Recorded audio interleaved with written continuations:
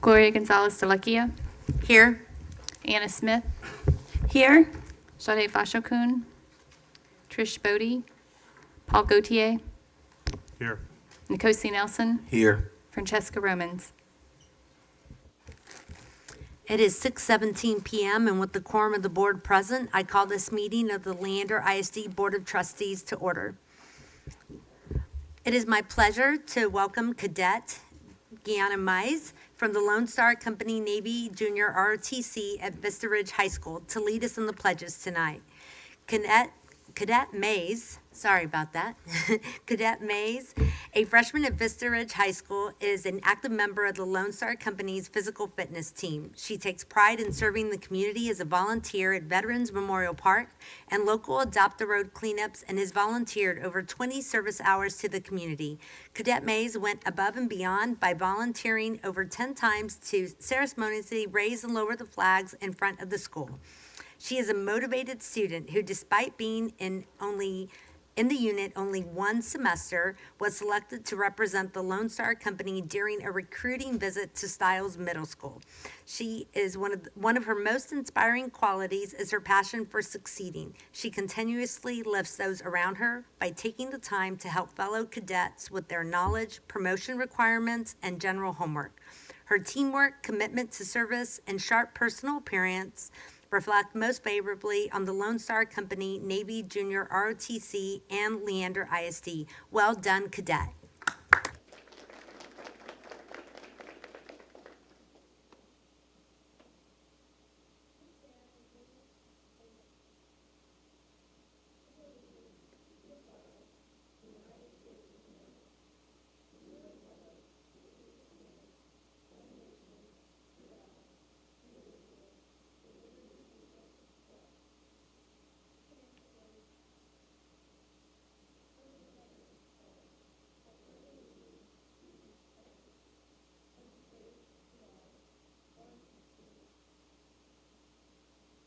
If you'll please join me in a moment of silence.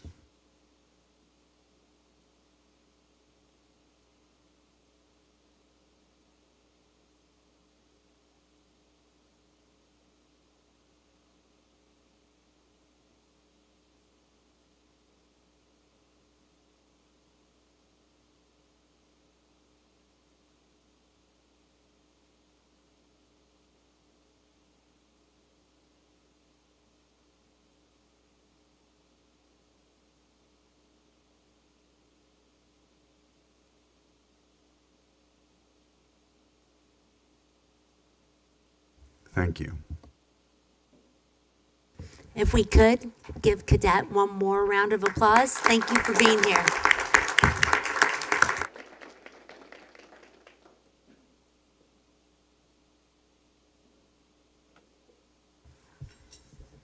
We will now move to the Spotlight on Learning and hear from a few folks from Knowles Elementary.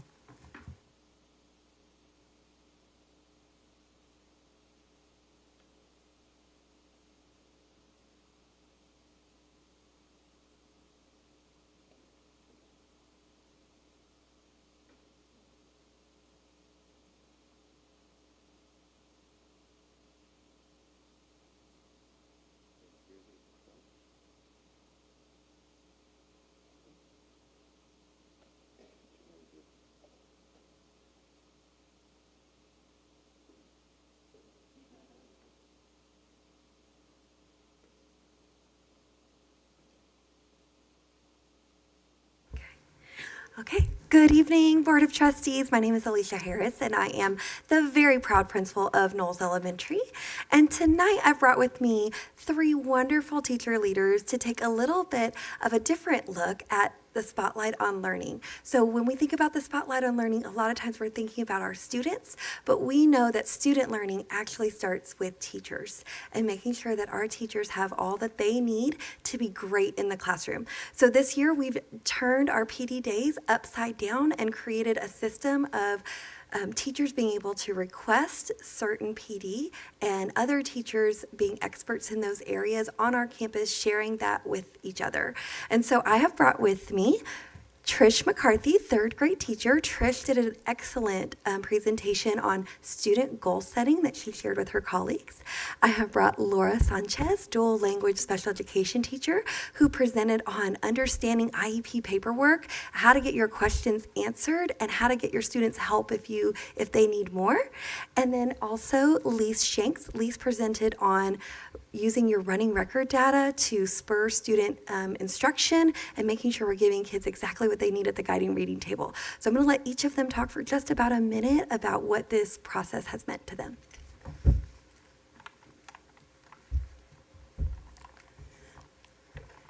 Hi, good evening. I'm Trish McCarthy, and as a teacher, been in education for a little over 30 years. One thing that I know as a teacher is that my students need individualized instruction. They all need different things. They all have different needs. And the same thing goes for us as teachers. We all have different needs. We all have different interests. Okay. Different interests. We all have different passions too. And so this has been really a great opportunity this year to be able to determine not only what, of course, our needs are, but our kids, what are our students' needs? And then just being able to request that learning based on that, and then utilize each other's strengths as well. And I'm really grateful to Alicia for just taking that into consideration and making this available and this opportunity for us. So thank you, Alicia.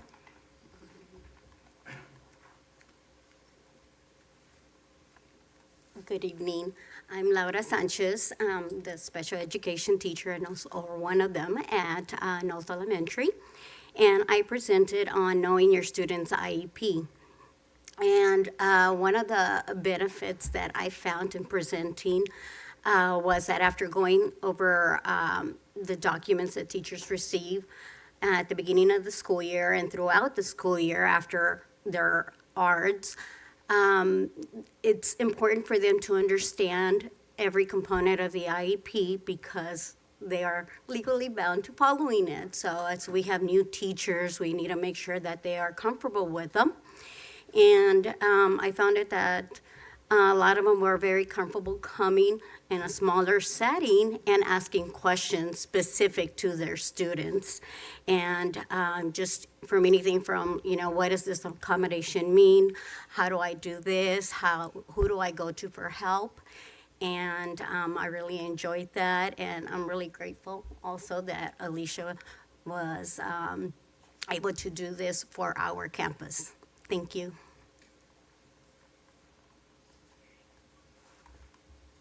Good evening. My name is Lise Shanks, and I'm a dyslexia teacher at Knowles. And I guess just to wrap up, what this young ladies have said is that basically staff empowerment fosters, at least at Knowles, it fosters a culture of continuous improvement. We're always learning. That shared learning is so powerful.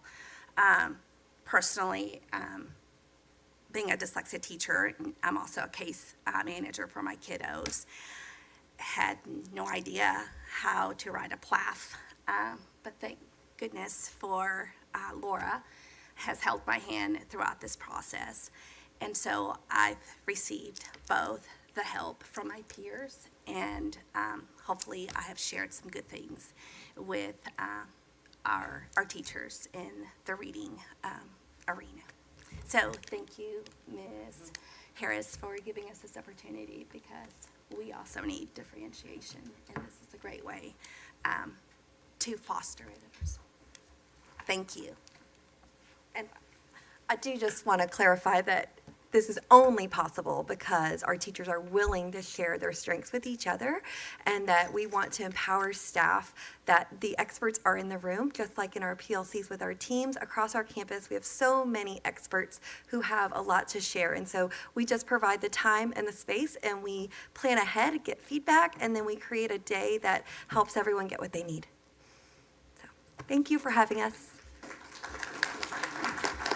Thank you so much for sharing. And I'll say it's not just educators being willing to go there and do that, but it's strong leadership, creating an environment that fosters that. So thank you for creating that environment for Knowles. Thank you. Oh, we're going to take a photo with you too. So. Okay.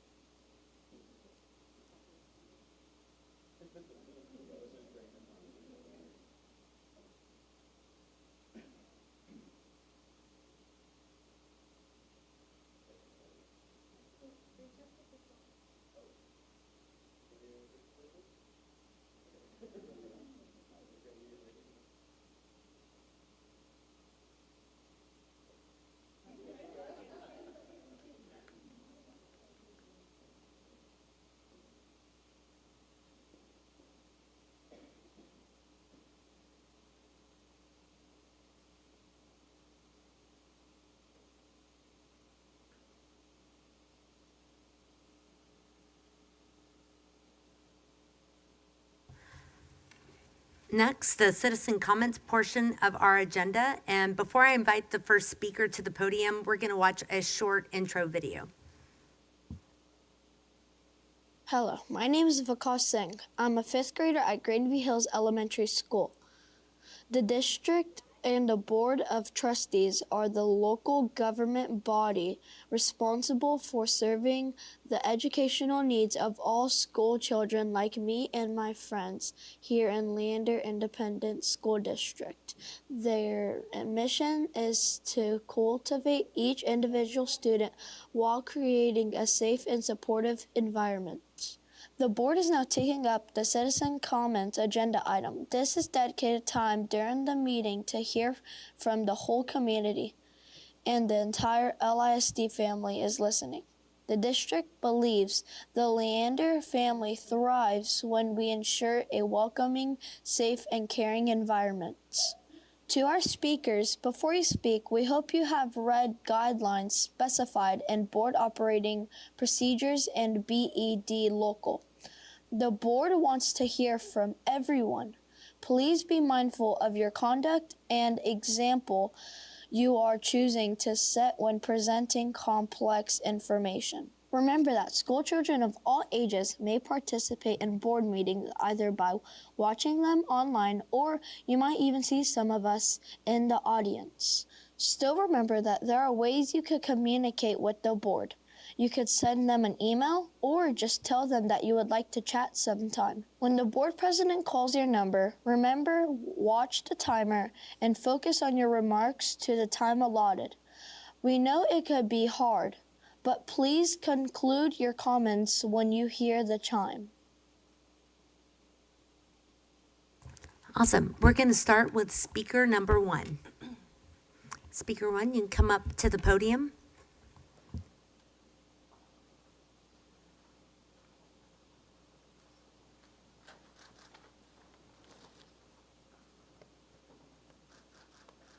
Do I start whenever? Is this on?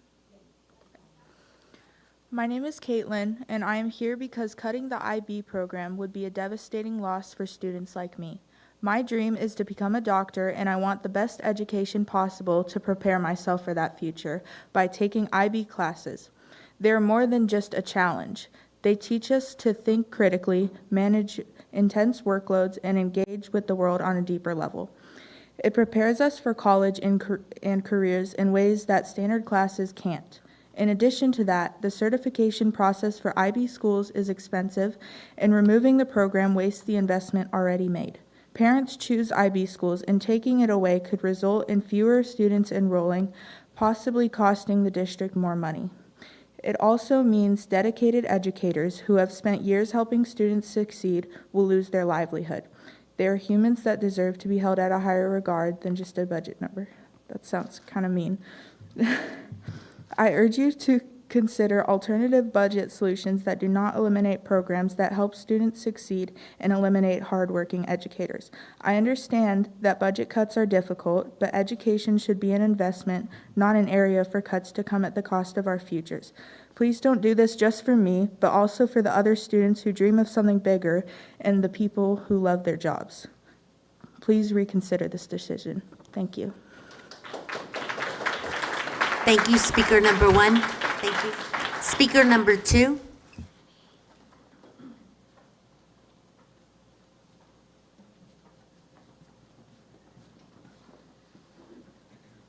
Hello, my name is Abby Hurley, and I am a sophomore student at Vandergrift High School. I would like to talk about the International Baccalaureate Diploma Program, IB. Specifically, I would like to discuss the misinformation being spread. I had the opportunity to talk to a member of this panel at Monday's PTA rally. That member told me that the student interest in IB is drastically decreasing. This is not true. At Vandergrift High School, the IB diploma program's enrollment rate is growing exponentially, which the district would have known had they asked for statistics, a simple action they chose not to do. The same panel member told me that the decision to cut IB has been in discussion since mid-fall. That gave this board 5 to 6 months to take the surveys and ask the school community for their input before making the decision. This would not have promoted fear among the students like myself, but instead would have lessened the harshness of this decision. As students, you tell us to take the AP Capstone program, a program fostering memorization over true learning, a program fostering academic-centered robots over academically achieving and well-rounded functioning members of society. IB is learning. IB creates a well-rounded functioning member of society. IB is an international way for students with open minds to learn. Look me in the eyes and tell me this was the best decision for me. Look my peers in the eyes and tell us that we were at the center of this decision. The state of Texas chose to decrease school funds. The LISD board chose IB to cut IB as a result of this. The IB students chose nothing, yet we're the ones bearing the majority of the weight. Our education is our future, not a budget line. Thank you. Thank you, speaker number 2. Speaker number 3.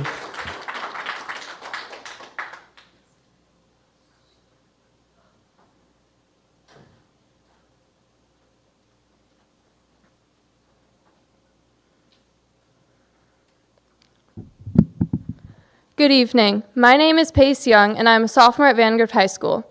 I am here once again to speak on the removal of the IB program from schools across Leander ISD. The decision to remove this essential and innovative program hurts many students and is especially devastating to those who have sacrificed much to be in the position to take IB. The only alternative you leave us with is AP. While AP classes are amazing for many students, they don't offer the same remarkable benefits that IB students are looking for.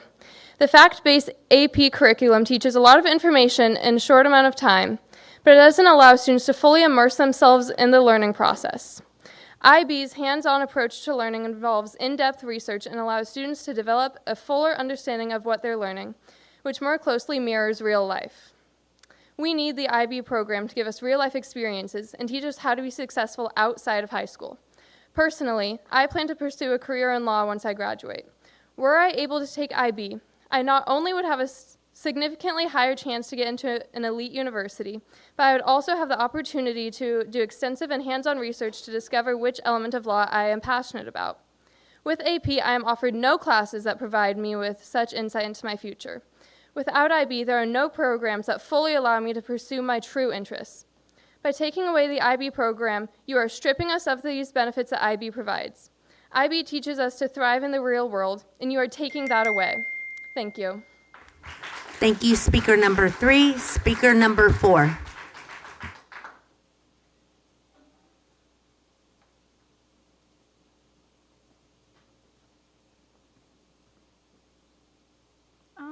My name is Serena Basus, and I'm currently enrolled in Vandergrift High School as a sophomore. LISD prides itself in being an innovative school district that centers decisions around student priorities, yet we recently cut the most innovative program offered, IB. Despite claims that the program has been decreasing in interest, enrollment has been growing exponentially. In the class of 2027, 40 students had fully committed to pursuing the full diploma program, and 38 were taking individual IB classes. Furthermore, 135 students in the class of 2028 have IB classes in their 4-year plans. This is an 871% increase compared to the current class. Claims that interest is declining are incorrect, which you would know if anyone at the school board reached out to ask about our statistics. This is irresponsible in the long term. You will lose money from students currently enrolled transferring to other districts, and you will lose money due to the loss of a major pull factor to future students. Our IB coordinator has already received multiple emails from private schools asking for lists of IB students and teachers so they could transfer. In addition, LISD is considering implementing an open enrollment policy due to slowed growth. By cutting the IB program, the district will only be hurting itself and will lose one of the only factors that attracts new families. As of February, our IB coordinator had been in contact with multiple families looking to transfer specifically for the program. This is a continuity among IB students. I transferred from Canada, and many of my peers have also immigrated internationally from across Europe and Asia. Academic programs like IB are educational opportunities we should be expanding, not eliminating. Our education is our future, not a budget line. Thank you, speaker number 4. Speaker number 5.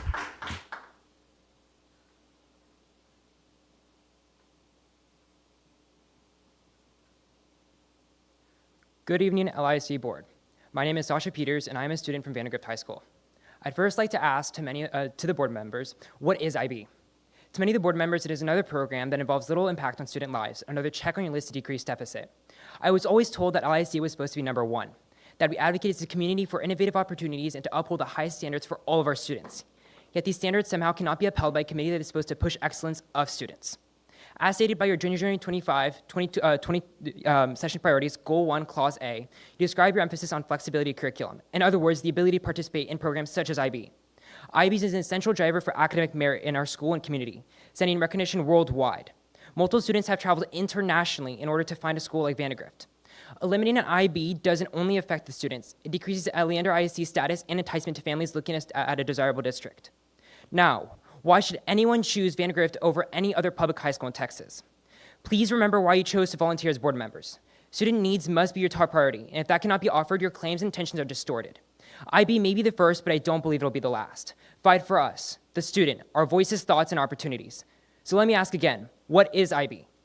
To us, it's more than a program. It's a community. It's an opportunity we deserve. Hear us as we speak. Our education is our future, not a budget line. Thank you. Thank you, speaker number 5. Speaker number 6.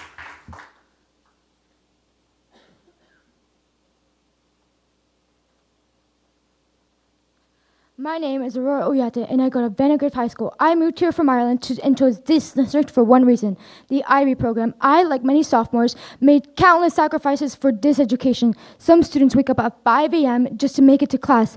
Others move cities, states, and even countries because they believe the opportunities IB provides. And now you're taking that opportunity away. IB isn't just another program. It's a pathway to success. It sets foundations for global citizens who don't just memorize facts, but apply knowledge to real-world problems.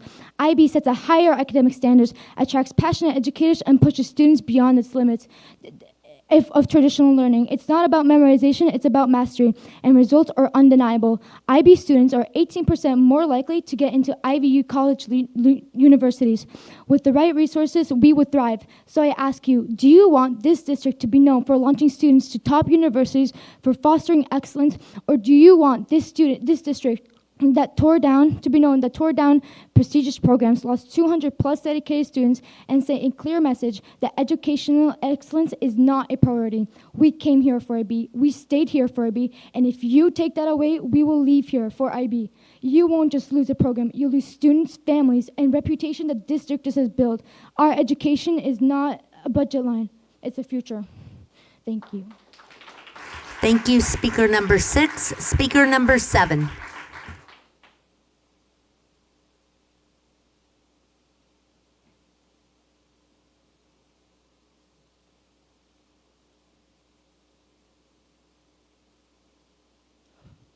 I was once told that having the ability to teach and prepare every single student for the next stage in their lives was a core foundation and goal for LISD, and yet I stand corrected. My name is Kevin Wong, a sophomore from Vandegrift High School and an IB transfer at the very school that we stand in today. If IB was never an option on the table, I would still be going to Cedar Park High School, more isolated than ever before. But given the opportunity for a fresh start, to make new friends and live life how it's meant to be spent, that's what this program means to me, a chance to change my life forever. This is never going to be considered as an empty story with meaningless words, but rather a decision that rewrites history. The removal of IB from the LISD curriculum impacts every student, not just those planning to participate in IB, but every last student from my class, cohort, and onwards. There is no other program that could ever accommodate for the preparation that IB provides.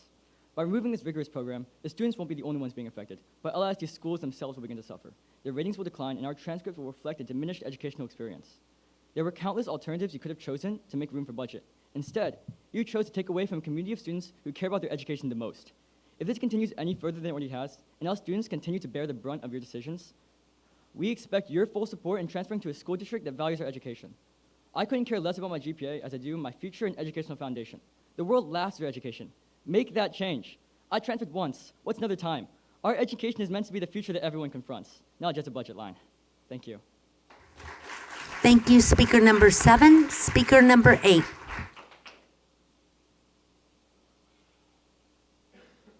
I've already had many of my peers already speak to the board about the importance and value the IB program provides. I am not here to do that. Instead, I want to bring up the failures of this board in their attempt to cut this program. This program has been threatened to be cut for the past 5 years, but instead of telling us that, they chose the much better option of waiting until February out of worry of fear-mongering. Their reasoning is because the program is at a declining enrollment rate, but that is not true. There are currently 14 people graduating, which is slightly less than the amount of over 30 people we have fighting to save this program, and over 100 people we have in the class of 2028 with an IB class on their course plan. We were told that even if we got a budget increase, the IB program wouldn't come back, so I assume money isn't the real issue ahead. The stubbornness of this board and their inability to swallow their pride and admit they made a mistake is infuriating me and my fellow cohorts, to the point where we are rallying behind this microphone to show their mistakes. Education is our future and not a budget line. And if you continue refusing to realize that, this district will fail as parents choose districts that work for the students and not themselves. Thank you. Thank you, speaker number 8. Speaker number 9. Hello, board members. My name is Lev Kondapi, and I'm a sophomore at Vandergrift. I had planned to be an IB student until a few weeks ago, when that opportunity was stripped from me and my peers due to your poor decision-making and disrespect towards us. Future planning is emphasized at Vandergrift through 4-year plans and college readiness tools. Yet here you are stripping us of a pathway that many of us chose for specialized learning. Unlike AP, IB offers 2-year courses that allow deeper exploration of subjects, such as HL biology and analytical writing, preparing students for future careers. Cutting IB limits our ability to engage in meaningful research and writing skills, essential for college and beyond. Instead of reducing educational opportunities, why not reallocate the budget in ways that don't harm students' accessibility to higher education? Eliminating IB will drive away students and diminish Vandergrift's public appeal. Some of my peers have moved thousands of miles for this program, and their efforts are now in vain. Education is our future, not just a budget line. On top of that, this is completely off the script. If you guys could think about it and just spend a little bit of time finding a few solutions, it would really mean a lot to us, because we were working hard hours every day on this, and it would mean a lot. Thank you. Thank you, speaker number 9. Speaker number 10.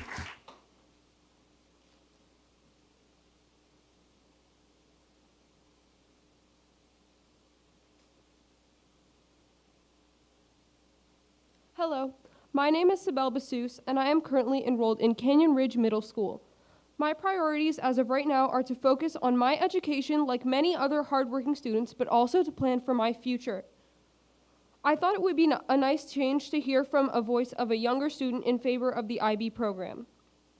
My family and I moved here with school as a top priority in our minds. We researched many programs and possibilities to choose from, different schools that ranked high in education, and most importantly, if IB was offered. Vandergrift High School really stuck out to us due to the International Baccalaureate program specifically. The IB program allows students like me to specialize their education, providing opportunities to take longer in-depth courses that span over 2 years instead of 1. This prompts students to learn more about their specific passions and interests. Keeping the fact that this program is international, students like me who plan to move in the future will still have the education needed to enroll in top worldwide schools. This program is far more critical to me than it seems to be for the district, unfortunately. Ultimately, this decision of removing the program will lead to a loss of funds within the district. Many students who planned on taking this program will leave this district to find other schools who are willing to prioritize education over profit. Despite claims that the IB program has been losing interest, I happen to have had an IB meeting just weeks ago in a classroom full of students who share the same genuine passion for learning. The significant growth in students' interest in IB is clear. Thank you, speaker number 10. Speaker number 11.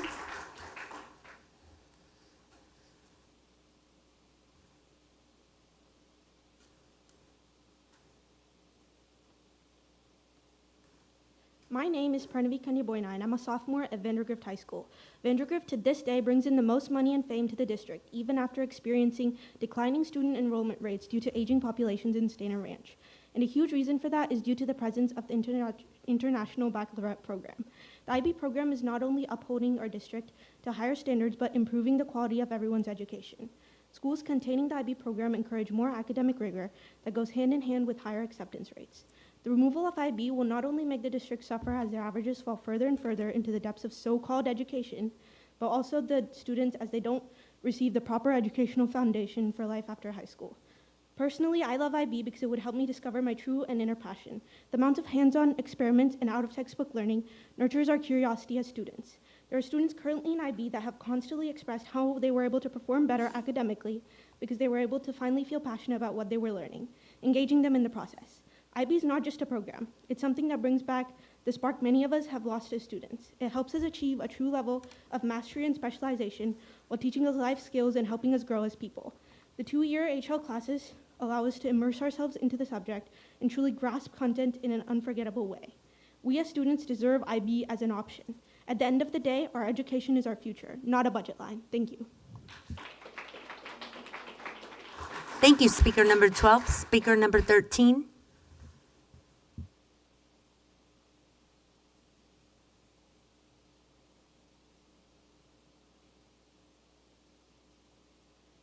My name is Myra Bussey, and I'm currently an 8th grader in Canyon Ridge Middle School, and I'm here to talk about the cut of the IB program in LISD. When the IB coordinator from Vandergrift High School came to talk to us about the International Baccalaureate program, me and my friends were excited to take part in a college-level research-based classes in our junior and senior year. Since I personally have a passion for international relations and economics, I knew that the IB program wouldn't just give me a higher level education, but a deeper understanding of our world. But just 2 days later, I find out that the IB program is canceled. I tried to be optimistic, but me and a lot of my fellow students were disheartened at the news.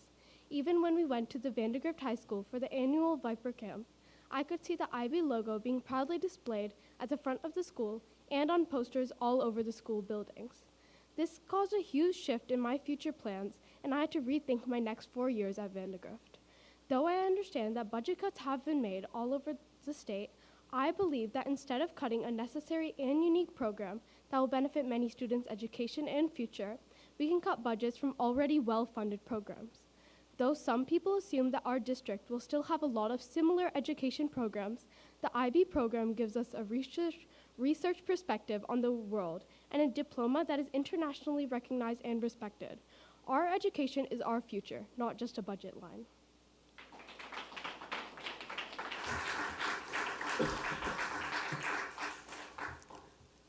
Thank you.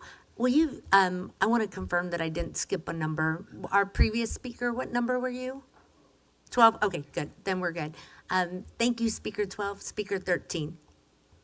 Good evening. My name is Nevaeh Yu, and I am a sophomore at Cedar Park High School. I came here tonight because a fellow student asked me to support the IB program. I felt so inspired by their passion, and after attending the PTA rally at the Capitol, where we learned our voices mattered, I want to use my voice to advocate for something that matters to me. The situation in LISD where schools are undergoing expensive remodeling while simultaneously laying off teachers to address the $34 million budget deficit truly concerns and confuses me. Currently, Leander High, Vista Ridge High, Running Brushy High, Leander Middle, and Cedar Park High are all facilities being remodeled. According to the LISD, to accommodate for the budget and renovations, it's estimated that 200 positions are planning to be cut.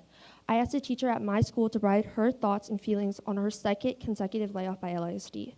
To quote her words, "It makes me feel marginalized, and I know it's not personal, but I feel very personal when you and your family are trying to make plans for the future, but you don't know where you stand or where you will be standing. I believe that the district should take into account that it is important, not only for the students, but for the staff that they desperately want to retain. We all know the impact a teacher can have on us, either as a parent or staff. I myself, speaking as a student, can say with certainty that I wouldn't be the person I am today without the teachers who have been in my life. Right now, I'm speaking to advocate for the educators of LISD. I urge you to reconsider the balance between funding for renovations and the need to protect our educators. Thank you for your time." Thank you. Thank you, Speaker 13. Speaker number 14.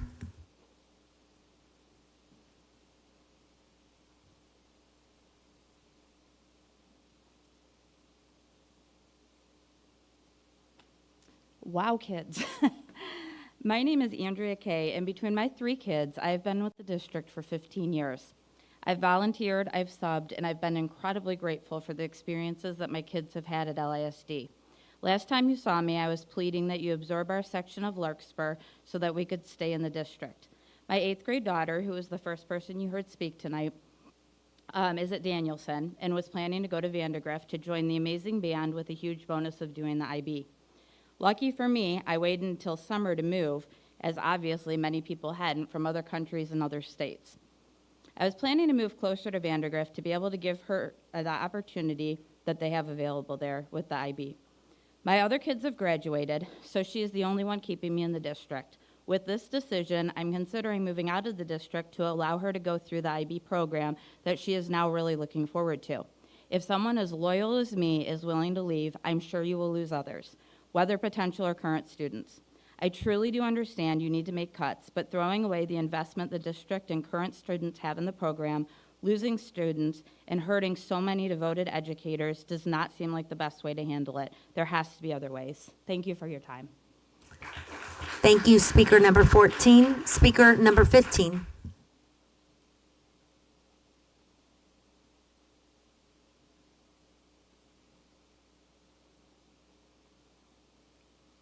Good evening, Superintendent and board members.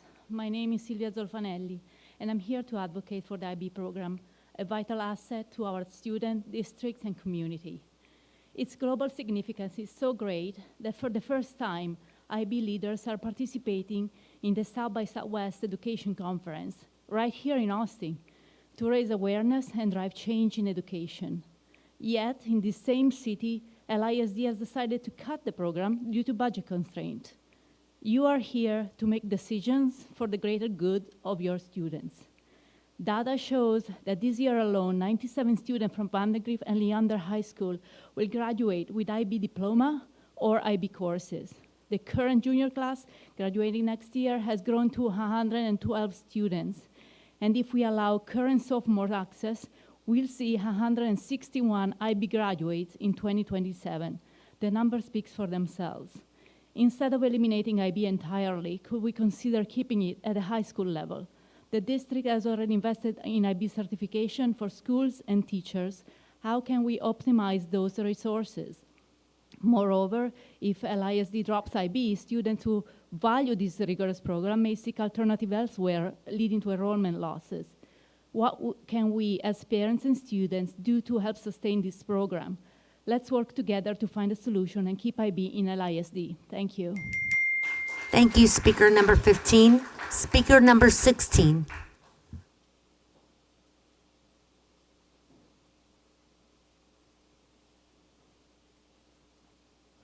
Good evening, everybody. My name is Ed Basus, and my daughter is a sophomore at Vandergrift High School. Serena has been incredible. Ever since she's been very young, she's had pretty high focus in her life and had some dreams she wanted to fulfill. She was ready to leave her entire group of friends that she grew up with ever since she was in JK to attend an IB school halfway across the city before we immigrated here to the United States. We were blessed to immigrate to this beautiful country and spent countless days and weeks to try to pinpoint where our new home is going to be and which area, while ensuring the district will provide her with the opportunity to attain the IB diploma. What I've come to learn very quickly here in Texas, or maybe in the United States in general compared to Canada, is that education takes the back seat to sports activities, stadiums, bands, and on and on and on and on. Unfortunately, I find this ridiculous. The false statements being spewed by some of the members in regards to the IB program participation have not gone unnoticed and are extremely irresponsible. I know these words will very likely go nowhere because I truly believe not enough people care, which is unfortunate, and leads me to believe what the governor is doing on the state level is exactly what needs to be done. It's time to end the excessive waste for our public school dollars, or else we're going to lose all of them. I apologize if this sounds harsh, but I am a scorned father trying to explain to his daughter how a board decided to remove the most prestigious program focused on ensuring the most ambitious children get the education they deserve. Thank you, speaker number 16. Speaker number 17.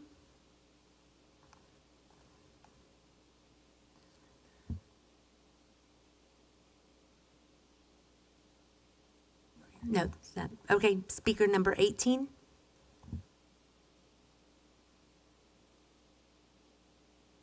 Hi, my name is Whitney Kuntz, and I want to start by thanking each of you for all you do for the district and for showing up to the Capitol this week to fight for our public schools. At the last board meeting, it was great to see the survey on the annual calendar. It's clear how valuable this type of community feedback is. I'd like to suggest using a similar survey through LISD for gathering input on the repurposing of underutilized schools. On February 17th, a message was sent from LISD to staff about the finalized paid pre-K pilot that will begin next year. This was prior to any community feedback being collected. While I believe paid pre-K is a great option for repurposing parts of the schools, I don't believe it's a silver bullet solution. I believe it would be beneficial to survey the community with a more comprehensive and specialized list of repurposing options organized by district area. The 4 Points community has created a list of recommendations that we would like to send to you as a possible starting point. I also ask you to consider the possibility and run the numbers of splitting the district This approach has the possibility to provide each area with more support and tailored services. I work with students across the district, have close friends in every area, and am deeply invested in their well-being and success, not just in the 4 Points area. Leander is a unique position to set a new innovative standard for Texas school districts that could benefit all students of LASD, and I feel it's possible with true community involvement. I'd also like to say it's tough to believe that there will be new innovative solutions when the only innovative solution that we have right now is being cut. Thank you for your time. Thank you, Speaker 18. Speaker number 19.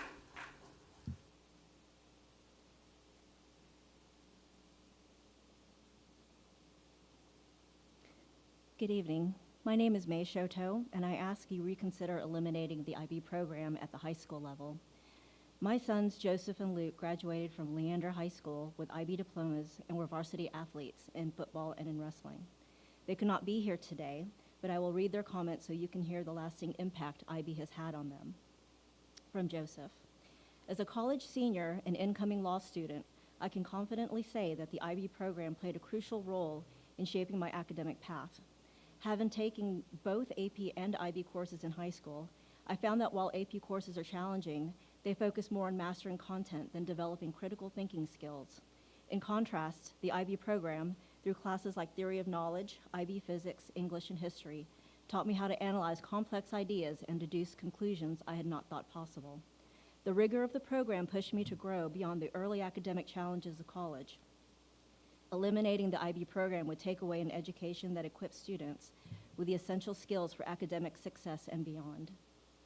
My son Luke goes on to add, as a pre-med junior in college, I still notice the influence that IB has on me today.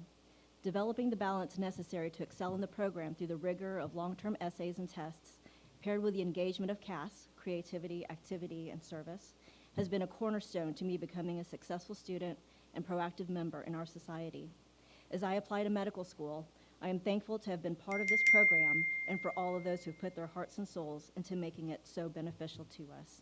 Thank you. Thank you, Speaker number 19. Speaker number 20.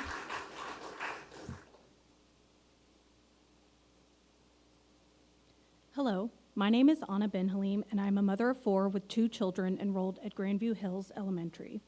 I was devastated to learn about the abrupt ending of the International Baccalaureate program within LISD, and I'm here today to ask you to intervene and reconsider eliminating this important opportunity for our students.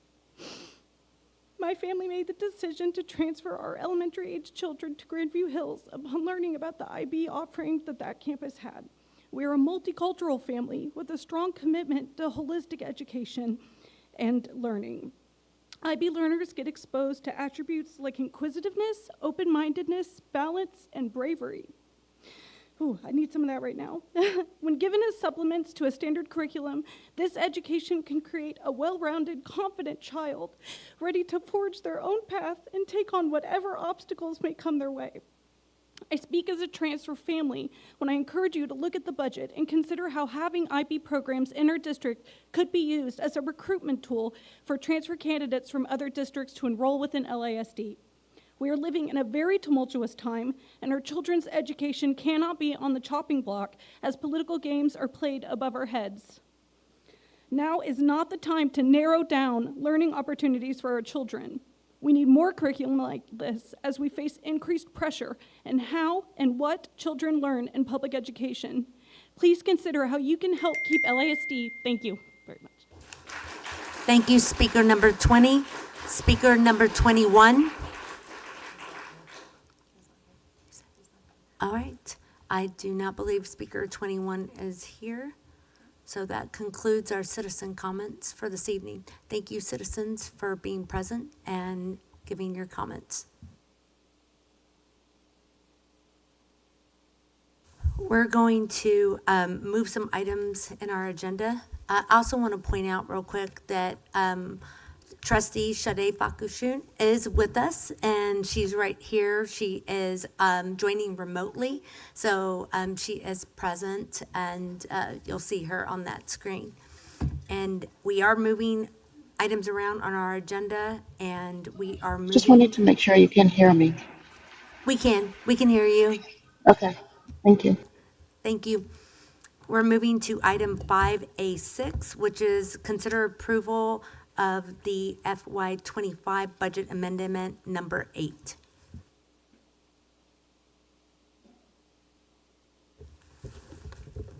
Madam President, members of the Board of Trustees, Dr. Gearing, tonight we bring to you our fiscal year budget amendment number 8. Normally, we would not bring a budget amendment during our workshop.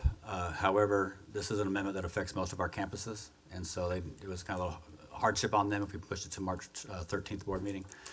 The budget amendment does not affect the bottom line. It's moving money within function, or it's increasing revenues at the same amount of the expenses. So if there are any questions on that, normally this would be a consent agenda item since it doesn't affect the bottom line. But if there are any questions, we'd be more than happy to entertain those. Pete, I have a question. Yes, ma'am. In regards to what was the original budget versus the proposed amended budget, is that changing with this item? I'm just trying to look at the numbers. I just want to make sure I'm following this correctly. So our projected ending fund balance is 171. With this amended budget, we're at 155. Do the items on this change the amount of what's going to be in a projected fund balance? This amendment does not change the 155 million estimated fund balance in the previously amended budget column. Then the far right side is the proposed amended budget. Those numbers remain the same, 155, 432, 179. Okay, and then the amount of revenue? The revenue increases $335,393, and then the expense and moving monies within functions equal the same amount, $335,393, for a net neutral difference. Thank you.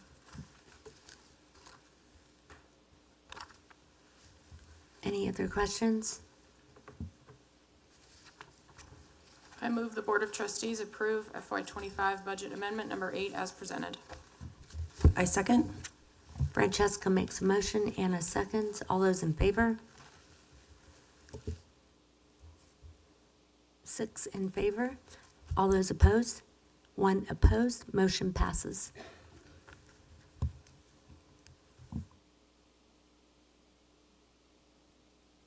All right, we're going to move over to item 5A1, which is discussion of the Leander ISD pay systems review presentation.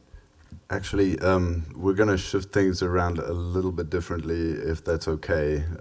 So I'd like to make just a few remarks, if I can, to introduce what we're going to do and how we're going to do that. So we're seated differently tonight because we are in a budget workshop, so you see members of our chief team sitting around the table with us. We really want to have as much open conversation as we can tonight about the situation that we find ourselves in and how we're going to progress through the rest of this budget process as we head towards final budget approval, which only happens for us in June.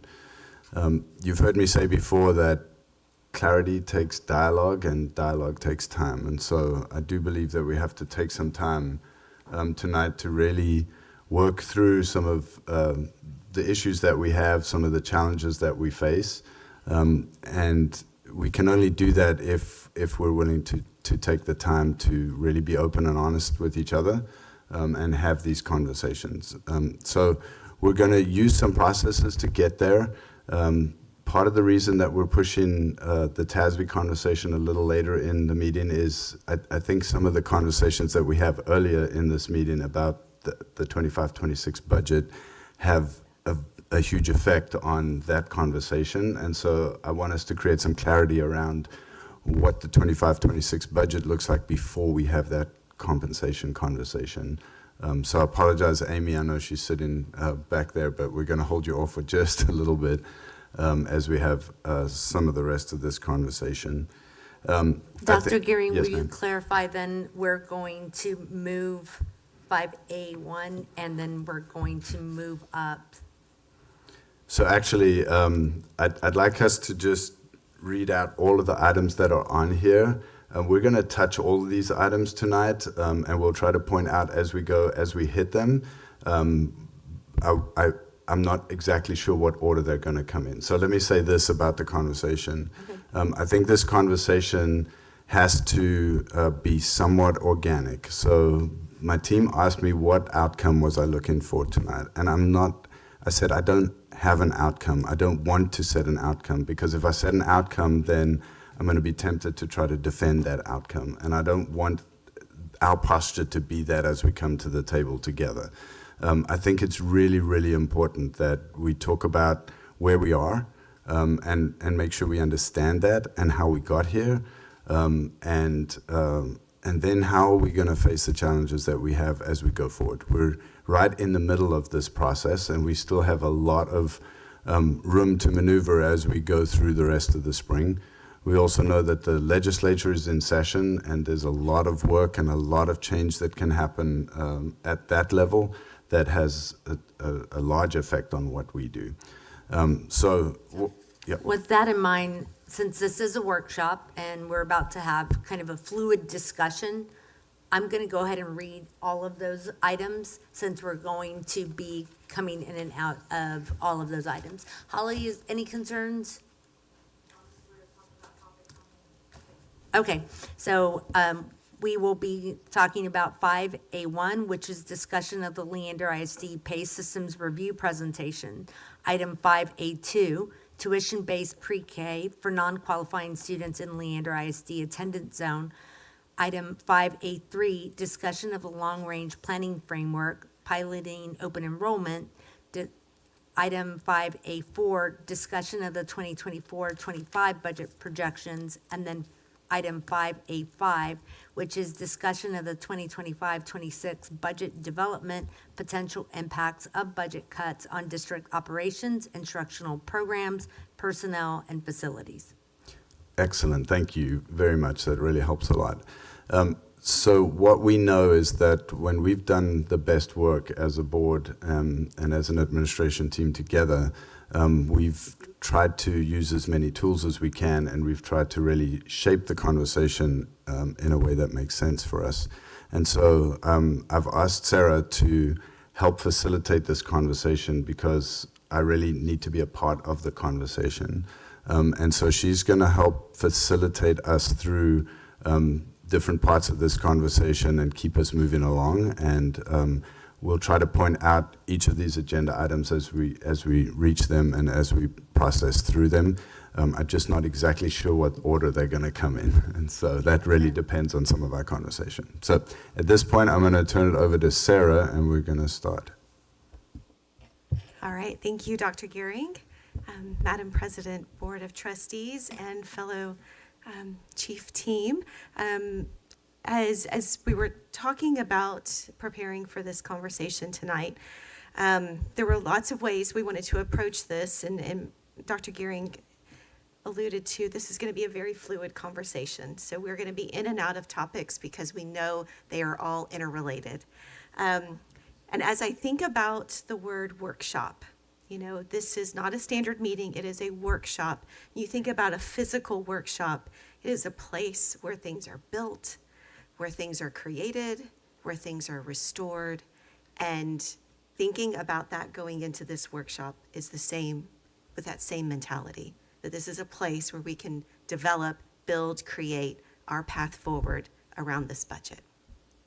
So as we were thinking through the best way to start, because this is a little bit different, the setup is different, we're interspersed, and so we want to approach this first with some grounding questions, just really about our why and our beliefs. As we go through our time together, you do have a note-taking device. It is called a Lotus. You know we like our continuous improvement tools. It is a Lotus. Some people asked if we were playing tic-tac-toe. No, it is a Lotus. And so you can see in the center of that, it says Budget Workshop. And as we go through each of the items tonight, there are places for you to capture your notes, because there are going to be times that we're going to pause, we're going to turn to our neighbor, we're going to talk through things, and then we'll share out. So this is a way for you to keep track of your thoughts and your questions as we're going through. Okay, so very first thing that we're going to start with is really just our why, right? And so why do you choose to serve in public education? This is always so important for us to come back to that. And so I'm going to ask you to turn to your neighbor and you're going to talk about why do you choose to serve. And just, I want to make sure we're clear, you are going to be sharing out, not your own. You're going to be sharing out your partners. Okay? All right, so we'll give some time for that.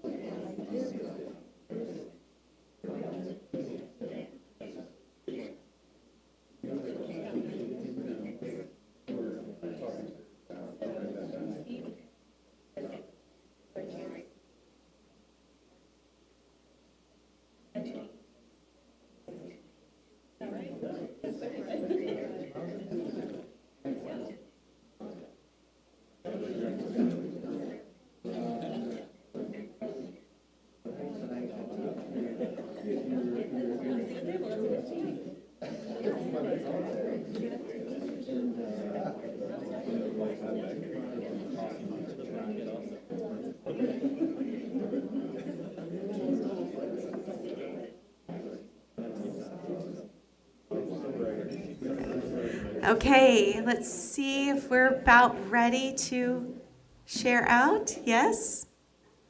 No, we're not. Okay.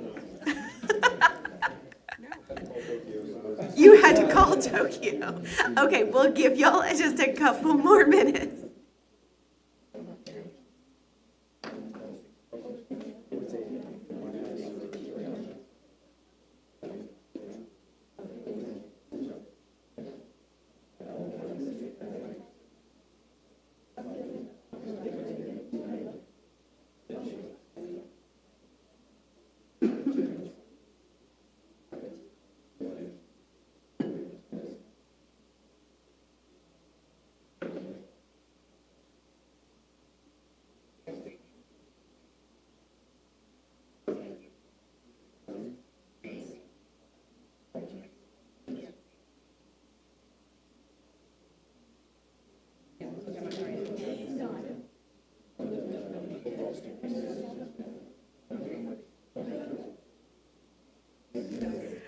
Okay, so let's hear out. So each partner is going to share what you heard.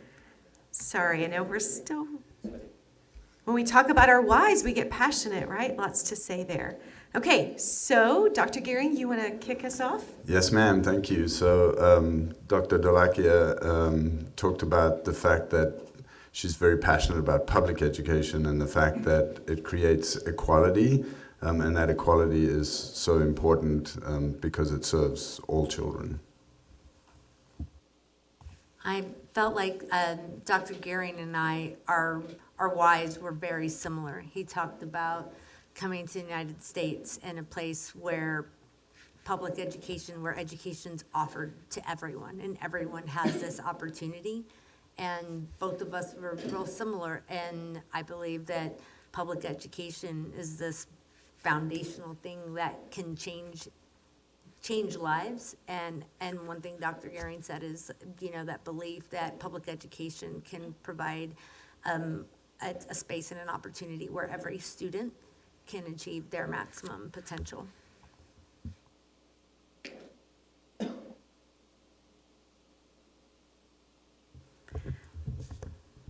So I learned something new about Casey today.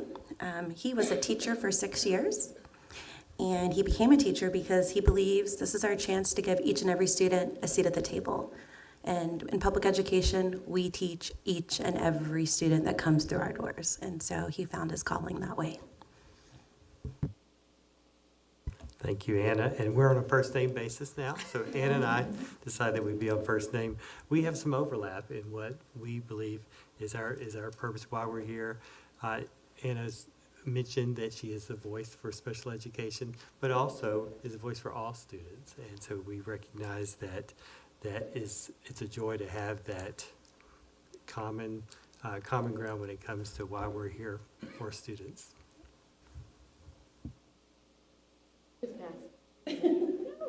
No, that's okay. Go ahead. Christina, please share with us. I don't even know what the first. I'm sorry, I was involved in all of it. She was helping us out, okay? Yes. She's keeping me on task. Okay, I'm going to share Sade's, and I'm sorry, Sade, if we miss a word here and there, but I think we got it down. But Sade does believe in a need for a stronger community of well-educated youth, and that that greater good can be accomplished by serving every student where they are. So we didn't get to Jason, and so we were trying to make sure that we had Sade's down good before we moved on. She's very passionate. She had a paragraph ready. And she was ready, and so I think we got her statement. And so, unless you want one of us to just share, I can share what my belief is. Again, I do believe that even operationally, that every decision that we make can positively influence the educational experience for every single and student. So everything that we do, whether it's here or outside of this room, can positively impact that experience. Jason, go ahead and share.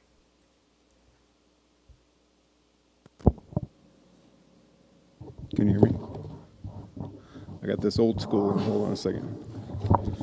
All right.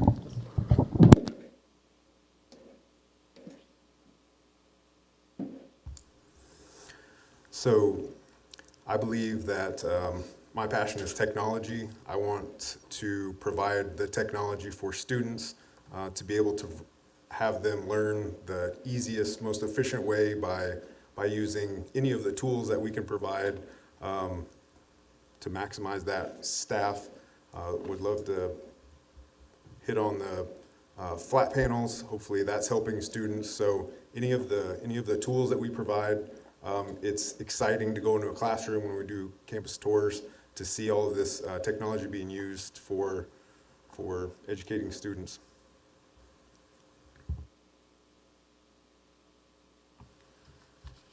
So Pete and I were talking about kind of the first things that got us into public education. So mine was policy, Pete was budget. And then as we were talking, though, it became so much more when you wrap public education around it. It's about these students, and that became our why, because they really are our future. And I don't want to sound like a cheesy song, but it's so true. And as we were talking, Pete shared that today he became a grandfather, and he showed me the picture of his why, because this baby's getting ready to be the future and come into our public education. And when you look at our students in Leander ISD, it's so much more than policy or budget, but it's about the blend. And so that's what Pete was talking about, is trying to blend that balance of, he likes, first of all, I found out a secret, his Achilles heel. Tell him it's impossible and he wants to prove you wrong. So now I found out how I can challenge him through a board meeting. I'll tell him it's impossible and he's going to prove me wrong. And he wants to be able to balance between the budget and public education. He says, and it's really hard because revenues are supposed to keep programs that our community needs, but we also have the state direction. So it's really hard.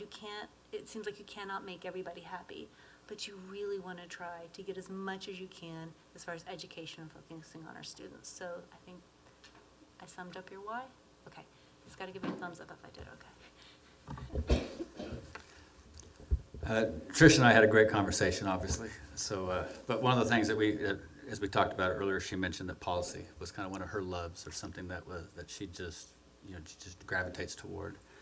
And in this journey of being policy-minded and being involved in the legislature and the things that she does on her day-to-day basis, outside and both in being a trustee, is she's realized that being policy-minded isn't about having a policy or passing or adopting a policy where there's a winner and then there's a loser. It's not what it's about. It's about adopting or developing policies that allow both parties to meet in the middle, every group to have as many people have something positive out of it as possible, and not pit one against another. To find those differences and do everything in your power through policy to bridge those differences so that everybody is shooting and for the same goal. They may have different ways of going about getting there, but there are some commonalities in what everybody, and focus on those commonalities. And by doing so, they're able to develop a policy that benefits more people and makes it better for everybody. So it was a great opportunity. And any chance I had to share being a grandpa today, I will do that for the rest of the day. So it was great. Thank you. Sarah and I actually had very similar whys as well, and her why was the growth that starts here. The growth that starts here and stays with a person through their adulthood, and all of the potential that that brings, and specifically public education, because it allows that growth and potential to start with every single student. Like Francesca said, very similarly, that really education is the foundation. It is the foundation for everything, and in public education, it provides access and pathways for students that are your traditional looking student, but also those that don't necessarily fit the traditional model, and but creating those opportunities for their future. I had a nice conversation with Dwayne, and his why, I think, is very noble, to help people chase their dreams and get the education which equals to true freedom. And I applaud you for that effort. So we had a good conversation, Paul and I, two Midwest guys. We were talking about a lot of other stuff, but his why is the promise of public education. He's a product of public education, and also believes in the possibilities of it for everyone.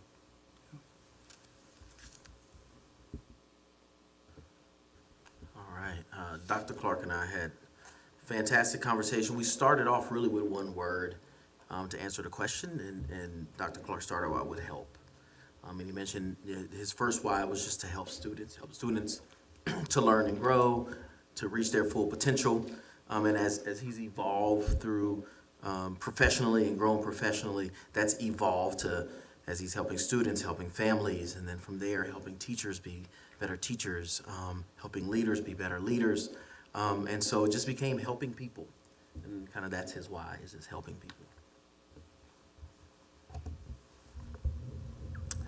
Thank you. Yeah, we did. We had a lot of, does that sound weird? Sorry.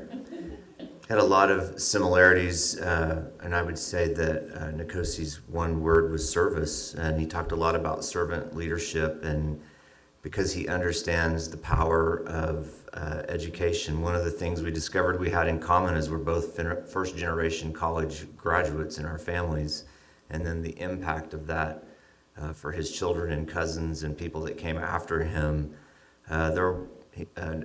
Trustee Nelson talked a lot about faith aspects, that he feels like all of us around this table and the audience are placed here for a purpose tonight. This is a tough discussion, but it's an important one, and we all serve a purpose, and we're here for a reason. So it was a great conversation. And we're going to go have lunch together too.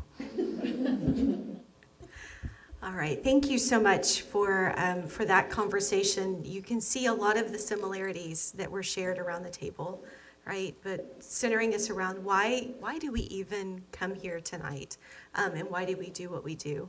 And on your table, you have in front of you the vision and mission that our board adopted, as well as the core beliefs. So these were items that we'd like to keep front and center as we go into these kinds of conversations, as we think about where we're headed and what it is that we want to accomplish together. As we go into this specific conversation around budget, I'm going to ask you to indulge me one more time. I have one more question for you, and then we're going to dig in.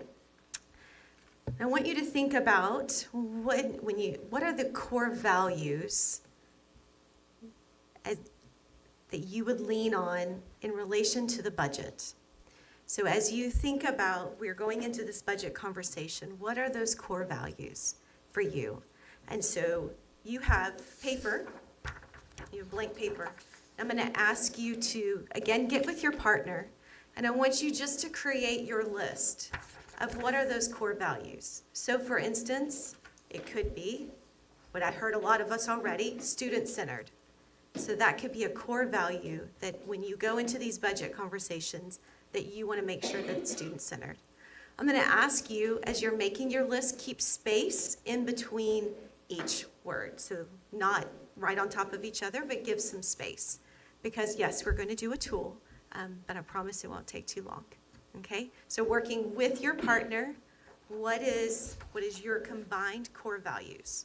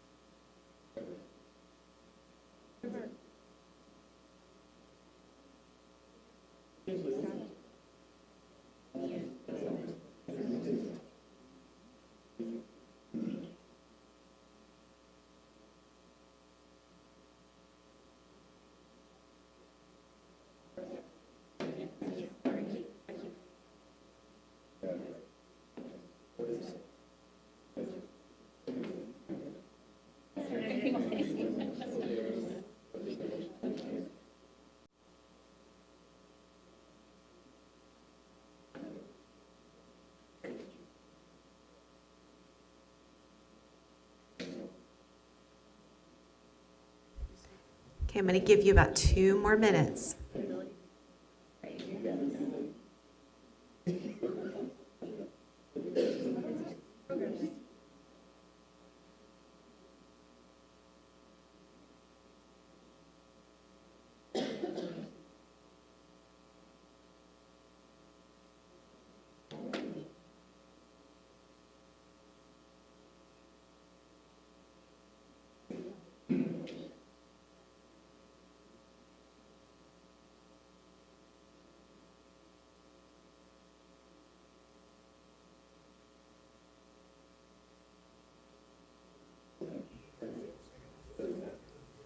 Okay, put your finishing thought on that. It's okay, it's not exhaustive.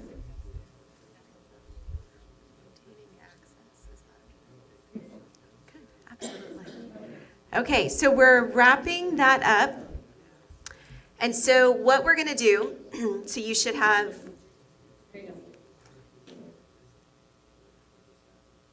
I love that y'all are so engaged in the conversation. This is great.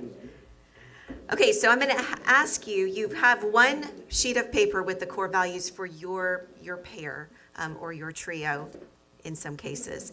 And so the P3T tool, which is the paper passing purpose tool. So what you're going to do is you're going to take your document and we're going to pass this around. And as one comes before you, I want you to underline what are the words, phrases that resonate with you. And so if you get a paper and it already has something underlined that that resonates with you as well, just put another underline. So you could have words that have multiple underlines. That's why you needed the space. Okay? So we're going to pass to the right, and we're going to just keep underlining whatever resonates with you until we get back our own paper.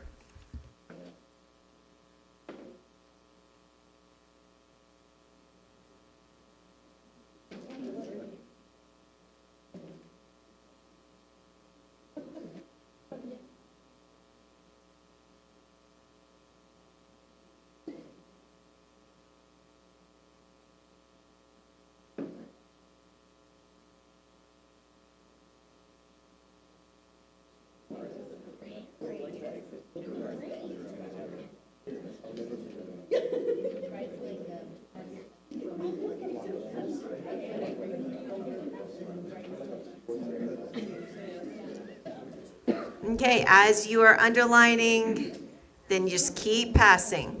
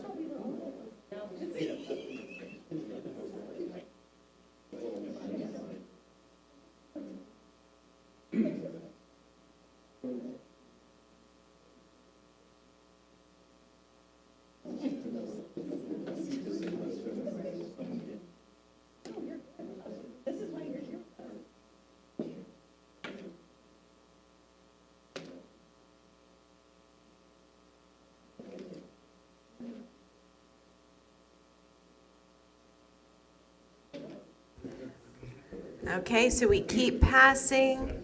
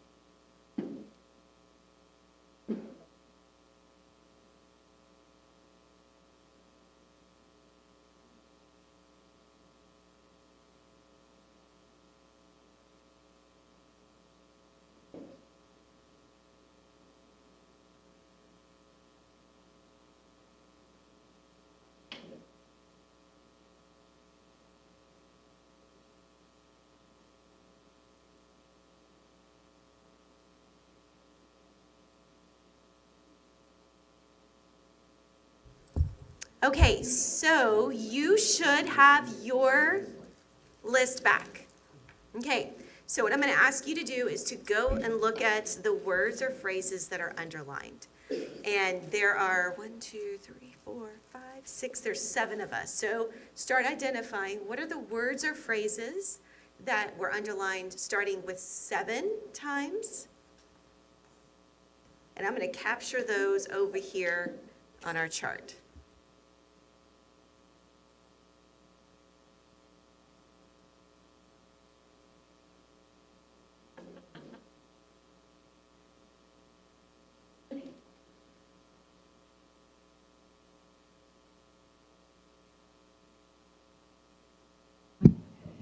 Okay, so who wants to share out something you have that was underlined 7 times? Does anybody have anything 7 times? Yes, ma'am. Equitable. Whoa, that was loud. Equitable.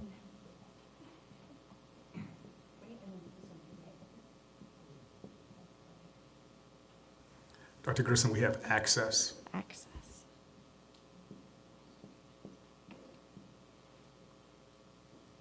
Future focused.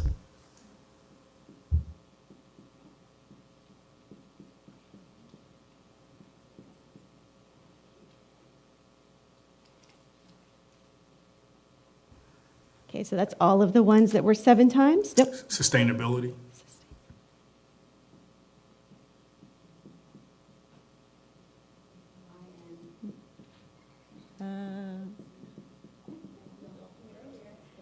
You question it when you're doing this in front of everyone, all right? Okay, so any other that were underlined 7 times? Okay, so then let's go to 6. Words or phrases that were underlined 6. Care for people. Student-centered.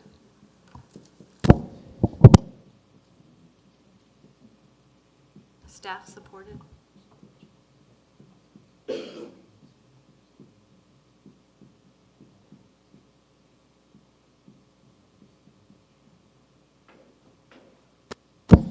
Caring.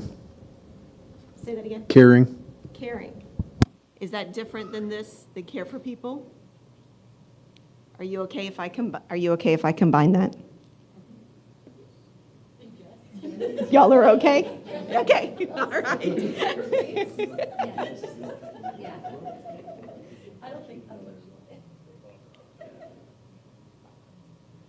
Okay, any others? Wait, oh. Wait, 5? Are we on 6 or 5? 6. Okay, sorry. I'm just getting excited. Okay, so then let's go to 5. Sustainability. Okay. Oh, never mind, just kidding. Got it. I just got excited about that one. We're going to emphasize that one. Any others with 5? Sorry, I'm standing in front of the list. Not humanized, like people-centered, but I think staff-supported and student-centered can be covered best. Care for people, yeah. We had humanized, but I think it is covered. I just wanted to make sure. Care for people and staff-supported, yeah. Y'all are good with that? Okay. Yes. Safe. Safe. Any others?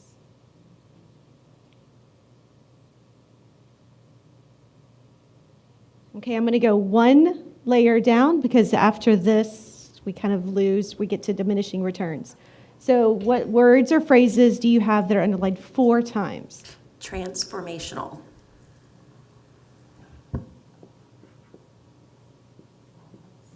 Diversity.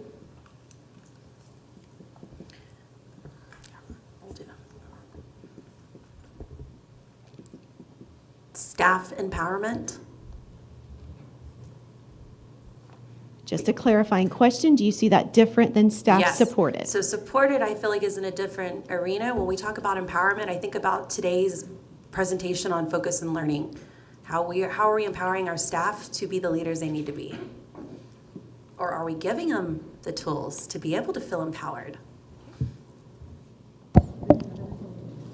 Oh, we have another one, ownership of student learning.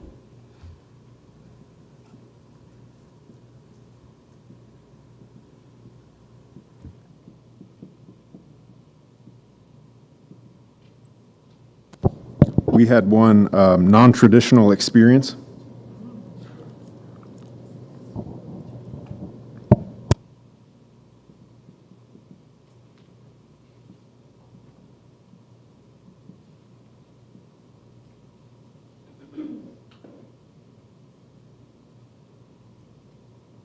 Okay, so that's all the 4s.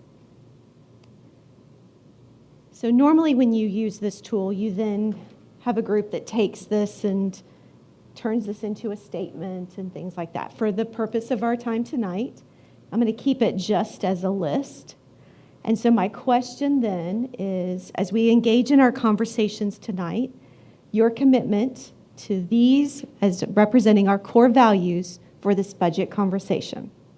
So one more tool, and then we'll transition. So consensogram is a tool where you measure commitment to a particular topic. For us, it's going to be about our core values. So on a scale of 0 to 100 in 10% increments, what is your commitment to using these core values in our conversations tonight to guide these conversations? Okay, so you have sticky notes at your table. You're just going to write 100%, 90%, whatever it is. You're not going to do 85. We don't do 5s. Just 10, 20, 30. Yes. Are we going to talk about it afterwards? Like you have us sometimes write notes on the back, like what it would take us to get to the next spot? Is that? We can. Absolutely.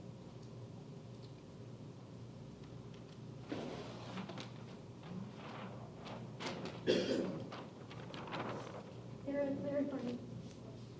Like to each one of those? You turn your microphone on. Sorry, clarifying question. Yes. So you want us to use like 100% to each one? That we're using these overall for to drive our conversations as we think about the budget. Okay, so not one of them in particular. You're talking about the whole list. Yes. Okay, and are we doing this together? Individually. Individually. Yes. Thank you for the clarifying question. Okay. Okay. Did you say on a scale of 1 to 10 or 100%? To 100%. Okay. But we do it in increments of 10.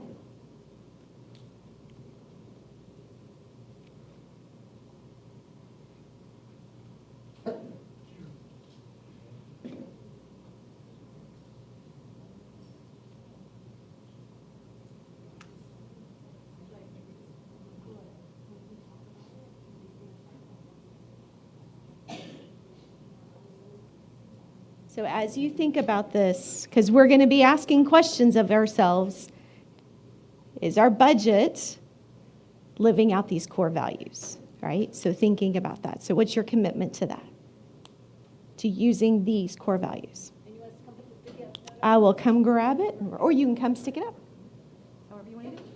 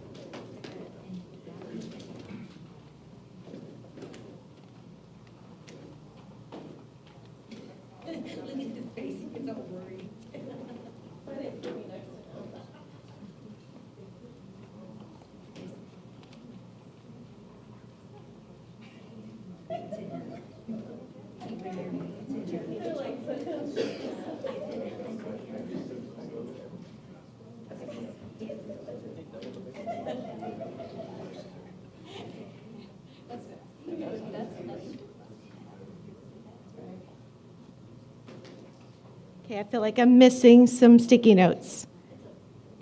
It's okay.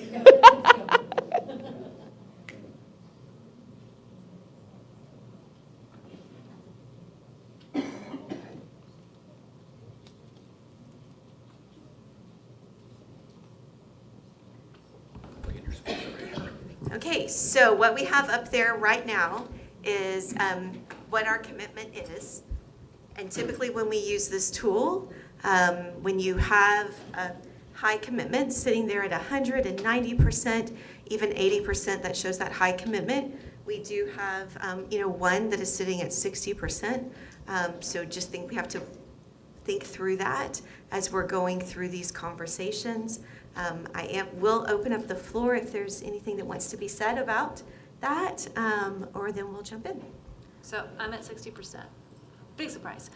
So here's my question, is because as we're talking about values, one of the things that didn't get underlined, I'm trying to understand, like, maybe it's not a value, maybe everybody's just like, yeah, we're gonna do that, and so maybe I just didn't see that, which is that I think there's something about taking a budget and looking at it holistically, and that's just something that's really important to me, to know how all these pieces are gonna fold into each other, and we don't have that as one of our core values, and I think that's really important.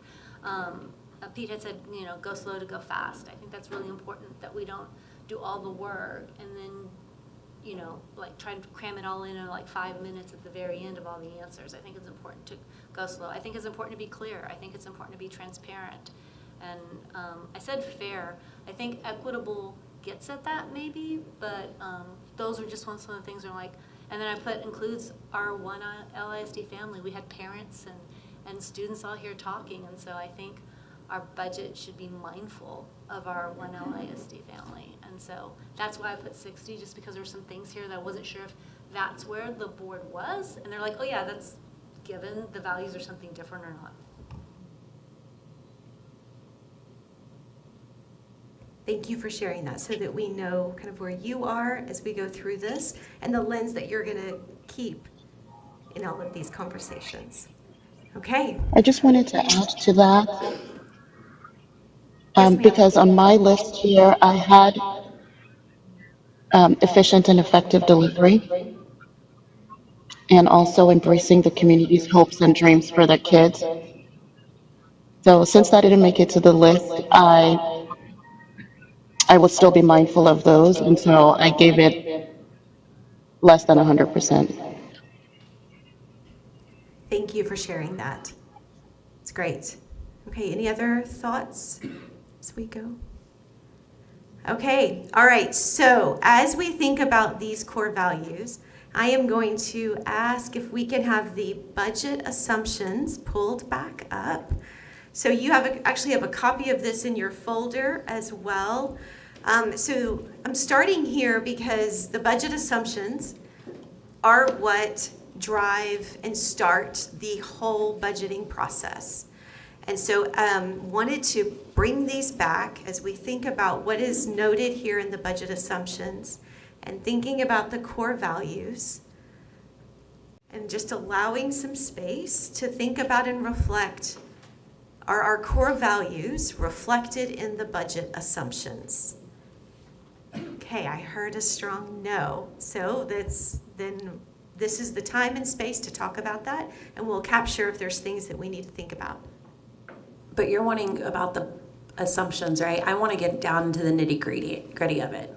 And so when I look at the overall conversation that came out, I think there needs to be clarity. The board did not make any of these proposed cuts. We've never had a discussion. This is our time to have the discussion. And I think that needs to be very, very clear. And so when that information was rolled out, everyone knows I was at the leadership meeting. When I look at these core values and when we talk about the budget assumptions and what administration has proposed, I don't think it's equitable, and I don't think it creates access, and I don't think it's future focused. I look at this and I don't see a lot of the stuff that this board put forth for core values tonight. So, I mean, if we want to bust that conversation open, we can, but I mean, overall, that's how I feel.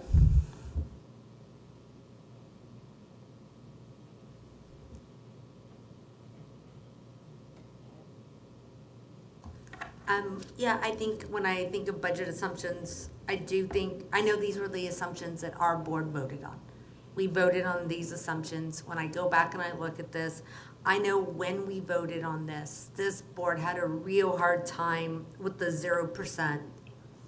We went back and forth on that, and we were told it allows us to grow the budget. It, allows us to set this level, and then we're able to make adjustments based on that. And so I think a lot of us kind of like, went ahead and did this thing because we trusted admin to take us through this path, and we still do. But when I look at this and you ask me, does this fill your core values? When I talk about student-centered and staff-supported and care of people, I don't think that 0% does that. And I know that we're going to talk about this, and we're going to talk about it with the TASBY pay presentation, and I want to talk about some of the models that TASBY brings us, and some of the models that we talk about for pay adjustment and things like that. So no, but I also know that I think, like Anna said, there is a lot of confusion, and that it's a big thing. My son came home, I told Bruce, and he was like, why did you vote to turn off IB? Why did you vote to do this? And why did you vote? And I was like, we didn't vote on those things. The board doesn't vote on those things. He's like, oh, people at school told me that you voted on this or that. And I said, we did budget parameters, and then administration comes back and gives us a budget that allows us to meet those parameters, right? And so I know that that's how this works, but I do know that we did vote on these budget parameters, and we did as a board vote on that 0%. But yes, I cannot say that 0% feels like that is aligned with our core values. And I think that that's a great point about that the budget parameters are approved by the board. That is something that can also be revisited, which is why we wanted to take the time to come back to them and look at them and see what are some things that maybe are aligned or not aligned, and are there potential adjustments. We know it's not up for action tonight. We can't do that tonight, but having the space for that conversation. I think also for me, going back to that conversation, knowing the situation we're in right now, I would have fought for the adjustments due to the pay study. Like, at the end of the day, like, that to me, out of everything, yes, I want to give our teacher the raises, but that pay study was asked for a reason. And to me, it's a slap in the face to our teachers, if we don't honor that, to be competitive, because we know we're about to increase their workloads. And so for me, it's like we need to give them what they can, and we've got to figure out where that money comes from. And so for me, had I known what we were being, I would have fought harder for that $3 million, because I don't think it should be out of the budget at all. We need to give our teachers the pay that they deserve. I know these parameters can be adjusted, and I'm not saying like where it has, the zero. I don't know where I want it to be. And I like how you said that these are all the items that we're gonna talk through tonight, because I think that is part of the conversation. I think it's part of TASBY's conversation too, right? I don't know do I want a 2%, do I want, or do I want the 3 million for the TASBY? I don't know what all those pieces are, but as we move forward, I'm looking at that item and I'm thinking about that 0%. Is it 0%, or is it the 3 million into TASBY? I'm trying to, think through how are we going to take care of our staff in this time, and where is it going to come from? And so that's what I'm grappling with as we look through all these pieces. And so I appreciate the fluid.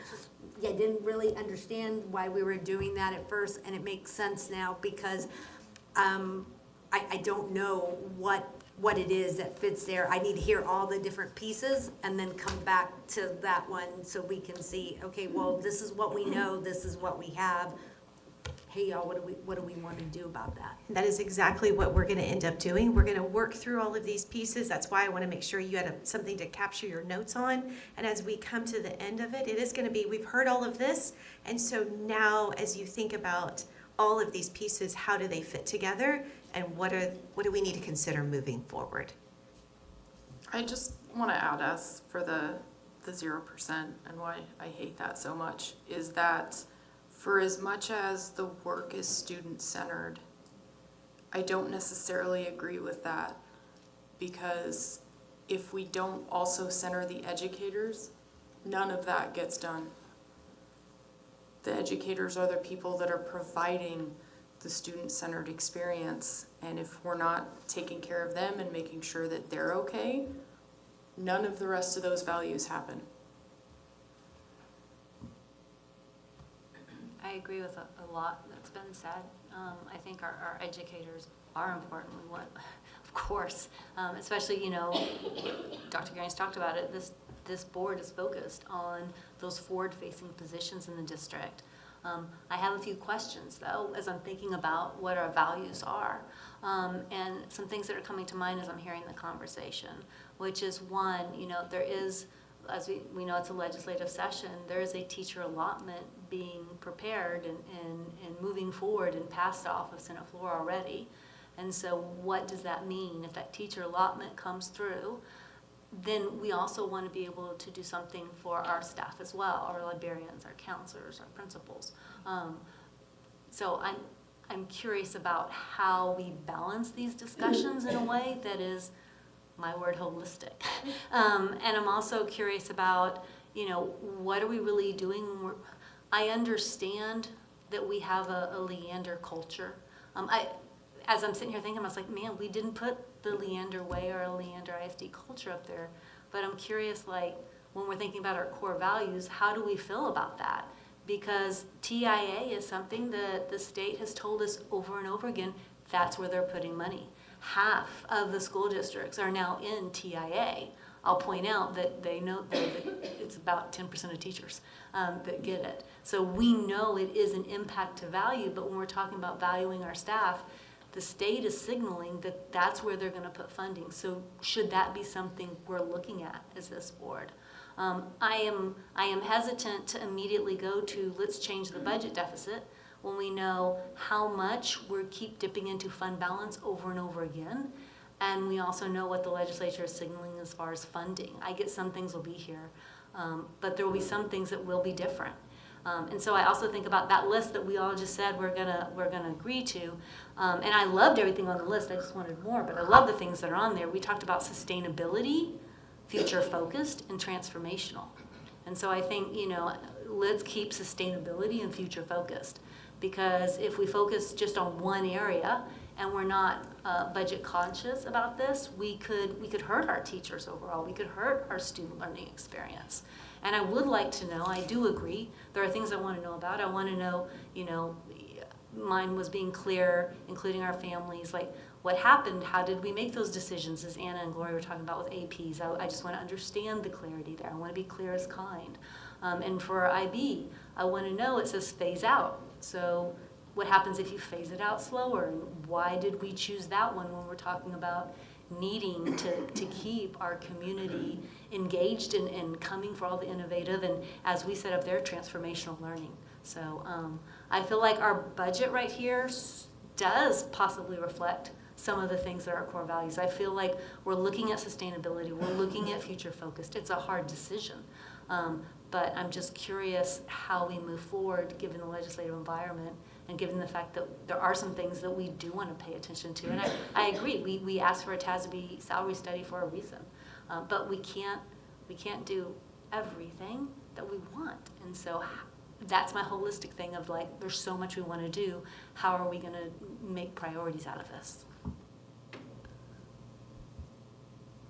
So Pete, can you make the connection for us, please, between these priorities and how you prepared the initial budget based on these priorities? Because I think that's the important next step, right? So what do? You board approved these priorities on January 23rd. What did you do next, and what conclusion did you come to? Well, if you recall, we met with the board in December and went over the pre-assumptions. And the January 23rd, we came back to the board and the board adopted the assumptions that we began to build a budget with. This is the legislative session year. So one of the things that we wanted to make sure as we started to build these building blocks of our budget was we wanted to make sure we didn't put a decision out there. We didn't want to put any word out there that would paint us in a corner. We want to make sure that when whatever legislation passes, we have as many options as possible so we can maximize whatever money the state gives us and wherever they give it to us at. If we would have gone out and said, here's a 2% raise starting, and then the state gives a per teacher amount, then the expectation is it's a 2% raise plus the flat amount, then you have nothing to give a raise for the other 50% of your staff who, according to the study, are the most underpaid people in the district. So you don't want to put yourself in that situation. So that's why we came with a zero, knowing that we all had to trust the process of making this sausage, because what we start with is not going to be what we end with in June, but we don't have all the information that we need to make those decisions. So in this stage of the game, as we begin this process, we identified, I showed you the staff, student-to-teacher ratio. We started that very high level. Doesn't go down to each campus, but it's very high level. Identified some areas. We began looking at those areas. We looked at the stuff that was calculated in 2022. We looked at that information. We took some of that information, gave it out to the campus principals, gave it to some staff, got some feedback on that piece, and we began to surmise how much are we going to be short? How much are we over this 3% amount, assumption amount, a deficit amount? Then we got that, and then we kind of backtracked our way into it to see what we could do, knowing if funding comes or if some other decisions are made that we can maximize some revenue pieces, we can begin to add back that process. So the biggest piece at this stage of the game is, remember, it's February 27th. This budget's going to be adopted in June. The session's going to end in late May. Heaven forbid we have a session, extra special session, and right now the state has a plentiful or very bountiful state funds, but a lot of that is not coming necessary to public education at this time. And if it does come, it may not come in the avenues that we need it at. So when we begin this process, there's a lot of gaps, but the end game was we have to. It's important to trust this process. We can adjust assumptions as we go through, as we get more information. We just didn't want to get the cart before the horse. So we've made some hard decisions. We've made some hard recommendations, knowing it's still February 27th. But some of these decisions may be able, if funding comes in, or they may be the right thing. And I made a comment to Trustee Bodie when we had our conversation, or by Trish, now that we're on a first name basis, made a comment that sometimes being student-centered doesn't look student-centered. And this is kind of where we're at right now. It doesn't look student-centered, but we are being student-centered. We're having to make really tough decisions and really tough assumptions to prepare us that when we get to April, May, and June, we're in the best position to maximize any funding or anything that does come, so we can meet the goals of the board. I mean, I know you all want to give a raise. I mean, I want to give a raise every year. That's I'll be honest. I'm trying to think, in my 24-year career, I don't think I've ever not given a raise. Maybe 2011, maybe the only one time that we didn't, they just got a step piece, but that was 13, 14 years ago. So it's very important. But I also know the state is looking at $3,000 flat amount for teachers, and they're gonna give us that money. Well, then, I can't do both. I can't give a percent raise and that. So taking all this into, together, we want to build a budget on the assumptions that we have, knowing we can adjust them as more information becomes available. But also, I can't sit here and do nothing and wait until May when this becomes available, then come in and put a budget together in 3 weeks. So we're doing all the information, identifying the areas, looking at areas where maybe our staffing looks a little out of whack, looking at what are our programmatic goals, what number of students does this affect, and go through all these processes. And it's not just in the business office, this is C&I, this is the area soups and principal, everybody's going through this and getting this information. And we're making this sausage, if you want it, for a lack of a better term. I mean, that's what we're doing. And you just, at the end, we're gonna have a really good piece of sausage. Just right now, it's just all over the place, it's messy, it's on the counter, and we're going through that process. So Okay, that's where we're so at. Pete, you took these assumptions and put together an initial 25, 26. Can we pull that up? Is that possible?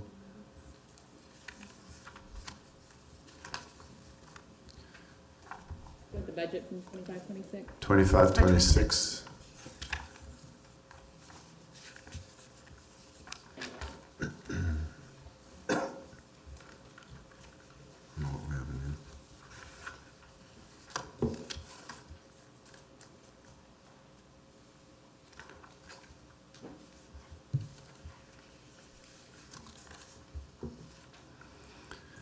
So Pete, can you just briefly talk us through what's on the screens? Because based on the assumptions, this is what you brought to the table. Yeah, so we took this information. If you recall, we talked about using the reduced enrollment. That's about 500 or 600 students less than what we had budgeted this year.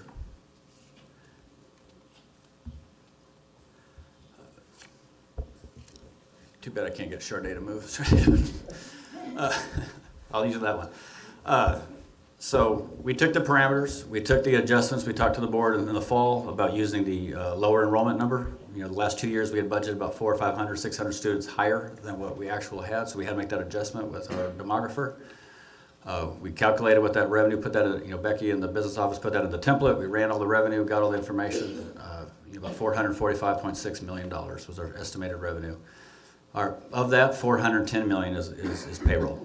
That's, we're 87% of our budget. The vast majority, we are people-oriented. We're a service organization. Our operating expenditures were $57.4 million. We owe about $12.5 million to recapture. So our total operating and payroll expenditures of $480 million. That's a deficit of just under $35 million. We have some transfer outs, $270,000. $34.2 million is the amount the expenditures exceed the revenues. We have a 3% threshold is with the assumption that's right at $13 million.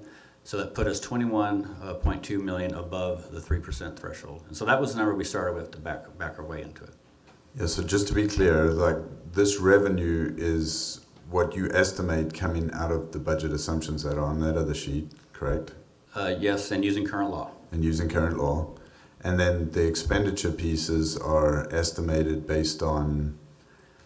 The expenditure pieces are based on the assumptions, no raise. We did reduce department budgets about 2.5%. We've got some other pieces that we backtrack in. Rephrase that. That's not in the 21.2. The next slide in this presentation, we start taking things out. The TASBY study, the things of that nature, and then we start figuring out how we get back to as close as we can to that the 3% deficit. So that was the 21.2 was the number that we were like, okay, that's the number we're over to get us within the parameter. And then that began that process of we start identifying, taking data and looking at what information we had and how to right size, if you want to call it that, or recalibrate, and then how do we get that number as close to the 3% threshold as possible. So at this point, I just want to talk briefly about our thought process in what the administration did at this point, because I think it's important to understand how we worked through and how it landed us where we are, because that will perhaps help us create a starting point for a path forward. Dr. Gehring, as you walk through that, I don't know if we have that done, but I think it would be helpful if if we look at those budget considerations, like, the way that you have presented them to staff and the community, of kind of walking us through, does that make sense to do that in that format, or would you rather go through them? Because I know that a lot of board members have questions about different items on there, and so I'd like you to walk us through it, but then I also want to make sure that I give board members a space to ask those questions that they have about our APs, questions about IB, and create some room for board members to be able to ask those questions. Absolutely, yep. They'll work on trying to figure out how to get all those things up here. So we set budget parameters in January so that we have a starting point for building the budget. This was our starting point, was a $34 million deficit, which was $21.2 million outside of the 3% budget parameter. So our task as an administration is to bring back a budget that is no more than $12.9 or $13 million deficit. So we had to find $21.2 million. So we kicked into high gear to say, okay, so how do we do that? How on earth are we going to find $21.2 million to reduce out of expenditures? Because we will look for revenue enhancements where possible, but we know that's a lot less sure than expenditure reductions. Now remember that about 87% of our budget is in personnel cost. And so when you're trying to reduce that larger number, the only way to do that is by reducing personnel costs. There just is not, there's not enough stuff in the district to reduce that kind of a number. And so we started through that process of, okay, so if we have to reduce that, what does that look like and how do we go about doing that? And so we went through a number of different exercises to try to determine what that looks like and how that works. And that's how we came to bring to the board in small groups what that might look like. Based on those conversations, we made some adjustments. And then we went to our staff and made some of these announcements. The reason that the timing of that was so critical was because we're trying to get to our campuses their staffing allocations so that they can start to plan for next year. And the timing of that really is critical in terms of this time of the year. So let me pause there for a second and let's just talk for a second if there are questions about the thought process on how did we get to bring in some of these decisions to the table. So yes, I have questions, and I pointed it out last meeting. This 2022 data, I understand that we survey our staff all the time, and some of that stuff doesn't change, and I get that. But 2022 was a little bit of a different education year. We were just coming out of COVID, and things are a lot different now compared to then.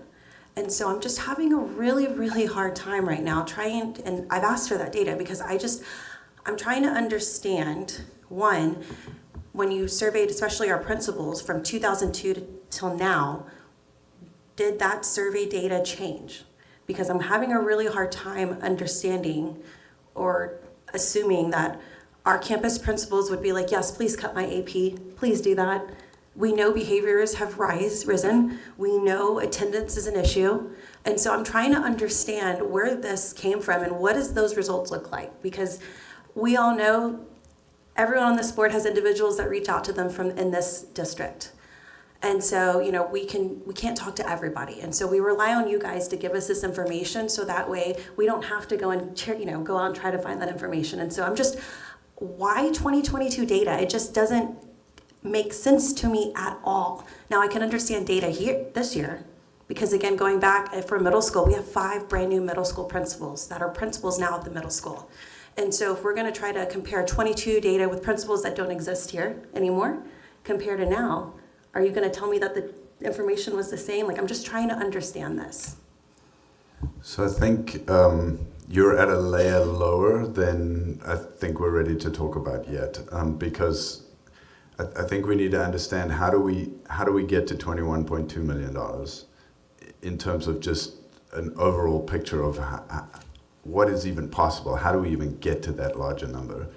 Before we can talk about how do we decide what stays and what goes. And I'm happy to go to that level of detail next, but I want us to make sure that we understand how do we even begin to have this conversation. I have a question, and it might be, I don't know if it's on the same level as Anna's question or not, but a lot of the positions that were chosen, these are people that are working every day with every single student in the school. And there is no nice way to word this question, so I'm having trouble understanding why the positions that were chosen are people who are working, and the charts are in there. Like, they're in the board memo to show us how many people, how many students does this position work with? How many students does this position work with? You're talking about differences of thousands of students, and the positions that were chosen are on the highest end of that, where some of them are working with every single student in the school. So why were those positions given priority to be cut over positions that aren't working with that many students? Not saying that they're both not important, and like I said, I hate the wording of that question, but I don't know how else to put that. I think we need to clarify first why we're in this position. And we're in this position because the state has not increased funding for public schools in Texas since 2019. So House Bill 3 in 2019 did a significant job of helping fund public schools. But since 2019, we haven't had anything from the state. In that same period of time, we've experienced a 22% inflation environment, and that's true across the board, and that's true in Leander ISD. That's not just a generic number. And so the dollars that we have don't go nearly as far. We've been trying as a district and as a board to protect the district from those changes over the last several years. And that's why we're running a current year deficit of almost $25 million. And with the $34 million deficit on the horizon for next year, we have to make some decisions about the long-term sustainability and financial stability of the district. So we cannot continue to spend money out of fund balance, out of our savings account, on day-to-day operations in the district. At some point in time, we have to get down to the point where we know we can be sustainable and financially stable over time. And we're at that point. And so in trying to find $21.2 million, we have to look across the district.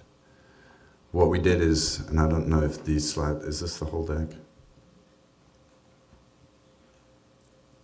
I'm not sure where they are. Are the tables in here?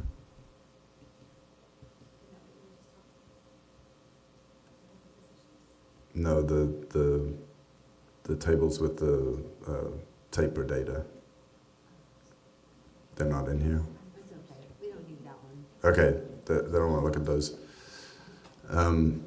But I'm trying to answer your question. So we looked at the data very carefully to determine where have we added most positions in the district over time. And because of the culture and of the district, we've added those positions in student-facing parts of the district. And so as we reduce across the district, there is no way to not affect student-facing positions. That's where the bulk of our positions are in the district. We have made a commitment, as you see here, to reduce proportionately the same amount at the central administration. So that $3 million represents about 6% of personnel and other budgets in the central office. I don't think we'll reference these. Thank you for bringing them up. I appreciate that. But these are the tables that we talked about. We talked about these in some depth before.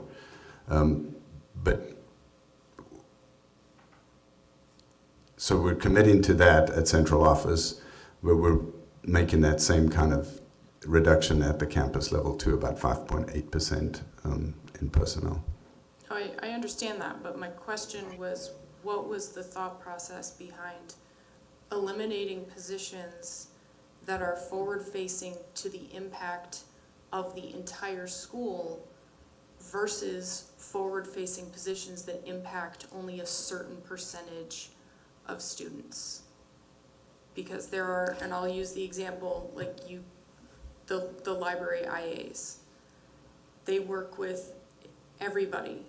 Like I used the example of my son's former school last time. You're talking about 915 kids and 2 people running an academic focused part versus how many aides do we have in electives that's not academic. Not that they're not just as important, but if you're talking about making cuts, like so many of other people have said, what was the thought process behind removing positions that are in academic focused avenues serving all of the students versus other areas that don't?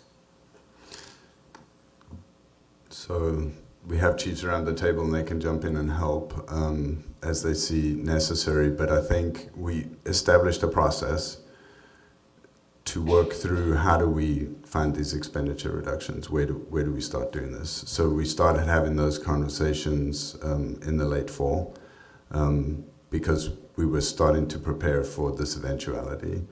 And we've been backwards and forwards with our leadership team, with our cabinet team, with our chief team, really working through what positions are we going to look at and how do we reduce those? What are the impacts on the district? What are the impacts on student learning? What are the impacts on our campuses? What are the impacts on the district as a whole? And I don't know that I can tell you exactly when that process, for example, library aides came up or how they ended up on the list, but that was the backwards and forwards process that we went through. I don't know if, Chiefs, if you'd like to help somebody, or Anna? Yeah. Well, and we did survey leaders, and library aides did come out in the surveys that the leaders submitted.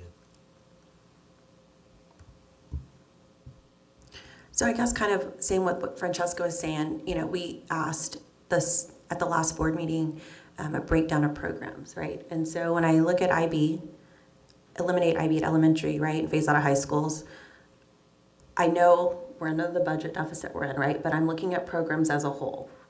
And when you add in elementary, you've got over 1,000 students. And then when you add in high school, I can't remember the numbers. I just remember looking at Mason and Grandview Hills numbers. And so for me, I think about those numbers and I'm like, okay, that is impacting about 1,300 kids. We have programs now that are not on this list that impact less than that.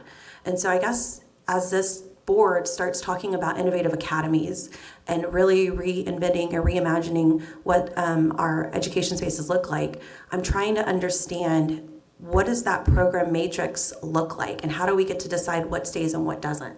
And it goes back to that sustainability core value thing. Because when I'm thinking about programs in our district, I'm not going to name them and you know which one I'm talking about. I'm trying to think our district 10 years from now, how is that going to sustain in our changing environment, our changing demographic, and how are we going to give it everything we got? And so I think, when I look at this, my personal opinion, like we have not supported the IB program in the way we should. This district, and everyone knows that, I've said that since I've been on the board. And so I'm trying to understand what did that program matrix look like? Who was it just, how did that come to the table and rise above rather than the other programs that have less students involved in that program? I know, and I want to try to have some sequence to this meeting. So I want you to help me with this, Dr. Gearing. I know board members want to ask questions and it's, okay, I'm going to use IB as an example. I know that there's been a lot of communication shared with us because board members have asked questions. Can you tell me the number of students? in this program? Can you tell me the number of students? So as board members, we have seen all of that data, but this is our first time to sit down together with each other. And I'm hoping you can help me for tonight. I know that it's a fluid kind of system where we're talking about these things. Where do you want board members to ask those questions? So if it's about like IB and hey, Dr. Clark, help me understand, what these numbers look like. Help me understand the impact to those campuses. Help me understand what type of alternative programs are there, Help me understand what this means to the impact of student learning and creating, the student-centered that is core to our values, right, that we talked about. So is that right now, or where in the flow tonight would you like that to happen? Yeah, I mean, I'd like for us to have that conversation right now. I think what's really important to me is that we haven't had the opportunity to come all together and have this open conversation. So this has to be the time to have that open conversation. The reason that we brought the parameters to you is because there is some flexibility in those parameters. So if things change in the parameters, that changes what the 25-26 budget page looks like, and that changes then what this list looks like. But there have to be some changes in the parameters.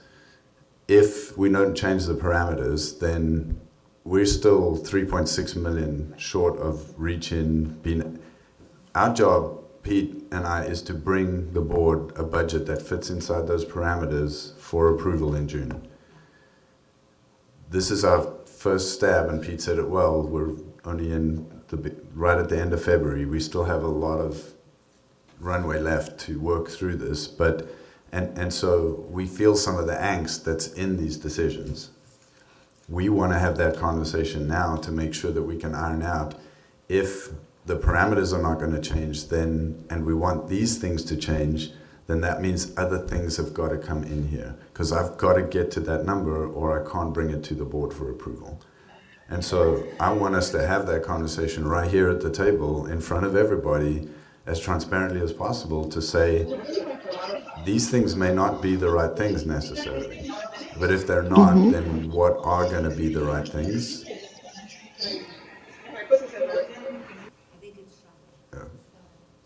Oh, she's like, so we're kind of in a playing field with the boundaries set. We've got a lot of wiggle room inside the boundaries, but we've got to figure out how to get to these. Yeah, so one, very interested to get to where we're walking through each of those different, just considerations and we're having that conversation. Just to clarify, you mentioned the parameters and you say there's some flexibility.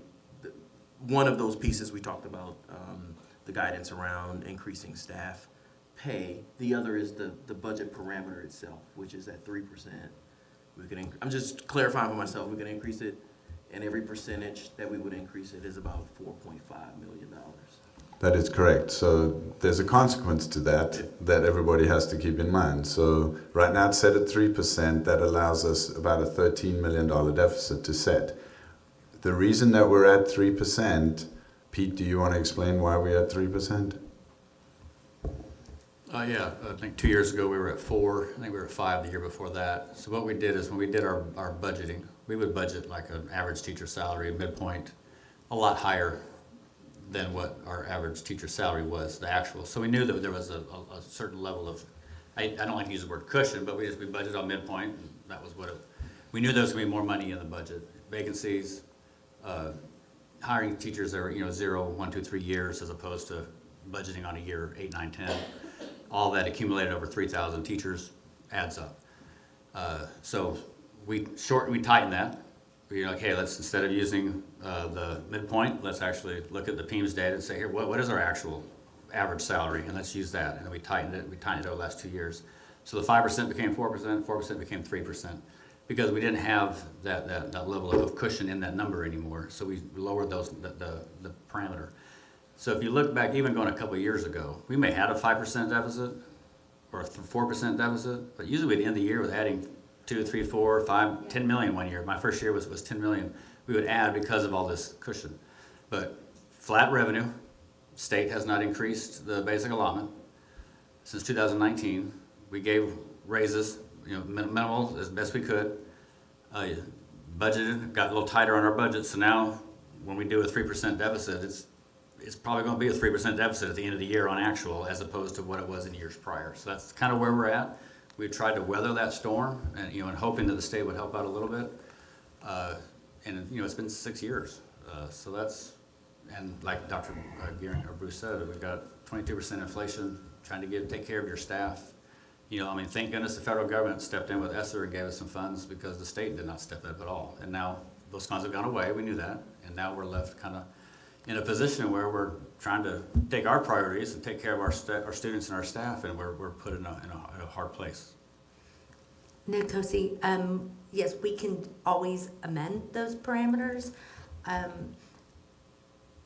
think as we're grappling with all of that, I want to make sure that we hold on to those pieces to hear the TASBY salary piece, because I think that's going to be real important. I have a lot of questions about like placement scale adjustment in there. And, because I think that, I know people are going to say you're crazy, but, I keep saying I want to believe that the state's going to do something this year. I know Trisha's like, Gloria, quit. 2 years ago, I was sure that we were going to come out of one of those sessions. And so I know we can't bank on that, because 2 years ago, we were sure they were not going to leave giving zero to education. I still want to believe that. And so I don't want us to get caught in a situation like Pete said, where we say we're going to do this 2%, and then the state comes in and says, well, we're going to give this much to every teacher. And now all of our, our CNS staff and our nurses and everyone else, they didn't include in that. So we have to think through all of those pieces and I share that with you because I remember when I was first on the board, I wasn't thinking about kind of those pieces and how they factor into it. But you're absolutely right. Like, we can adjust those parameters, right? We can say, hey, we want to adjust it to 5. We want to adjust it to 6. We can do things, but we also know that is it sustainable year over year for us to do that? And we all know that we can't pay the bills by pulling into our savings, right? So, yeah, I think that I know our board members want to ask those questions about IB. They want to ask those questions about APs, and Dr. Gearing said we can ask those at this point, and he wants us to have that discussion. So I want board members to go ahead and ask those questions that you have. Sade's had her hand up for a second, and she tried to jump in before. And when you're remote, it's really hard to get in there. So I want to try to get her in right now if we can. All right, thank you. So one of the things, I'm sorry, if I pause, it's because I keep hearing feedback. So one of the things I want to say is that my belief is that you cannot cut your way to a healthy system. I know that you said, Dr. Gehring, that the revenue enhancements are a loss less sure than cuts, but I don't think that we should be looking at revenue enhancements as from almost like a $0 perspective. We can learn from other districts because we're all facing the same issues around the state. One of the biggest things with the TAPR report, as you mentioned, is really our growth in special education students that have special education needs. So even though our enrollment might be relatively flat in recent years, there really has been an explosion in providing services. And that's one area that the state has really lagged behind for decades in terms of funding. So I've been really going back to the long-range plan, when we think about involving the community, and I think about what we discussed for innovative academies and just reviewing that presentation.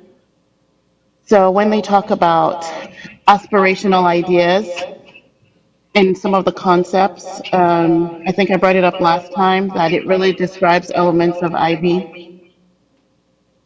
We've talked about open enrollment, facility optimization. I mean, those are areas for revenue, or even cuts in expenditures. So I really think that this is a time to put everything on the table. Thank you. That's what I had. Thank you, Sade.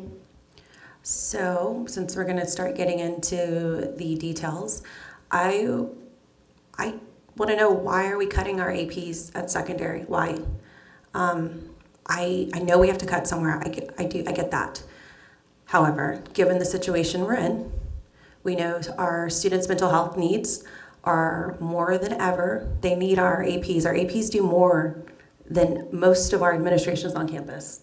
So I'm trying to understand, why are we trying to create more work for our campuses at a very critical position? And how did we, I guess I go back to that 2022 data. I'm trying to understand why principals would be like, please take a AP from my campus. You know, they help with attendance, they help with behavior. And I'm not gonna name campuses, but I can speak to my home campus, and it is night and day this year.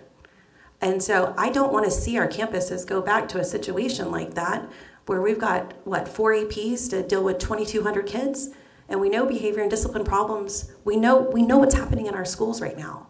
So please help me understand the reason, the rationale behind that. That's what I'm trying to understand, because I'm gonna be honest with you guys, this is the hill I'm gonna die on tonight. I'm sorry, I am.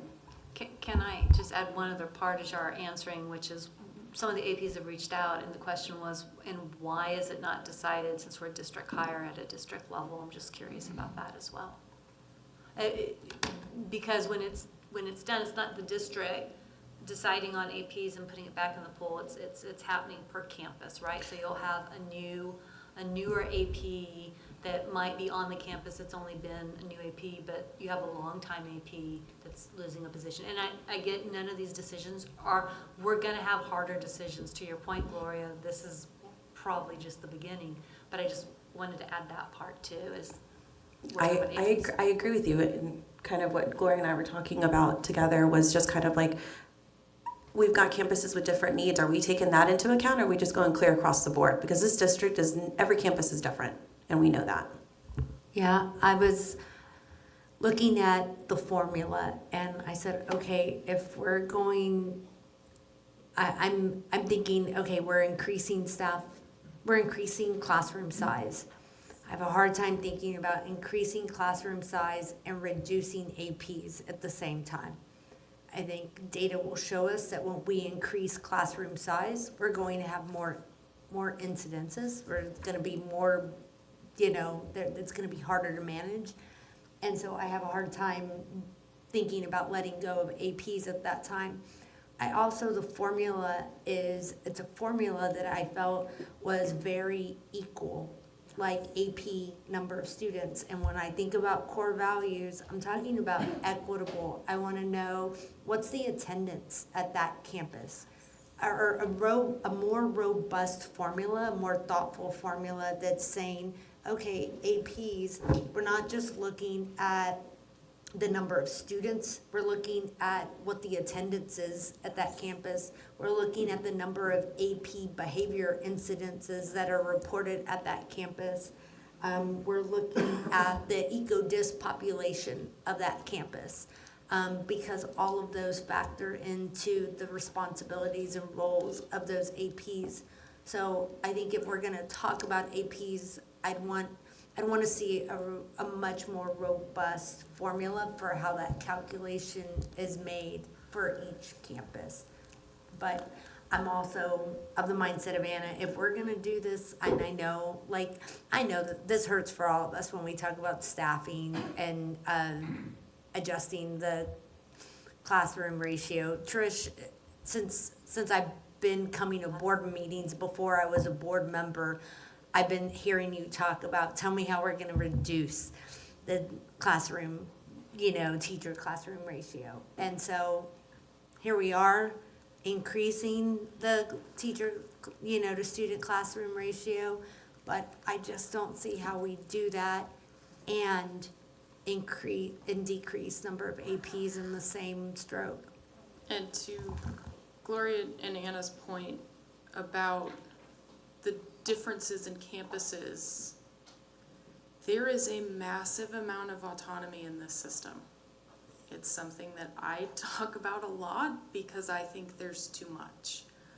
But why, when at no other time do we use a flat formula for almost anything, why are we now applying it to this, like, oh, this campus losing an AP is going to be exactly the same as this campus is losing an AP? Because I can speak to my own, to Anna's point, my own experience. My kids are very involved with their APs. They're in the campuses, they're doing everything, and it's different per campus. So why, when we have no broad spectrum of this is how it's going to be everywhere, why is it being applied now? So these are great questions that we struggled with a lot through this whole process. So I think it might be helpful to look at some very specific pieces. So for instance, this is the elementary staffing action items. You'll see the 3 assistant principal positions are in this column that says adherence to staffing guidelines. And so this kind of plays to all of these points. We have staffing guidelines in the district. We've had staffing guidelines for a very long time. We're a large organization. There have to be systems in place to manage all of these pieces. But to your point, what happens over time is there are exceptions that get made to the staffing guidelines for a multitude of different reasons. So I couldn't tell you what the reasons are that we got out of whack in any of these, but we did. At some point we have to say, if we have staffing guidelines, then we have to adhere to them. I want people to understand is that we don't want to do any of this. So don't think that we sat around a table going, oh, what can we do next? That is not how this is. These were horrible conversations that took a lot of angst out of our team, a lot of emotional wear and tear. We tried to figure out ways that made sense and that we could apply uniformly across the district so that we weren't cherry picking. Because when you cherry pick, it becomes very dangerous. And so through surveys, through conversations, through examining all of our systems, through the expertise of the whole HR team, we tried to say, okay, how do we go about this? How do we make this happen? So if we want to look at individual campuses and say, this campus actually really needs that AP, and we shouldn't go back to staffing guidelines at that campus, and I don't know how we agree on that or how we do that, but we can do that. So hypothetically, if we take those 2 of those 3 assistant principals and put them back, then that reduces that 409,000 number down. Well, I've got to find that somewhere else. And so I have to then go and say, well, is there something that's not on here that I can do? Or is there something on here that I can do more of? Or what do I do next? So what we've brought to the table is the professionals in the district whom we hire and pay a lot of money to do this day in, day out, who are highly trained, putting their heads together and really trying to figure out what is the best way to go about this. I'm not saying it's the right way. And I'm not saying that we shouldn't change some of it even now. That's why we're here at this meeting having this conversation. We have to somehow get to $21.2 million. So I have a question in regards to that. So, right, if we were to, remove the APs from the spot, what was the feedback from the principals for other positions? Because we surveyed them, so I'm curious to know, like, what were the other, I mean, y'all say the principals know their campus best, so I'm curious, what was their survey from them? Because I guarantee none of them said AP, so I'm just wondering, what did that look like?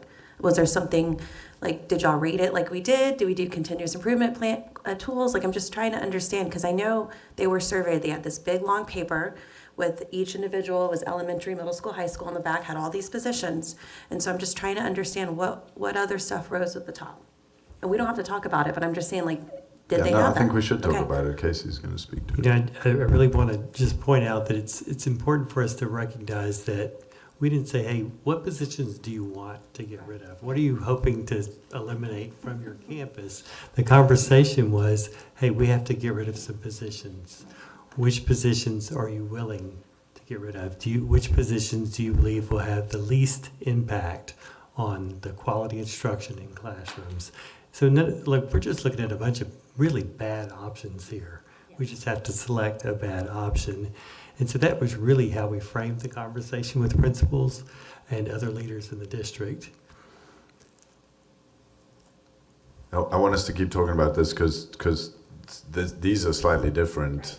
These 6 assistant principal positions refer back to your question earlier about the 2022 data. So in 2022, we made a change to staffing guidelines, and you're going to have to help me here to make sure I say this right. But we went to having a 3rd assistant principal at the middle schools so that they had 1 for each grade level. That is absolutely one of the best things that we did. And it really helped at the middle schools. Prior to that, they survived on assistant principals assigned by a number of students that they had. So when they reached certain thresholds, then that's when they would add an additional assistant principal.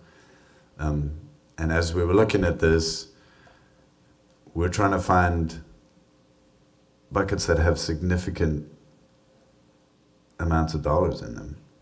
This is really difficult to do.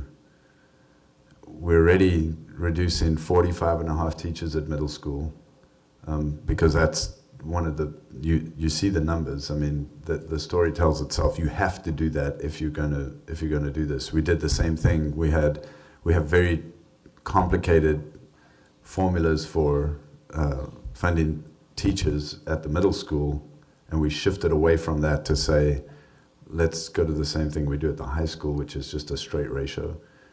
And this is not a class size ratio because this is an adult to kid ratio, and then class sizes are affected by that, but it also depends then on your master schedule and a number of other things. But these are all conversations that we had that we said, we're not there yet. What else can we do? And so the further we go, the more we were looking at what else is on here that we can do. Can I ask a question? So when we look at the teacher positions across the board, and this is more of an HR question, I know what you see in the media is like that some of the articles are like we're firing, or letting go of 200 plus teachers. Are our teachers that as we reduce these positions, what's our process for attrition and taking care of these teacher positions? And from what I know, and hopefully you can help me, what's the difference between the teacher position attrition and how we're planning to handle the AP position in terms of attrition versus contracting and stuff like that? Certainly, we want to make sure that we honor our assistant principals by making sure that they still have a position in the school district. The majority of our assistant principals will end up in a classroom position. But they will still be getting paid as an AP? We're committed to making sure that we continue their compensation for next school year. Okay, so I have some concerns about that because I want them to be an AP if I'm paying them as an AP. But we can come back to that. And so then our teachers, tell me about the teacher. When I see this, I think what people are seeing is minus 45 oh, you're firing 45 teachers. Can you talk to what that means? I'm so glad you brought that up because it's definitely not the case. Teachers aren't going to be fired.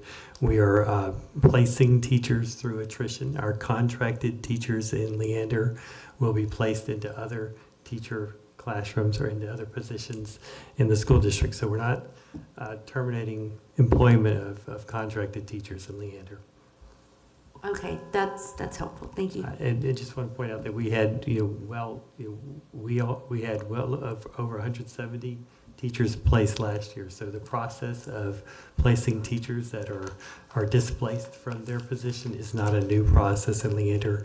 We're utilizing the same process we've used in past years. As we continue the discussion, one of the things that I'm still curious about, and because I didn't want to call Holly and bother, I actually called TASBY Legal and asked them, when we're going through budget, what's really the role, what can the board do versus what does admin do? And it was really interesting hearing their answer, because there is this, as a board, you value your expertise, as Bruce had said, the people that are hired to do these positions, like they see the day in and day out, we're not seeing it all, but the board still does oversight. I think the best way I understood it, besides the fact that she said it was a dance, and I was like, okay, well, that's kind of an interesting way to look at it, but there is this dance. So I think I appreciate the board asking these questions because we do have oversight. I will want to make sure I understand at what point, right? Is it like board can ask questions and do inquiries, but I just want to make sure admin stays in admin role, board gets to stay in board role. As we go throughout, because these are really hard decisions. And to Gloria's well pointed out discussion is I'm not seeing a change in the atmosphere at the legislature. I mean, when you're listening to the discussions right now, I've listened to House Appropriations, I've listened to Senate Finance, and I'm listening to our commissioner speak about what happened in education. And when the commissioner shows slides, not only does the commissioner say we need to increase class size ratios, but that also our staffing increased, and so the argument being made is, but we didn't really have our students increase at the same amount of staffing. Now, we all know there's COVID, there's ESSER dollars, but the arguments being made right now, it looks like school funding is going to look really different in the future. I would say there's a lot of different changes on the horizon, and I'm curious because as we're talking about these, and these are so hard, I feel like these are only part A. And remember my other question about my value for budgeting is to know the whole picture. So I want to know too, what does part B look like? If this is this, what is part B going to end up looking like if it comes out? Or at what point do we have that discussion? Because I think round one is challenging enough. And I think it might put in perspective round one when I know what future we might have to talk about. So I just feel like we're trying to deal with the pieces here, and I like it, but I just don't want to rearrange the chairs. I want to be sustainable and keep thinking about this as we move forward, like how do we work together with admin? And you said this is for us to talk about here. So what I want to know about is, okay, but as a board member, I can't go, well, make that 605 and change that estimated savings to 603. But what we do have the ability is, do we have the ability to line up things and go, yeah, but we value this when the funding comes in, if the funding comes in, would like to see this go back? Is that something that is in board role, or is it not? Can we only do oversight and ask questions? I think it's interesting. You said you called TASBY. After our last board meeting, I kind of heard some of that from you. And so I called TASBY also and was talking to TASBY about the board role in this. And it was funny. I probably got a very similar answer and got, well, you can't, hopefully you wouldn't go into that position and say, not this AP, but yes, this AP over here. Yeah, put this AP here. And they said, but you are oversight. And your oversight, if you feel that there are changes being made that are not safe to your campus, you're, as a board member, you need to be talking about those things. As you're looking at your core values and what student learning is, they're like, that is your oversight. So you should be talking about those. And they said, but there is that line. You shouldn't say, like, at this school, I want you to get rid of that AP and that AP and keep that. They're like, at that point, yes, y'all have definitely crossed the line, you know, but I don't think anyone's trying to do that. I think it's more of, as we're looking at some of these, I think we're gonna have questions, we're talking it, and honestly, Bruce, what I'm thinking about is also what Nkosi said, like, okay, we're talking about budget parameters. I am thinking, okay, I hope something comes through. I'm also thinking about what Sade said, and we've gotta start thinking about revenue. And we're talking about later on paid pre-K, we're talking about open enrollment, different pieces like that. I'm also looking at this, hearing Anna saying, I'm gonna die on this AP hill.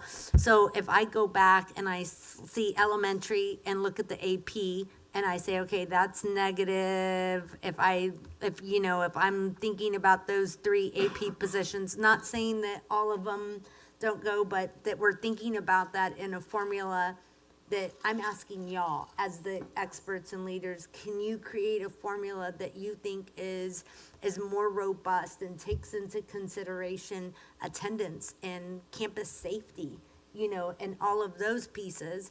And you might say, okay, Gloria, we did that, but now it's not 3, it's 1. And so that 400 there is no longer 400, it's a smaller number. So now I am doing the math in my head of, okay, what have we done to this if we start having that discussion about APs, and what kind of discussion do we need to have, do we want to have about those budget parameters if we really want to push hard on APs because we think the APs are critical to safety, that we think that's critical for attendance. I worry about attendance. We know every % that we drop in attendance, right? Millions of dollars. We know that it's our APs at campus that are kind of going through the attendance. What's gonna happen when we don't have APs to help us promote attendance and call those students and help get those students back to the classroom? But- Does our attendance drop even lower? But why wouldn't we ask that for every position on there, right? Like our Spanish teachers are important, the dual language teachers are important, the classroom You size can, ratios are you important. totally can ask that about all of them. I guess I'm just trying to figure out, like, I just don't want to make it sound like I'm second guessing if the administration's telling me we had these discussions. I'm like, well, I don't know all of your discussions, but I'm gonna tell you have this discussion. Am I not taking fully into consideration what all admin did to work on these pieces? And am I putting my fingers on the scales on some positions and not others? Because, I want to know about.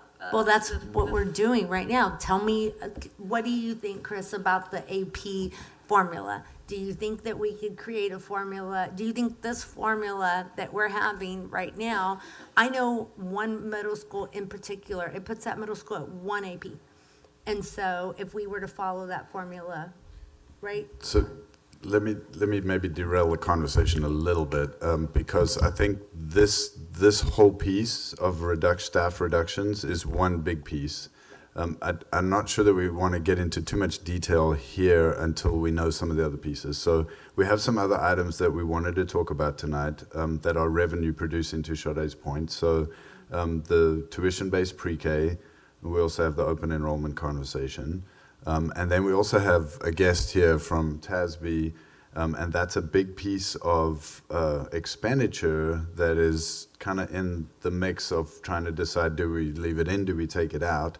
So I wonder if we can transition to some of those conversations now and then come back to this one again, because I do think we need to talk more about this in more detail, but I want to make sure we understand all the other pieces as well before we get too far into the weeds in any one particular one, if that makes sense. Can if you're going to move on, can I ask one question specifically about, like you just had the middle school slide up.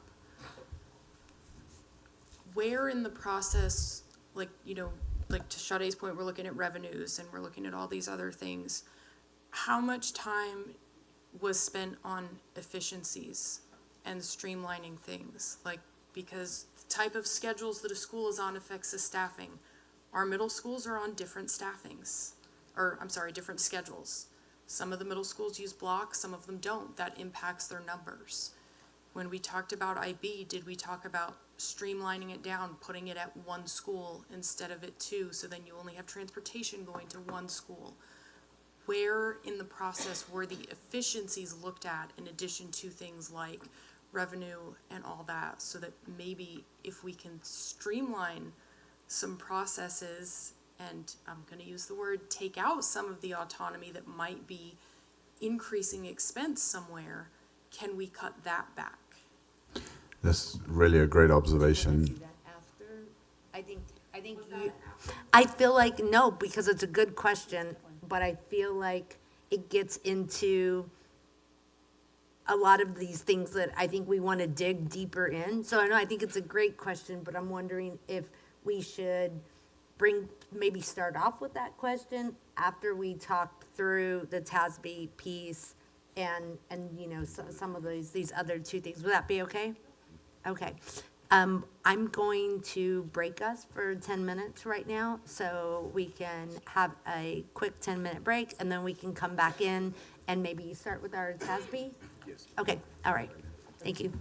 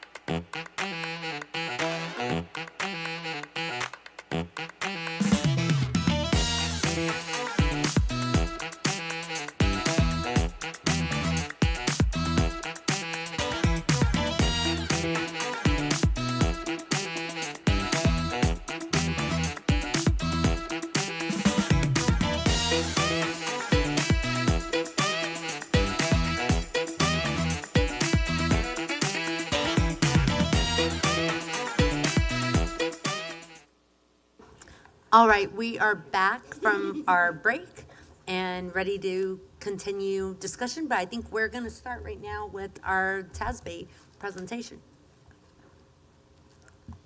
Well, it's definitely my privilege to welcome Amy Campbell here tonight. She is going to be your presenter. She is she did the work here on the TASBY study, and she'll be presenting her findings tonight. Thank you. Hi, everyone. I met many of you last year talking about general compensation concepts, and today I get to talk more specifically about district findings and recommendations. And by all means, feel free to ask questions along the way, but I'm going to speed through it. I know it's been a very full agenda, and I don't want to belabor anything, but I also don't want to leave any questions unanswered as well. So we started this process back in October. We collected both quantitative data, a bunch of employee information, as well as qualitative data, and I'll share some of the findings there as well in just a moment. But we also talked about what was working and not working in terms of compensation in the district. We certainly didn't want to recommend changing just for the sake of change, but we wanted to address pain points and make some recommendations for improvement where warranted. We every year conduct a salary survey of all of the districts in the state, and we collected that market data in fall, and it was ready right at the beginning of December, so we started the market process. You were the very first one that I worked with this year, so you got the early bird special. But we also purchased data from non-school market sources, because you're not just competing with school districts when you're trying to recruit and retain staff. We built some initial models for improvement. I'm sharing one cost today, but we worked on multiple versions. And as you heard earlier, with the in a normal legislative year, although I don't know what a normal legislative year looks like anymore, we would say it's risky to wait on making compensation decisions because your neighbors are going to make decisions and you don't want to fall behind. This year, we are saying very much the opposite, that so much of what is happening is still in flux, that there's a risk involved with adopting anything before the legislature takes action, especially because some of the bill language currently circulating would imply that you have to do something on top of whatever comes out of the legislature. And so just knowing that that's still in flux, we will continue to work with the district and bring forward additional models as needed to meet your budget needs as you learn more about what the legislature's doing. So some general compensation concepts, you heard a little bit about this stuff last year, but I just want to talk about market range and what pay ranges do. There's a minimum and a maximum value for each pay range, and that's the range within which you intend to pay your employees. And there's a market range around the middle of each of those where you hope to have as many people as possible. You're going to have people below that if they're new to their role, new to the job, and you're going to have people above that market range as they gain a lot of experience and skills, and that's okay. But the goal would be to have people clustered around that market range and have that market, or have your pay ranges keep moving as market moves each year. And these are, this is pretty much the same slide as before, but just to show that there is a job value hierarchy as well. And as we talked about, I'm going to skip forward to this one. As we talked about last year, there are generally three different types of pay equity. There's external equity, that's competitiveness in the marketplace. Are you paying competitively with others outside of your district? There's internal equity, that's how my job in the district is valued relative to other jobs in the district. And then there's individual equity, how am I paid for what I bring to the table? Experience, credentials, skills, et cetera. The study looks at both, really all three of those, but it's focusing on showing you what the external equity indicates. You know, how are you comparing to the market, and how do you align your structures to that? Internally, it's listening to y'all to some extent about how are jobs valued within the district. And the individual equity, again, you told us as a district what points you use to value individuals, what characteristics, and it's largely based on experience, degree attainment, things like that. And so we made recommendations that take into account all three of those. And I want to be super clear that we're not recommending anything based on what we think is great or what is fully market aligned or anything like that. It all has to take into account what your fiscal limitations are. If we bring something that costs an amount that is unaffordable to the district, that's not helpful. If we bring something forward that is unattainable, again, that's not going to accomplish your goals. I would view what we're bringing forward as step one in a multi-step process to improve and align with market. I also want to remind you that salary is not the only thing that employees look at when they're considering where to go work and where to stay. It is a big slice of that pie, but when we consider total rewards, there are lots of other factors like working conditions, benefits, retirement, recognition, things like that. You are very much aligned with your neighbors and all other districts in the state when it comes to retirement and benefits. There are very minor changes from district to district for those. Where you can often set yourself apart are things like working conditions and recognition and rewards, how people feel about working here. Of course, salaries matter, and you want to stay competitive with those too. So qualitative input, we sent a survey to 109 administrators. While we shared the content of the survey with district leadership team, they were not part of that survey process. We collected direct responses from 98 administrators, so a 90% response rate, and we did not share those responses back with district administrators. We provided a summary of feedback, and they saw exactly what is shared in the report and what I'll talk about in a moment. It was really important to maintain that confidentiality. We wanted to be sure that anything people shared was summarized in a broad picture rather than specific details. So respondents almost universally felt that pay is low and not comparable to the cost of living. That's not unusual to hear everywhere around the state, but it is, of course, that does impact staff morale. If folks feel like they're not paid enough, that can contribute to them feeling frustrated. It can contribute to turnover and retention issues, and it also can make it difficult to recruit people to the district. Some respondents also felt like their frustrations may be tied to issues like workload and staffing issues, so not necessarily pay, but tangential to pay. There were also some pretty common concerns about the pay structures and pay administration procedures. Things like the process used for crediting experience was confusing and frustrating for many. Several respondents felt that pay increases for promotions were small or non-existent, and that contributed to some morale issues and potentially turnover. They felt like there was some compression or overlap in pay scales that was frustrating. And many of those administrators felt like they wanted some more flexibility to make pay decisions than they felt like they had. And so part of our recommendations are designed to address some of those concerns. And we're recommending some pay structures that look more common to your neighbors and other districts around. So your market peer list is here on the screen, 12 local competitive districts. They are of a variety of sizes, though. So for many jobs, these are who you compete with for positions and people. But for your central office administrators, because you are so differently sized than many of your peers, we look instead at statewide districts of comparable size. That way you're making apples to apples comparisons. A director in your district, in theory, should have the same scope of responsibilities as a director in a similarly sized district elsewhere in the state. And as I mentioned, we also purchase non-school market data sets from 2 third-party providers.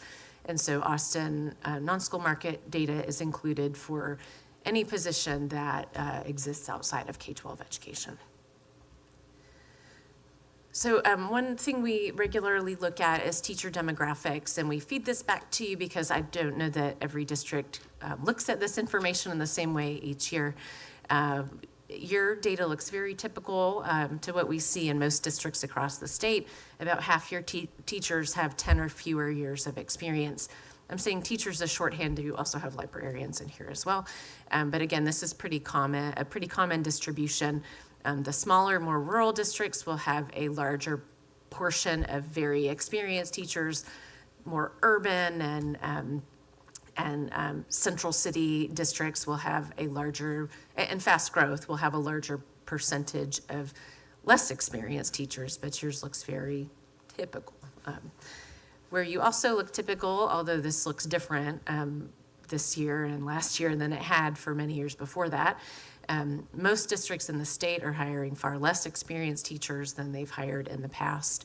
So 36% of your new teacher hires as of the fall had no prior experience when they came to you. Again, this looks very typical and nothing to be concerned about, but certainly as a district, when you hire a lot of inexperienced teachers, it just takes more time, effort, resources to grow and develop those inexperienced teachers. So now we get into the market data. This first chart just shows you, or the graph just shows you your teacher pay at various years of experience compared to market median value. A couple things to remember. This is the median value of market. So half of your peers pay above this data point and half pay below. It is not, this is the middle of the market value. You pay slightly above market at starting pay and then slightly below market at each of those remaining surveyed years of experience. When we look at the numbers behind that graph, I would draw your attention to the bottom two rows. That's the most important pieces for comparison. On a percentage comparison basis, you are very close to market, within 1% of market, or even with market at each of those surveyed points. That is a great position to be in. It means you've stayed aligned with what the median value of market is doing. You're at the high end, just about $500 above, and at the low end, just about $600 below market.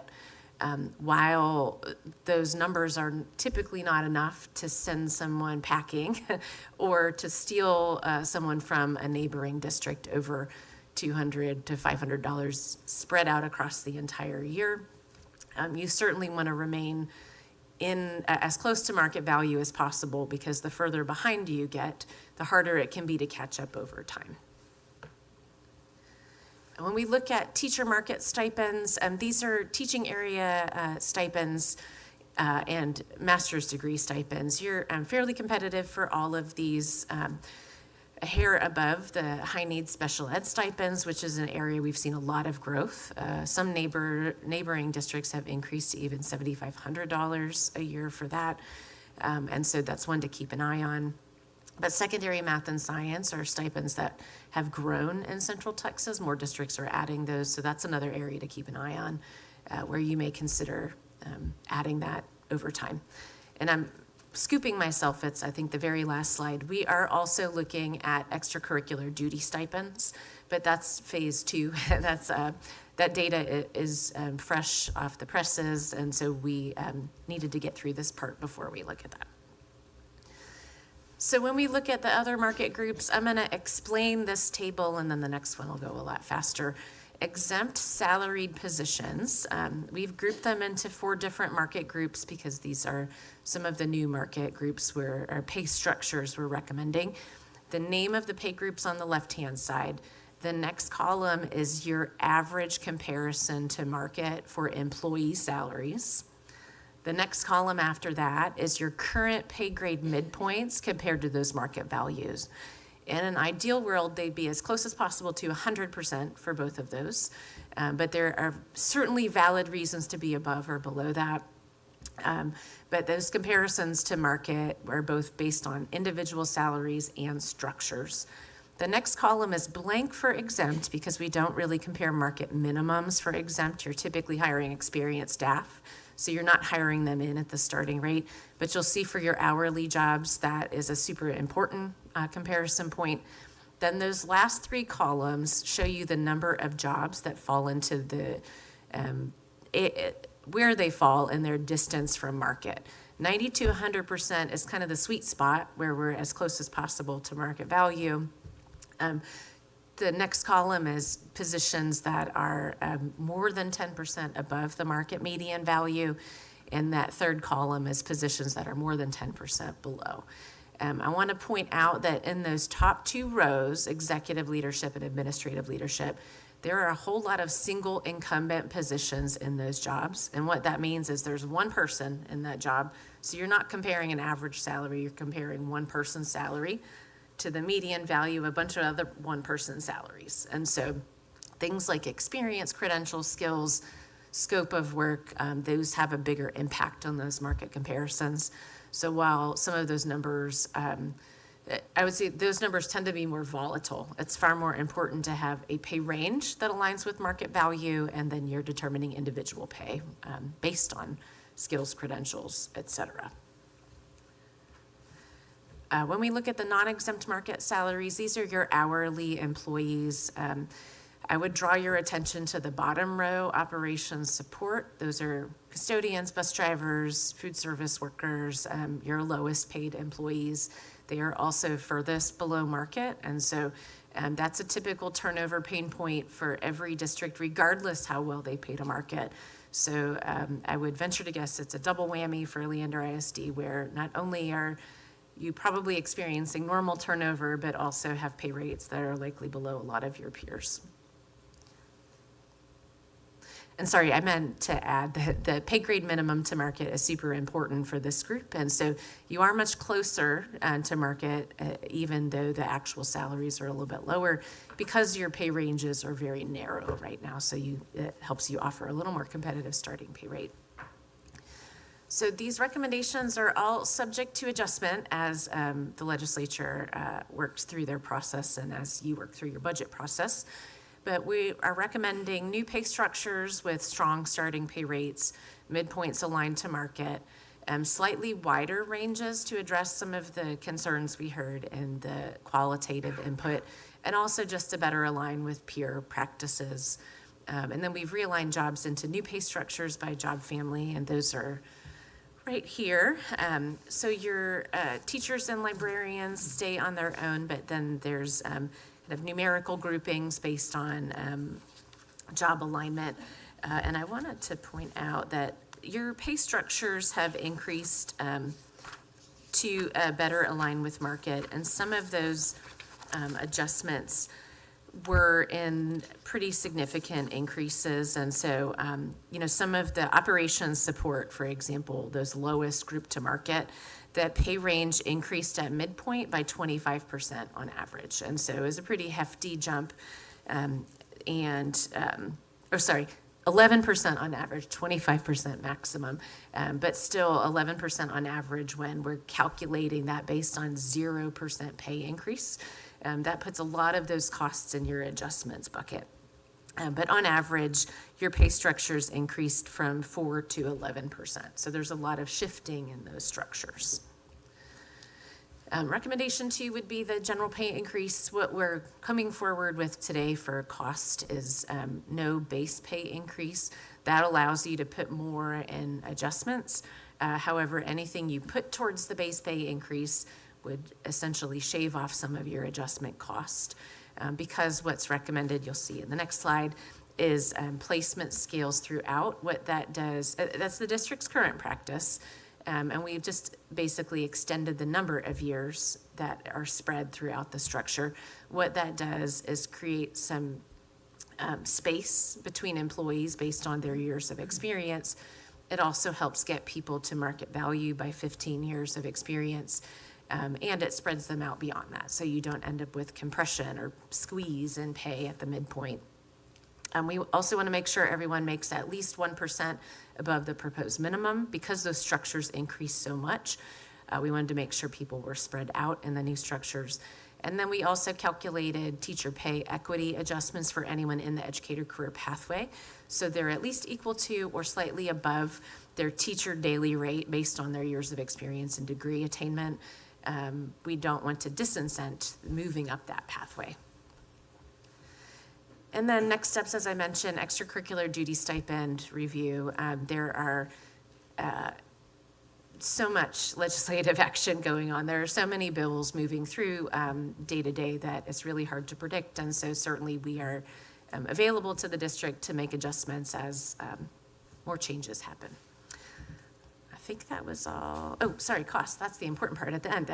The first column is your general, or your pay group names, and then the next column is your general pay increase. As mentioned, this is starting with a 0 across the board.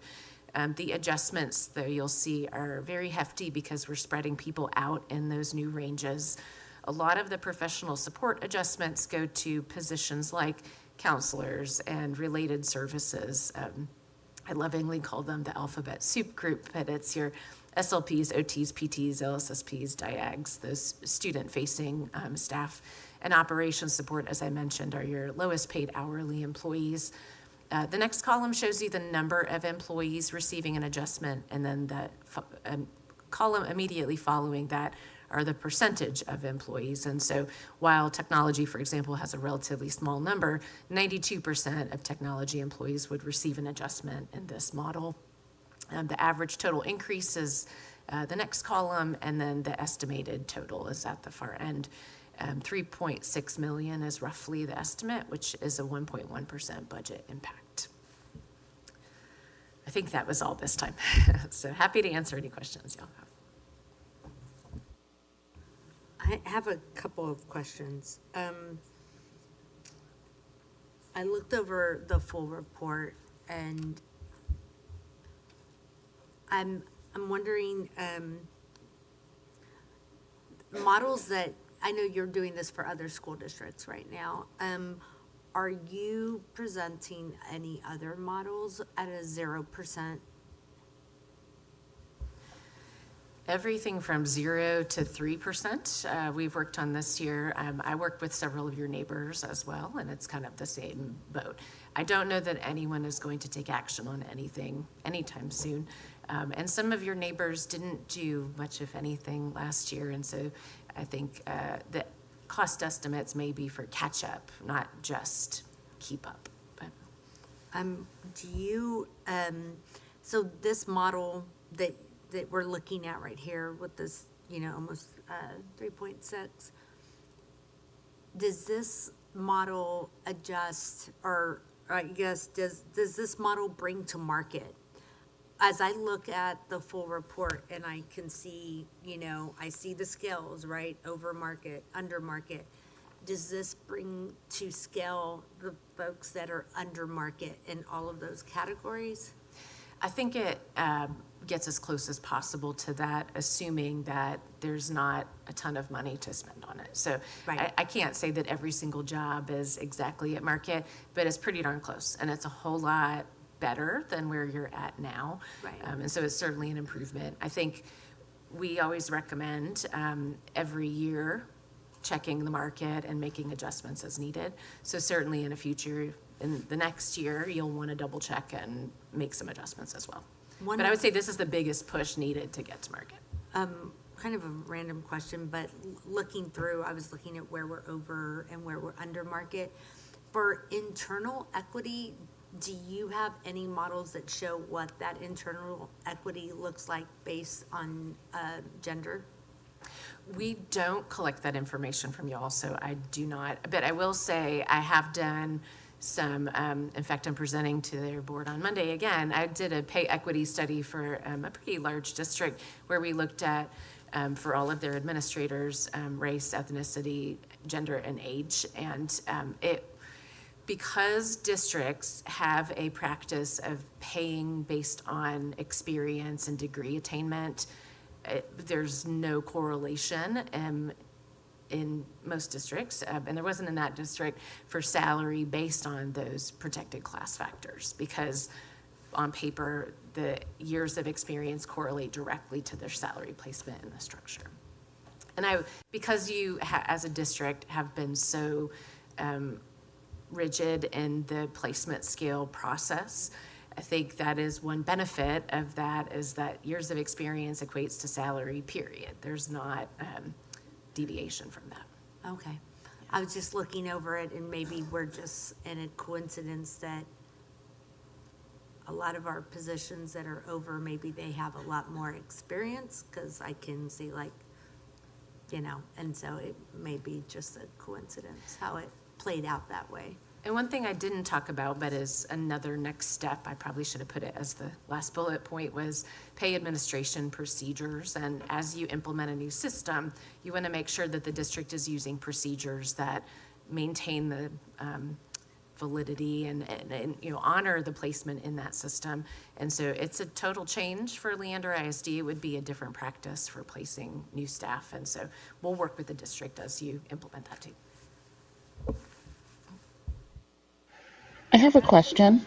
So, given that the total cost adjustment is quite a large number, have you seen or have you had any experience where some districts do a phased-in approach where they might pick one category? Say, any amount here is a lot based on where we are right now. But have you seen where people might just say, you know what, we're just going to focus on teachers and librarians, and just implement that aspect of it? Or what are your thoughts about that?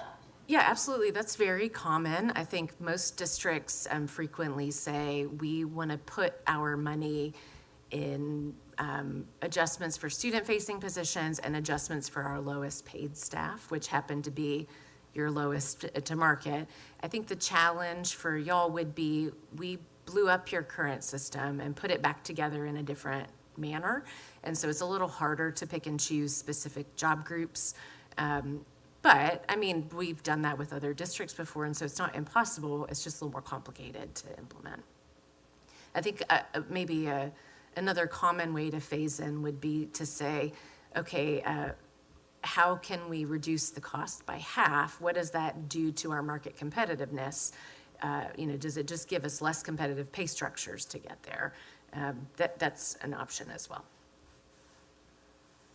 Can you help me make sure I'm reading this correctly? Because on page 4, going into the report, it says some respondents' frustration may be tied to workload and staffing issues rather than compensation. And increasing workload was one of the persistent sentiments.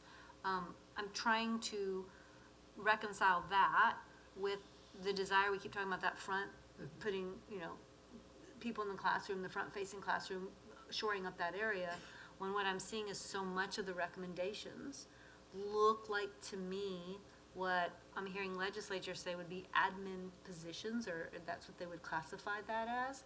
And there seems to be a sentiment about getting admin heavy, but then I'm looking at the report and it says, yeah, but teachers are having staffing issues and they want support. So am I looking at this right, that, the teachers and librarians, am I reading this right, that the model on that looks smaller when I look at what would be considered administration? Operational support, I guess, would be different from administration, yes. But these are all still areas supporting the classroom. So am I reading this correctly, or am I misunderstanding? So the qualitative input came from district administrators. So teachers did not provide feedback about their specific pay.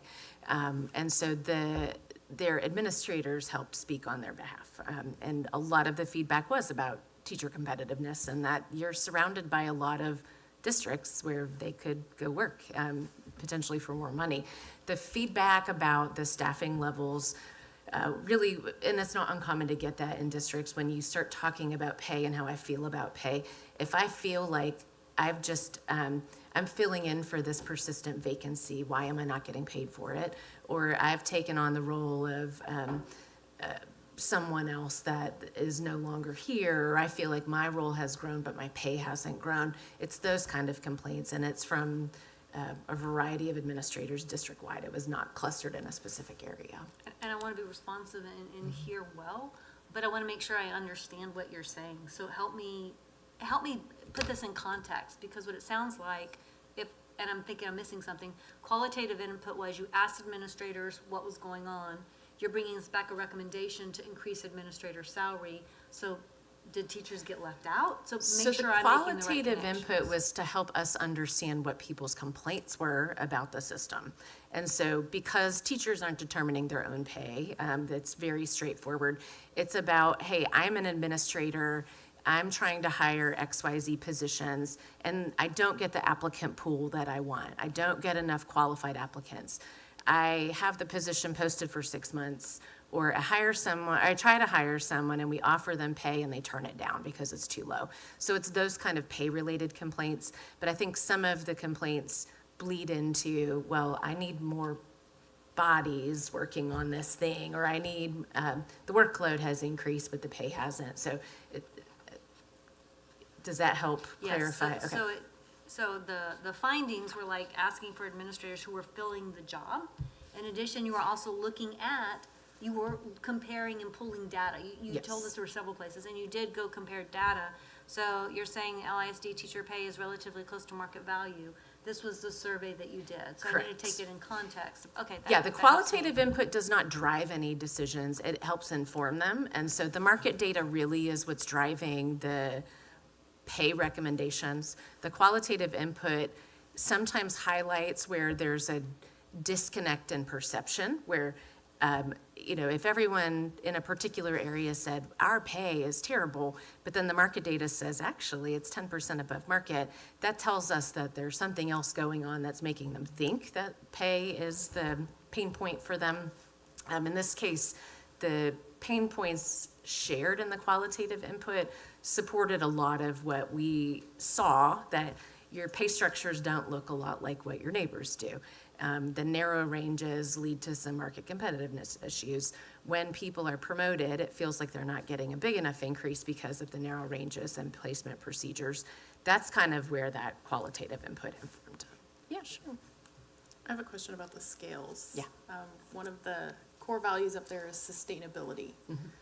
And my concern is how long, like to your point, this blew up our entire system, which, if I'm understanding correctly, we've been using the same scales for over 20 years at this point. Is that accurate? I don't know that it was quite that long, but yes, you've had them for quite some time. They're very old. Yes. Which I'm sure they were great at that point. Freshened up, but yeah. And while I absolutely understand our circumstances and the cost of this, what is the impact on us being able to sustain continuing to use aged scales when, as you've said, the market has clearly moved on and we're still back here? So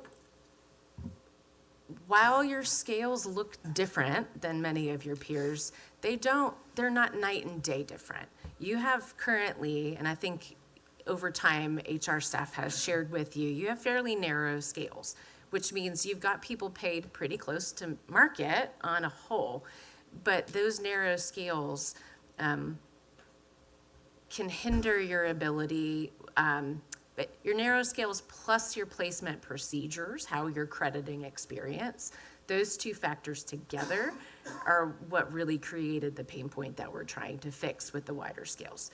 Those scales are, you could, by no means am I encouraging you to do this, but you could set it and forget it. You could say, we've got these scales, we're done for another 10 years. You absolutely shouldn't do that, but I mean, just to say, it's as sustainable as you want it to be.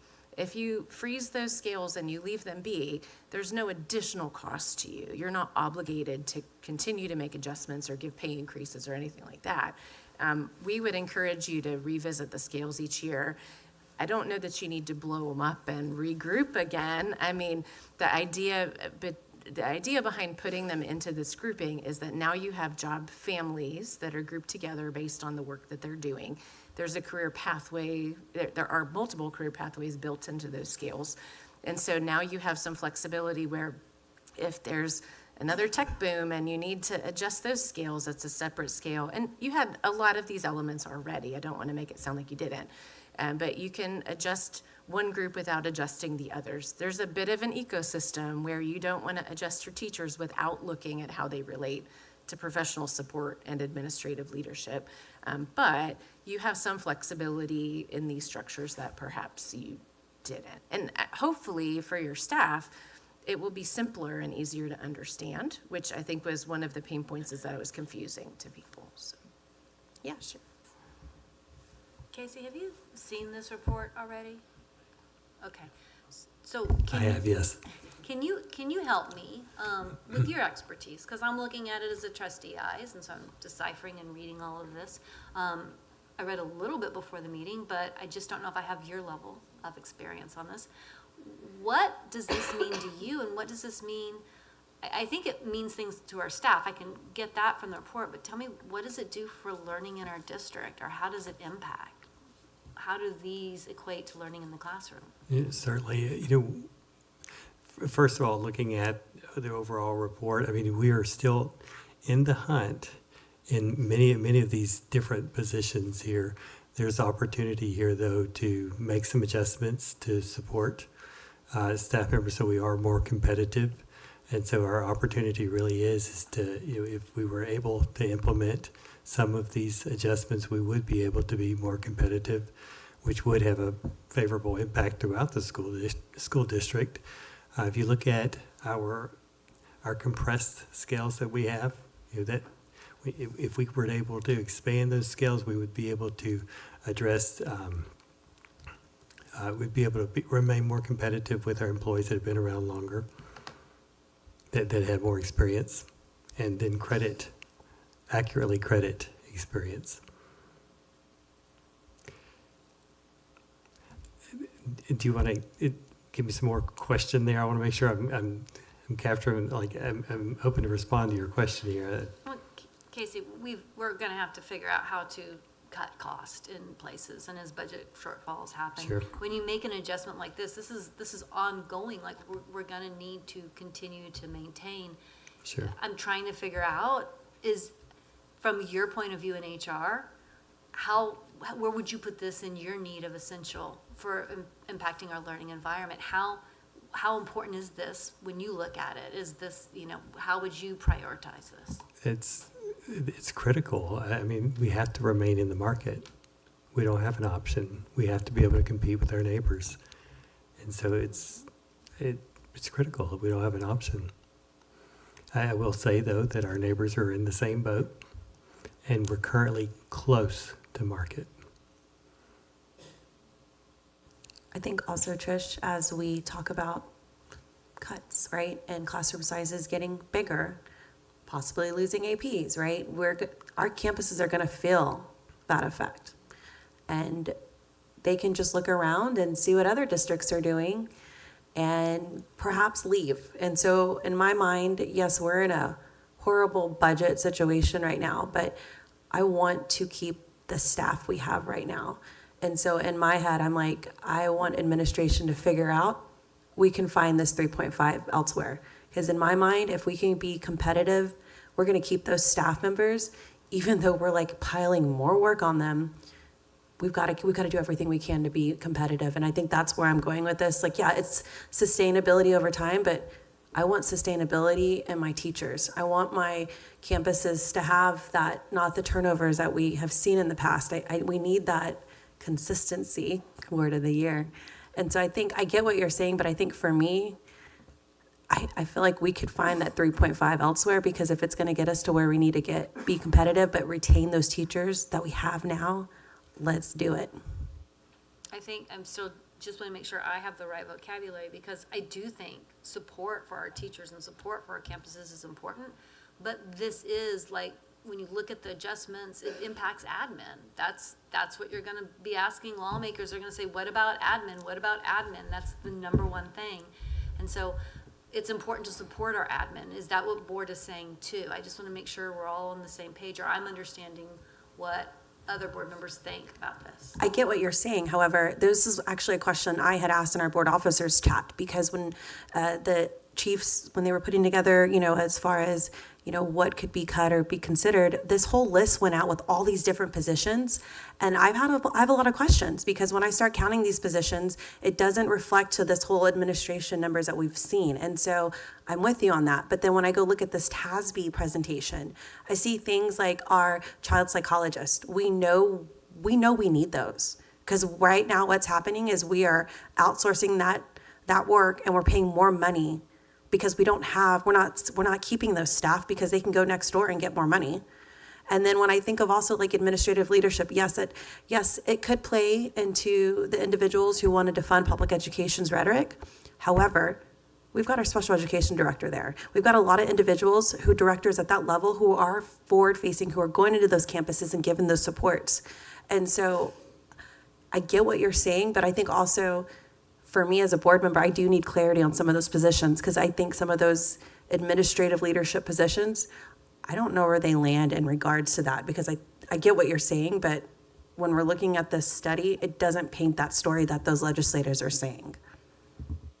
Yeah, I would also just ask that, to your point, Trish, that while we're having these conversations, that we try to do so with keeping as much of that rhetoric out of them as possible, because most of it is not accurate.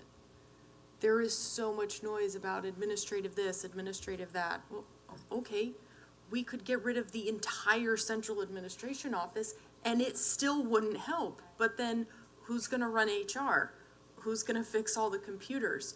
Who's gonna make sure all of our bond projects are running and our facilities are okay? You need central admin just as much as you need everybody else, maybe not Pete, I guess, I don't know. Payroll? But I don't appreciate the noise that is coming about administration. Are there things that we can change? Are there things that we can fix? Yes. But they all work just as hard as everybody else, and they are required to run a school district. So if we could try and have these conversations without all of that, that would be my request. And Francesca, no, I love what you're speaking to, because I absolutely do agree, right? How important our administrators are. And we've seen when things happen, when there's a threat or an issue, those administrators, our campus, operations, it takes a lot to run a school district so that teachers can continue to be forward-facing.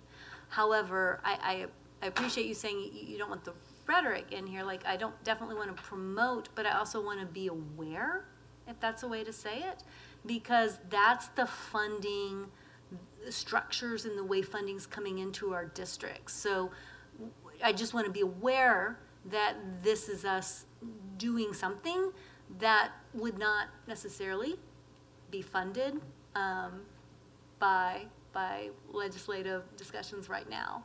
So this is definitely something, I think, just to, if we're getting behind it, great. And then I also want to know, how does this fall on priority? So you can't keep adding all these numbers in there. So are we saying this or APs? Is it this or IB? Is it, how does this? It's both. I just don't know how we do that, right? How do we get down to there? I'm not sure how this works. So, Amy, you lost me somewhere in there, Trish, so I'm gonna ask you to help me.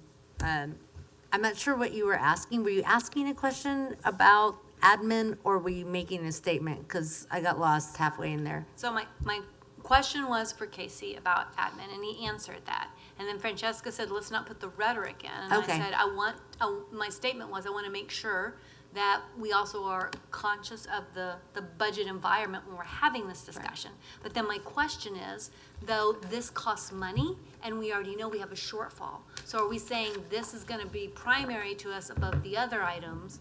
Are we telling the I get it. the I got district you. to focus Okay. on this? I guess when I'm looking at this, Amy, I'm looking at the report, and I see where we're over market, and I see where we're under market. And I'm more concerned about the areas that I'm under market, right? Trying to bring them to market as close as I can. And so this model that you're showing us will address to some point, right? It'll get us there to addressing where those are under market. And Trish, I mean, if you look at those, yes, there's rhetoric in there, but we're over in some areas significantly, and we're under in some areas significantly.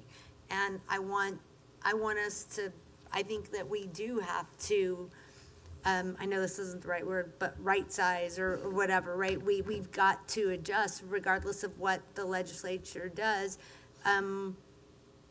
We are paying over market in some areas, and we are significantly under market in other areas. And so I think that whatever happens this ledge session, whatever doesn't happen this ledge session, we've got to adjust it and bring those folks that are under market as close as we can. And so if this is, I guess what I would ask you, and you probably, don't want to hear it, but if we said, okay, if we said we have 3 million to do this, not this number, it's 3 million, because that's what we had originally talked about. I know we don't have it anymore, but when we originally said this, we said we were gonna allocate 3 million to it. When you look at this, would you say there are certain areas and pay groups that we are significantly more or less? Or is it getting student facing and the lowest paid pay groups? I think that's what I'd want to see. Is there a model that addresses those student facing and the lowest paid pay groups to market? I think this accomplishes that, but I would say certainly any district, I have no dog in this fight. And so it's numbers on a page at this point. This model, I arrived at the 3.6 million independent of, I had no clue what was budgeted. This cost was implementing the system with no across-the-board pay increase. And so we were pretty darn close to what was actually budgeted. Good job, Pete.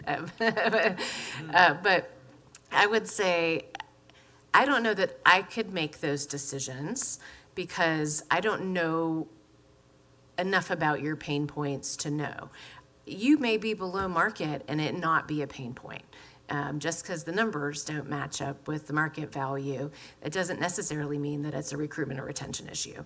I would say numerically, the two most expensive pay groups are the most expensive because they needed the most adjustments. And so operations support and professional support are your two areas where most of the adjustments are dedicated.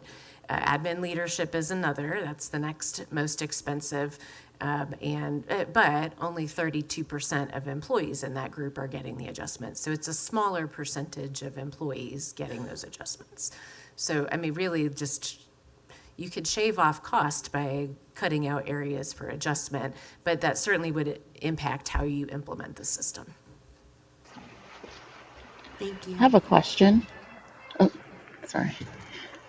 So have you seen situations where there is any kind of adjustment that is done for those who are whatever a district considers as significantly above the pay rate for that job category? So most districts in the state limit pay for new hires to midpoint because that aligns with market value. There are a couple districts, including Leander ISD, that continue to spread pay for new hires beyond, and maybe not even just new hires, but spread pay more intentionally up to maximum.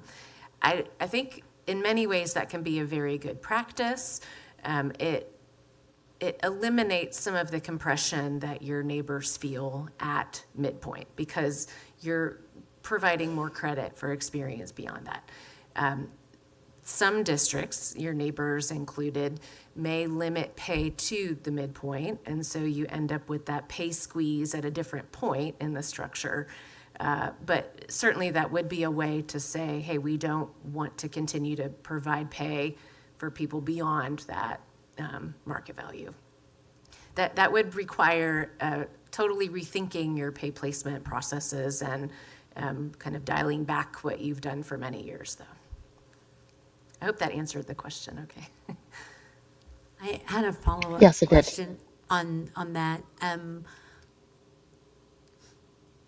When folks are in that over market and you're looking at the midpoint, is there any times when you're doing like a 2% pay increase or whatever it is, and you don't do it for the folks that are over market?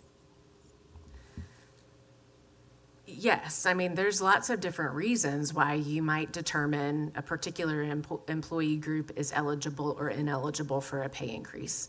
I think it's probably more common to do it by job groups. I think a lot of boards will say in your job list there, hey, the teachers and everyone in the 500s and down get a pay increase. Everyone else doesn't, or we get different amounts. As I mentioned briefly, though, it is kind of an ecosystem, and so if you do something for one group, it can have unintended consequences for other groups too. I would say we also have to think about the volatility of market when we're making pay decisions. It can be very easy on paper to say, well, these jobs are 15% above market, we don't want to do anything for them. There may be a very valid reason why that job is 15% above market, or why that person is 15% above market.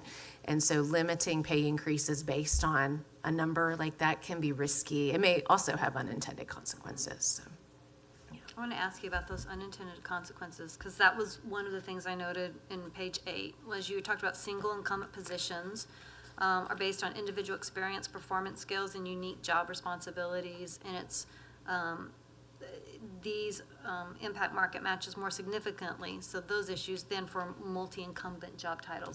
So you're talking about these other factors. What happens if we start putting, it feels like, is that putting your thumb then on the scale if you pick one and not the other? Because you said this is an ecosystem, so how important is it we keep the ecosystem? I'm not entirely certain I fully understood the question, but. How important, it's a two-part question, I'm sorry, I No, do you're that fine. sometimes, I have two parts. One, how important it is that we keep this all together and we don't pick out pieces and choose? That's one of the questions. My second question is another factor to consider if they're a single incumbent position or a multi-incumbent position. Gotcha. Sorry, No, you're good. I started to answer it in my head, and I think I got off on a different tangent. So I would always think of pay in two parts. One is your structures, and then your people is the second part. You want them to be connected. And having the placement scale ensures that there is a lot more connection here than you might have in another district. You want structures that are aligned to market, and that structure is going to group jobs based on their value, both internally and externally, because there's not a market for every job. How you pay people within that structure is part two to that situation. So certainly these structures align with market. It gets you to the place where you want to be with your structures. You can make decisions about the people, but we want those two to be connected. So there are districts who say, we have great competitive pay structures, but when you look at how their people are distributed in the pay structure, they're all squished at the bottom. That's not market competitive pay, even though you have a market competitive structure. We're trying to keep them working in tandem, where you look at people's pay rates and the structural rates, and they're aligned. So I don't know if I answered your question. Okay.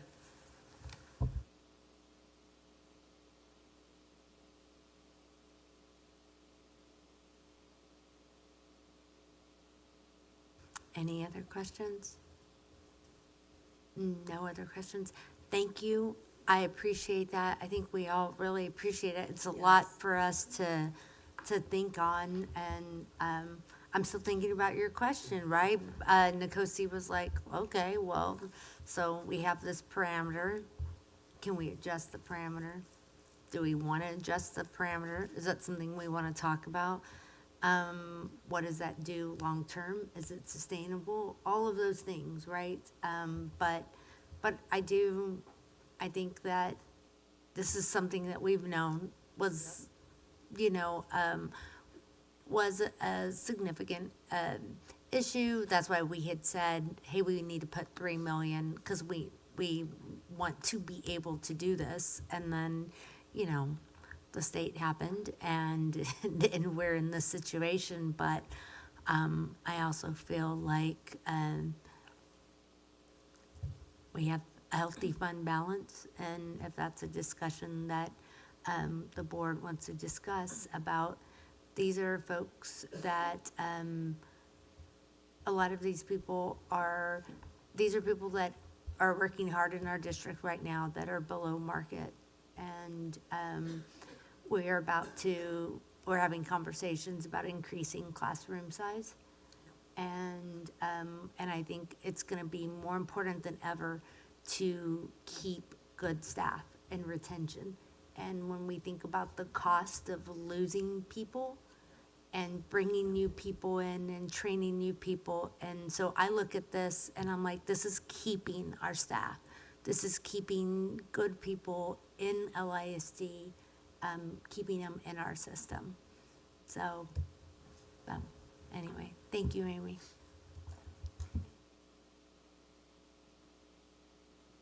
Okay, we are still in our fluid area of all these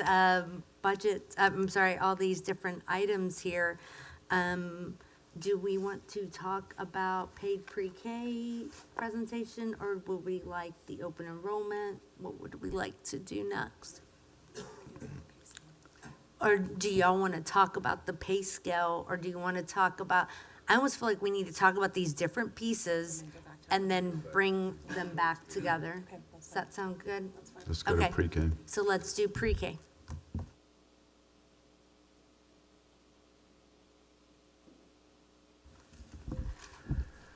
All right, so we're set up differently, and I don't have a clicker, so you'll click for me. And Erin Garner, as you guys, you all know Erin very well. She's going to join us up here to help answer any questions you may have. So if you want to click on through, just to give you an idea of our purpose, we just want to provide the board an overview of some of the options or considerations in terms of tuition-based pre-K to serve non-qualifying students who live in the Leander ISD attendance zone. So we put together some scenarios, and on this slide, this shows what it would be like if we looked at campuses and just utilized open seats based on projections and not add any additional teachers to the mix in terms of being able to offer tuition-based pre-K. So these are real campuses. We took the names off just to make sure that we didn't make anybody nervous, but the decisions are being made and we haven't talked to anybody, et cetera. So just to give you an example, at Campus A, we have a pre-K3 program there. And what we would have available for tuition-based for community is 5 seats, and those are half-day seats as it stands right now at this particular campus. Now, if you look at the numbers, you'll see that we have more seats than that, but we have to consider we're also starting a tuition-based program for our employees. So we have to hold some spots to meet those employees that want to participate and end up at this campus. And then we also have to open or keep seats held for students who qualify, which is the whole intent of this the pre-K program. We cannot fill it up with tuition-based folks, whether they be employees or community, and then not have seats available for students who qualify. So you can see at Campus A what that looks like: 10 in pre-K4 and 5 in pre-K3. If you look at Campus B, we don't have pre-K3. As you know, we don't have pre-K3 at all of our campuses.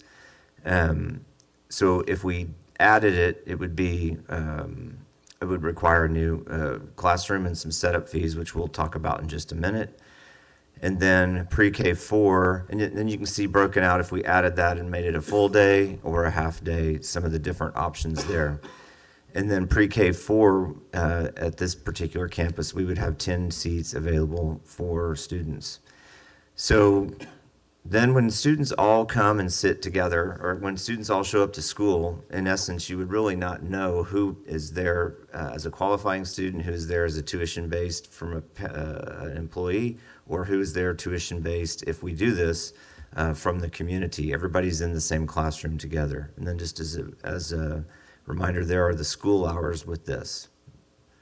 So the next slide shows adding potential classrooms. I know there's been some thinking around adding classrooms at school where we don't currently have pre-K3, or additional classrooms at schools where we do have it. And I don't want to read through these, but you can see that it costs about $130,000 to start up a class that includes hiring the assistant, the teacher, and then purchasing all the materials to do that. In terms of eligibility, right now we base this off of living in the Leander ISD boundaries. I know there is discussion about policy related to open enrollment and transfers from outside the district, but we did this based on what we have in place at this moment. Of course, we do have to have the children meet the same eligibility requirements in terms of age. And then it's really important, this is, and I'm sharing all this, I learned every bit of this from Erin Garner. I just want to give her credit and her team. They are so amazing. It's important that we find out through the process, and I think it was eye-opening to me how many people don't know that their children qualify for pre-K. And so we would certainly not want a student to enter our program that qualifies and we're charging them tuition, even if they chose to go that route. That would not be good on many ways. And then if we do this and we have limited seats, we would have to do another lottery based on first and second choice for campus. So let me just add a little piece there, and Aaron, please correct me if I'm wrong. So we already have lotteries in place. We're adding one for the employee-based. And so there's a lot to manage in terms of where kids are placed when we're doing this. I don't know if you want to add any details to that. I know that you said if we went this route, we would end up having potentially 4 or 5, yeah. So let's go to the next slide. So we did not put a tuition amount on here because the route we go and how we do this, if we do this, that could change. So we have to send in a letter to TEA to get approval for tuition. We've done that for our employee-based. We've already communicated that amount. We feel pretty sure that that's going to be solid. But if we add classrooms, that increases costs, which could then in turn increase what we charge. And then the intent of an employee-based program is really about retention and recruitment and providing quality service for our employees to help retain and attract them here. And then the intent for a community-based is different. Definitely it's all about providing a quality experience for kids, but we're not attracting and retaining employees through that. And then the after-school cost, if they choose to take advantage of those at any school, would be $400 a month on top of whatever our tuition ends up being. So the new student enrollment opens up on April 1st, and then we would do the tuition for these particular students, community, after that. And so we talked through the advantages and disadvantages of waiting until that date. The big factor here is if we don't run students through this process, we run a greater risk, and you add here too as well, of kids ending up in a classroom paying tuition and they qualify. When we run them through our regular process, then we're much more likely to catch them. And I believe your comment was that we probably would find some of those students in this process. Exactly. We've already had some conversations with the employees where we found out you don't need to be at this meeting because your child would qualify based on the information they were sharing with us. So that's a pretty quick, I think that's our last slide. I don't know if there are any specific questions or discussion items. So I guess my concern, question is, we have these early childhood hubs already. I've pulled up the list, and we've got pre-K3, pre-K4. And I think when I go to here, right, and I'm thinking about where these would be placed at, and we're looking at campuses that are under-enrolled. And so then when I go look at my pre-K hubs, what I'm trying to make sure that this happens and it's sustainable, word of the night, is if we're gonna go put a tuition-based pre-K at one campus, I'd like to see the other pre-Ks in that neighborhood or area gravitate toward that. So we're not just having a one-off tuition-based pre-K and setting it up to fail. Does that make sense? Like, so I don't want to name campuses. I'm trying to be really hard here. So we have certain campuses that are the hubs already for pre-K 3, pre-K 4, and certain areas where, say, 3 or 4 campuses already gravitate toward, right? However, in those campuses, some of those do not necessarily qualify as an under-enrolled campus. But we have another campus over here that is under-enrolled.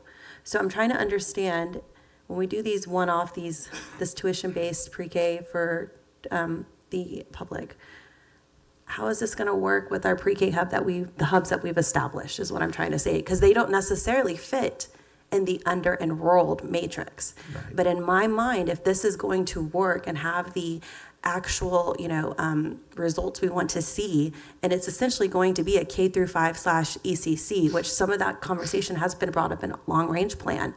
And so without giving specifics of campuses, I'm just trying to understand, are we willing to say, here's this under-enrolled campus, right, that could benefit from this pre-K program? Could we move this hub that's here and really put all of our marbles into this campus and truly make it a repurposed K through 5 / ECC?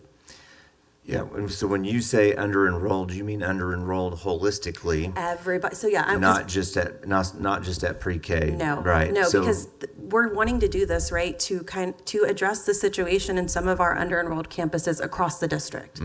And so I think what I just want to make sure is, I want this to work well, but Erin knows I love my early childhood, and I want it to be a truly early childhood community if we're going to look into that. Right. Because, I mean, that would be amazing to have a K through 5, right? We have this repurposed model per se, and then we really put our eggs in a basket for this whole ECC community. But I want to make sure when we're putting this tuition-based pre-K for our community that it's just not one classroom. Like, I want to see an actual hub community. So it's really hard for me not to give specific of campuses. It's really hard for me not to do that right here, because the one campus I'm thinking in particular. Okay. Hold on, because she's looking at these hubs that we already have. Right. And so I'm looking at what she's looking at, and so I know exactly what she's talking about. But I can see y'all having question faces. And so I'm like, these are campuses that already have 3 through 4. So say, okay, if this campus, it has I'll this. just say it. Yeah. Okay, so like Giddens, for example. We know that's been a conversation as far as repurposing. It's been one of the conversations, we've known that. When I look at our list, we've got a pre-K 3, we've got a pre-K 4 there. So that extra cost would not exist. And so in my mind, and then also if we're looking at the PASA report and the current enrollment, we know that population is going to eventually dwindle. And so in my head, what I'm thinking is here's an opportunity of a campus where we already have these 2 hubs going. We know they fit the per se matrix that we say of an under-enrolled campus. So can we really repurpose this into a K through 5 and a real robust early childhood community, rather than here's your one tuition-based pre-K for for 5 students. Like, I want to see an actual robust early childhood community. Well, I think I understand your question, and I guess the question then becomes, not to you specifically, but maybe in this larger budget discussion, is if we wanted to do that, there are a lot of moving pieces, first of all, but do we want to spend the money and run the risk and hire a teacher and buy the materials and assume that those spots will fill up at that location? That's the magic question. So I know there was a southern location, yes. Steiner specifically was mentioned in the last board meeting, not Steiner Ranch Elementary, the Steiner area. Yeah. And so that there might be a greater need there, but for example, and I don't know the answer to this question, are families willing to drive to Giddens to meet that need? Or are there enough families in the Giddens area, which is just an example, to be clear? Right. Are there enough families in that area to fill up a tuition-based, if that makes sense? Well, in theory, yes, it would work, but is it going to, to a certain extent, there's a little bit of a gamble. Well, I think we also have to make our scope a little bigger, because currently we have these hubs. Like, for instance, Parkside they're traveling all the way to Giddens. So like, that system is already set up for us right now. Like, we have these hubs already. Parents are already traveling. Like, I was one of those parents in a hub who had to travel across town for my kid to go to that pre-K classroom. And so I guess, I Because just. they qualify for free. Well, no, well, it was special education, but yes, yes. Right. And so I guess, I think what I'm trying to say is, yes, we want the south side. I just threw get-ins out there. And I think what I'm trying to figure out and make sure it works is we have these hubs already established. We know when ECC opens up, what that's going to do to some of the northern campuses, right? It's going to kind of reshift the hubs and whatnot. And so I guess what I'm trying to figure out is if we're going to really do this tuition-based pre-K, right? Not only for our staff, which I do want to clarify, that staff survey was sent out in February. It had nothing to do with the community, as far as tuition-based for staff. Yes. I just want to clarify that. Right. I guess what I'm trying to say is if we're going to be doing this tuition-based pre-K for our employees, and then we have actual pre-K we are mandated by the state, and then we're going to have our tuition-based for the public, how can we combine these and to make it a fully robust early childhood center? And it essentially is an ECC without building a building. Yeah, I think that's kind of what one of that first slide, those options are is everybody ends up in the same classroom. It's a matter of, it's not we're going to have this classroom for community or this classroom, or we're going to do a one-off classroom for community only here.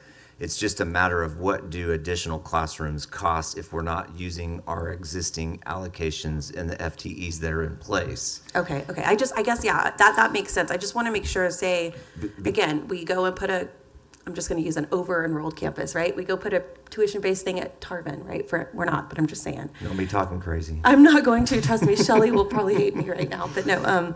But I guess what I'm just trying to make sure is this program does have an appetite.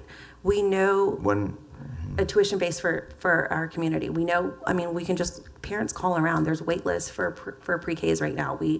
And for us, I think the way I'm looking at it, it's really hitting on all aspects of, one is that early childhood, right, piece to it. And it's really trying to build that community from the ground up as per se 3 to 5. But if we're going to do it, I just want to make sure we're not just, like I said, if Get In is a pre-K hub and then we're just hey, Mason, here, have this one-off pre-K class. That's what I'm just trying to understand. That's all. I'm just trying to make sure that they all are flowing together. Yes. Rather than here's one hub, here's one hub, or here's one hub. Yes. Okay. I would say that regardless of how we do this, whether we use existing open seats, you correct me if I'm wrong, I know you will, but or use existing hub, the goal is not to have an isolated classroom anywhere for just any group. It would be better to build. I think one of the factors, I would say it would be great to get as many kids in our quality pre-K programs, whether they're tuition-based, qualifying, or employees, because that's better for students. That's on our values.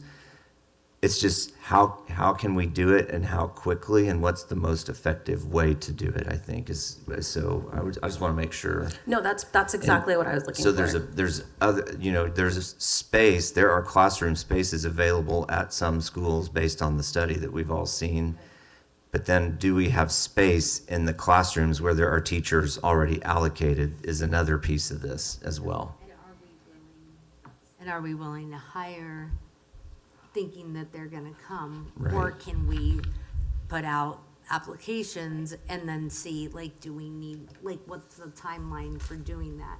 What did those hubs look like right now? And I know you had it up in Steiner Ranch, because we talked about 3 schools there. And so we have those hubs already at Bush. You got pre-K 3, right, at Grandview Hills, it says, and then you have pre-K 4, Bush, Correct. and yes. Okay. So, Anna, to address what you said, I think the best way to look at it is it would be inclusion at its finest. You would walk into a pre-K classroom and you're not going to know who's community, who's a qualifier, who's an employee, right? And then, because children do have to qualify, think of tuition as just another qualifier, right? So this was never looked at as, okay, where would we put tuition kids? It's, let's look at each community and how many seats, based on projections, do we have open here in pre-K 3 and pre-K 4?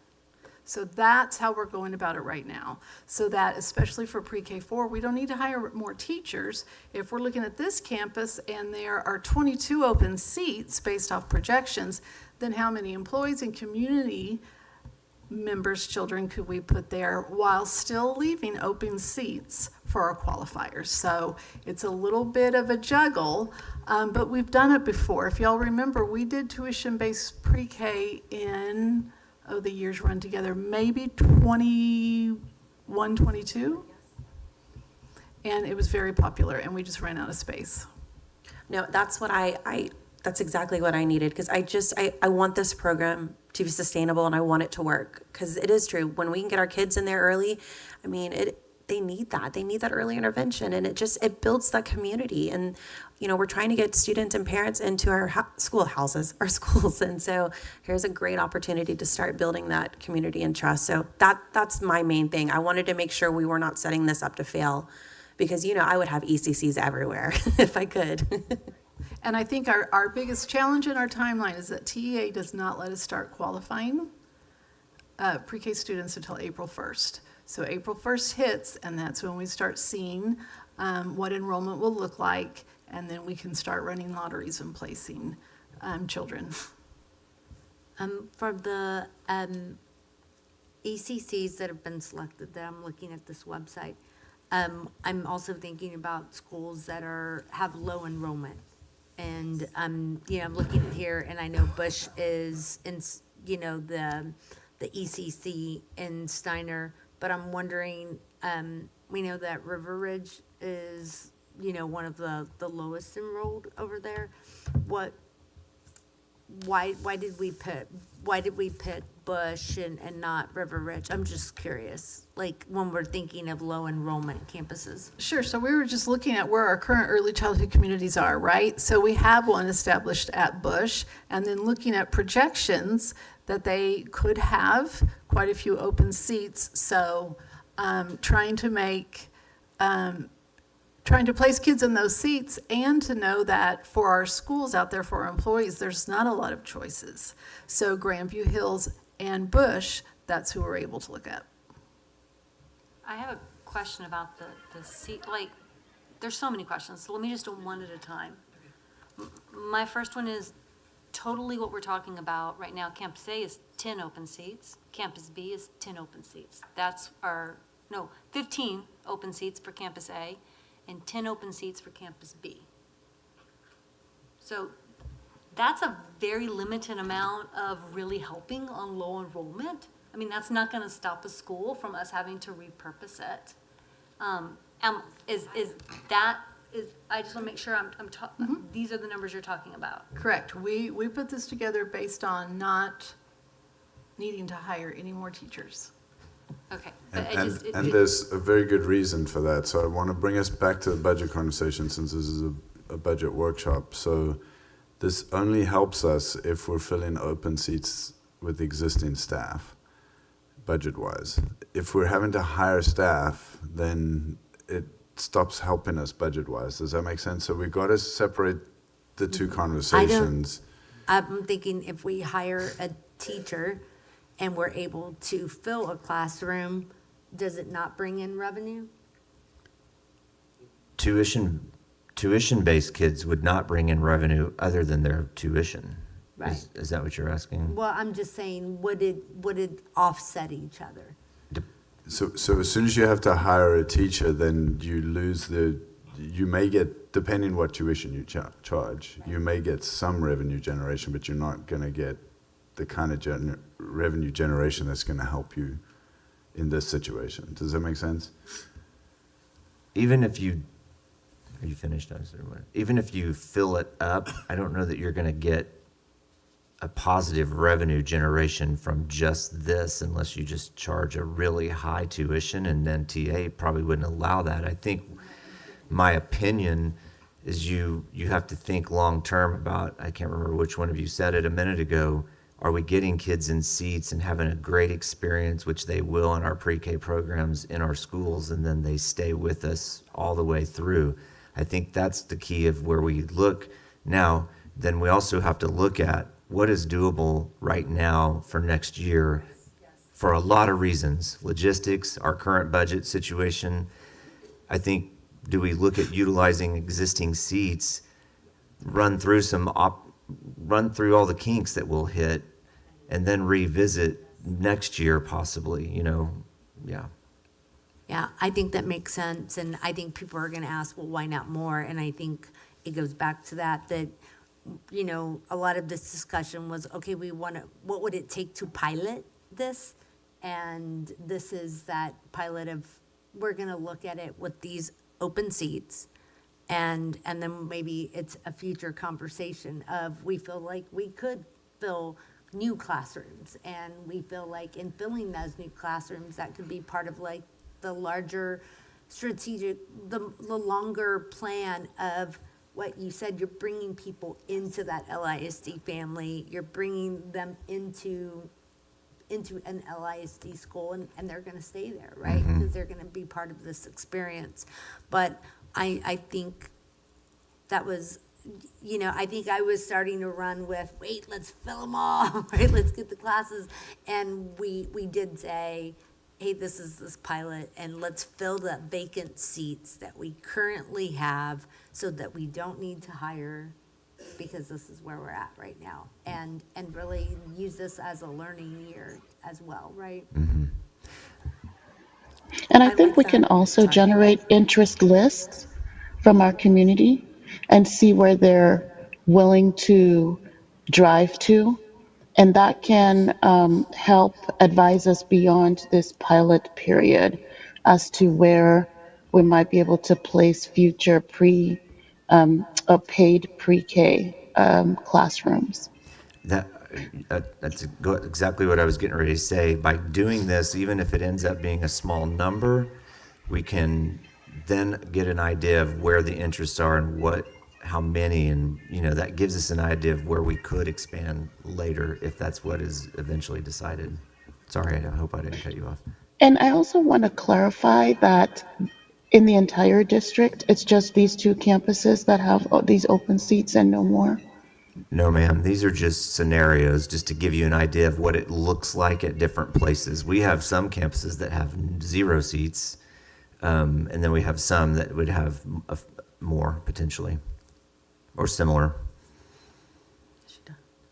I like this pilot because when is our ECC building open up? Next year, right?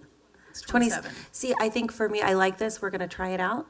And then I think throughout the year, it'll give us some time to kind of reevaluate, because I really feel like that ECC opening up in the north is going to create kind of that organic conversation. We know that. It's going to relieve some of those campuses. So I'm looking forward to this conversation throughout the year, because I think we have something to do here. And I think for me, yes, we need the revenue, but I think for me, it's really more about making those connections with those families and getting those kids in the door, because I just start thinking, like, if we could identify a student who needs that early intervention, what is that going to do for us later on? And I mean, I could talk all day about our parents as teachers' data. It's there. And so I'm really looking forward to this. I just want to make sure that this is done right and it's sustainable, and we're making sure that it's going, like I said, I could have these CC hubs everywhere. Me too. I still have a few extra questions, but Sure. you've answered a lot of them in the discussion, so I just want to make sure I'm clear on this. So we're not talking about other campuses.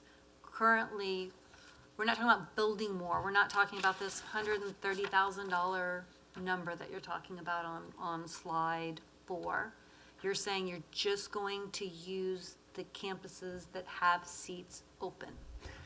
Or do we need to spend $130,000? Well, I don't. Our desire is not to add teachers and try to expand at this time. This was more about a discussion of what are options and possibilities, and getting a read on how the board collectively feels about their thoughts. That way we knew kind of where you stood and what we think we can pull off from an administrative standpoint. I would say that Aaron's, you can speak to what you think would be the most doable right now. As far as, so our current proposal right now right, we have, and answering Sade's, is that out of our 19 campuses, 12 of them would also host tuition-based pre-K. Some of those campuses would be able to host just a tuition pre-K 3, some just a tuition pre-K 4, and some both, right? Again, completely based on projections of qualifiers and the number of seats available. With pre-K 4, because we cannot, according to TEA, we cannot turn away any qualifiers. So really looking at where those open seats and just filling them. The proposal for pre-K 3 was that we would need 4 new teachers and IAs, but that tuition covers anything that's new so that it's budget neutral in order to give enough seats for both pre-K 3 and pre-K 4. Okay, I'm sorry, I've got confused again. Are you talking about employee? Yes. Yes. So I think I understand your question. Where I'm getting tripped up is, I don't want to say we're making a proposal. We're just providing information, and these are options. We aren't proposing adding classrooms to your question, and we aren't. Does that make sense? What I'm hearing definitely from 2 board members here is that a pilot using existing seats and not adding classrooms and adding teachers and spending that $130,000. I'm sorry, I want to make sure I'm understanding what we're all talking. I just don't want to leave later and somebody go, do you know what you just agreed to? So it says total startup for an additional classroom is $130,000, $130,462. And if you do that for a pre-K 3, you can only put 15 students in that class. I don't know how much tuition you guys want to chart, but I'm just doing some numbers over here, and that's we're getting pretty steep. Right. To try to just break even, right? And so Do the math. But Because we're you- not saying that anyway, though. We're not saying that for this year, but if you do the math, your guess, well, you have to guess like a bunch of numbers, complete fill. You Yeah. have to at least, if you're Well, gonna I'm be a looking at how conservative much we're budget, I'm gonna charging. get at least one student in there, right? Because you can't bank on filling them up, right? So I'm Right. just trying to look at, is that what you're saying? Is suggesting that we go ahead and start these $130,000 numbers? Are we saying we're only gonna use the openings that we already have? I think from a procedural standpoint, I'm not recommending any of those. I'm providing you information and trying to gauge where you are. Then I think we will follow up with, here's what we think we can do moving forward. Now, I'm also saying I don't think adding that is the wise choice. Does that make sense? This is a discussion item, so. What I heard you say earlier was, and what, right now, what y'all are proposing, what you think is a viable option is, and what Dr. Gearing said, is right now not hiring additional teachers, that it's simply filling the classrooms where we have seats. That's what I thought I heard, that's what we said. Yes.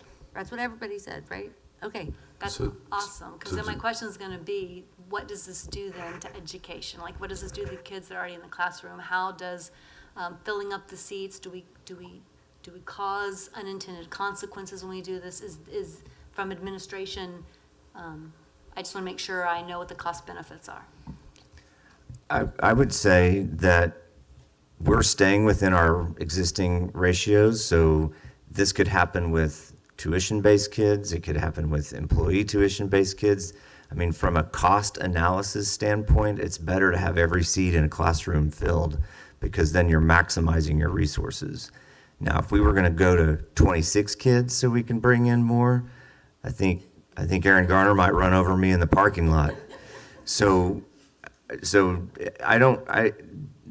there's a sweet spot, and I don't think it's going to negatively impact. Is 18 a little better than 20?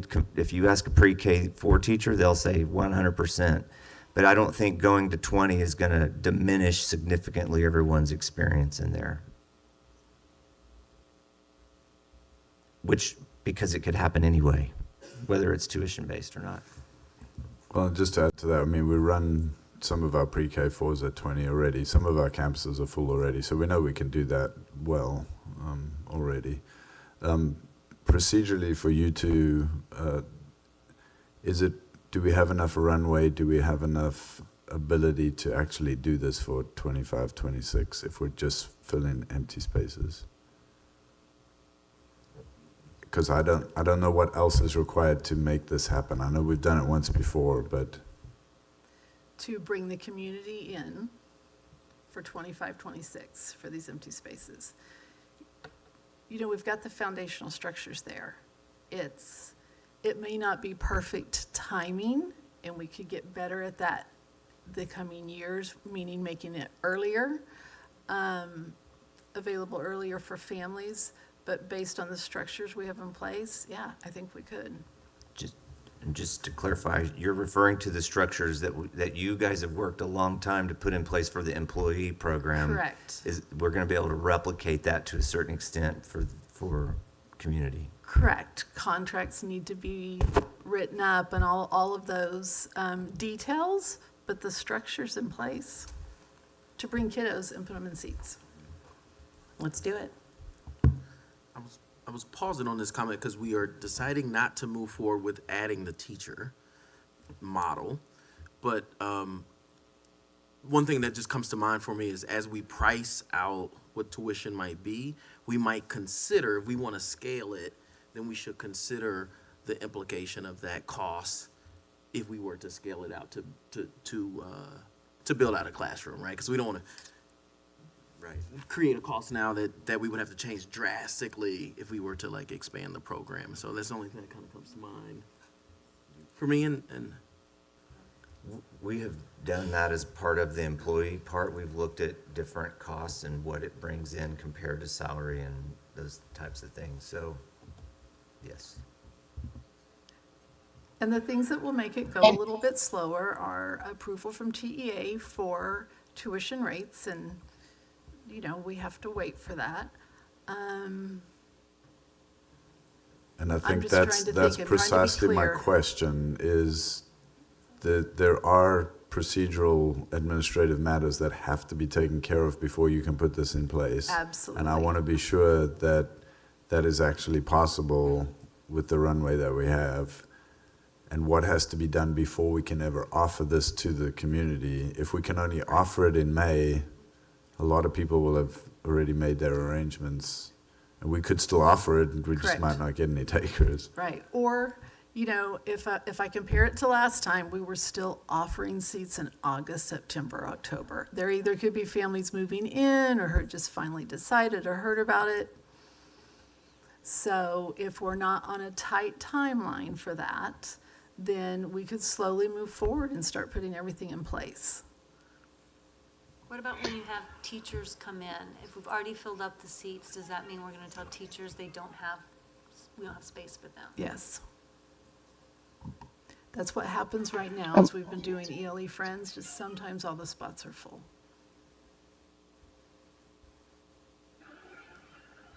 Is there And any way we then can how about students?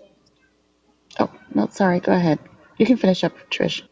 I was just wondering, is there any way when we're looking at this to prioritize our teachers? Is there any way to help where, So the first lottery, we're running next week, so we're already prioritizing them, right? But you're right, as far as new teachers or somebody that's hired late summer, early fall, there aren't any promises that we would have seats open. And that happened, sorry, go ahead. And in the area that they want, because then their choices become very limited. And then when you last offered this, what was the reason for it discontinuing? Was it discontinued? Yes, we did have to stop it after 1 year because we ran out of space. Okay. And so do we run the risk of having that reoccur, or how do we get a program that is sustainable? Well, what we did before is this is how many seats we have, and then once they were full, they were full. Correct, but I mean like continuing to offer tuition-based pre-K. Has it still been offered since then? Since the 21-22 school year, no. Okay. Yeah, because when you run out of space, like the following year, you didn't offer it any longer. Oh, because all the spaces went to qualifying kids. Correct. And once that Okay. TA required pre-K4 to go full day, we grew exponentially and we just didn't have any more room.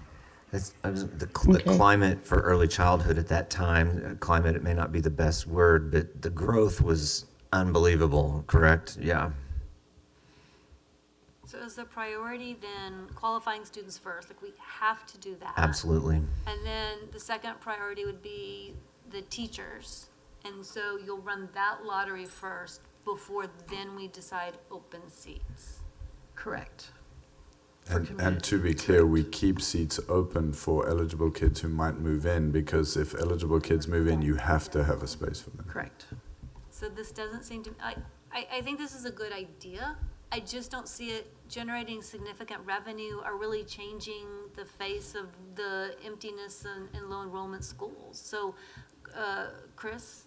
Erin, We said it's a I'm pilot, curious. right? I mean, so it's part of it being a pilot, and I think like what Nkosi was saying, we're gonna see how this goes. We see what interest is, and then maybe we're looking at, then we get to a point where we are hiring a teacher and creating classrooms.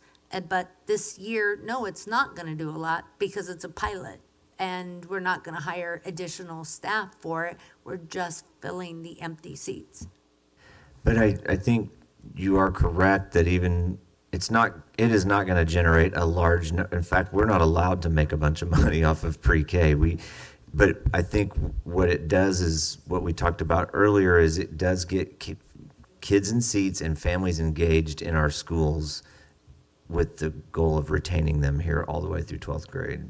But we're looking at maybe 20, 30 kids a year. Is that, tell me what, I mean, y'all just brought examples. How many kids with this pilot will we be bringing in? So right now, if we look at our open seats, as of right now, with our projections, 127, which is more than historically for our ELE friends.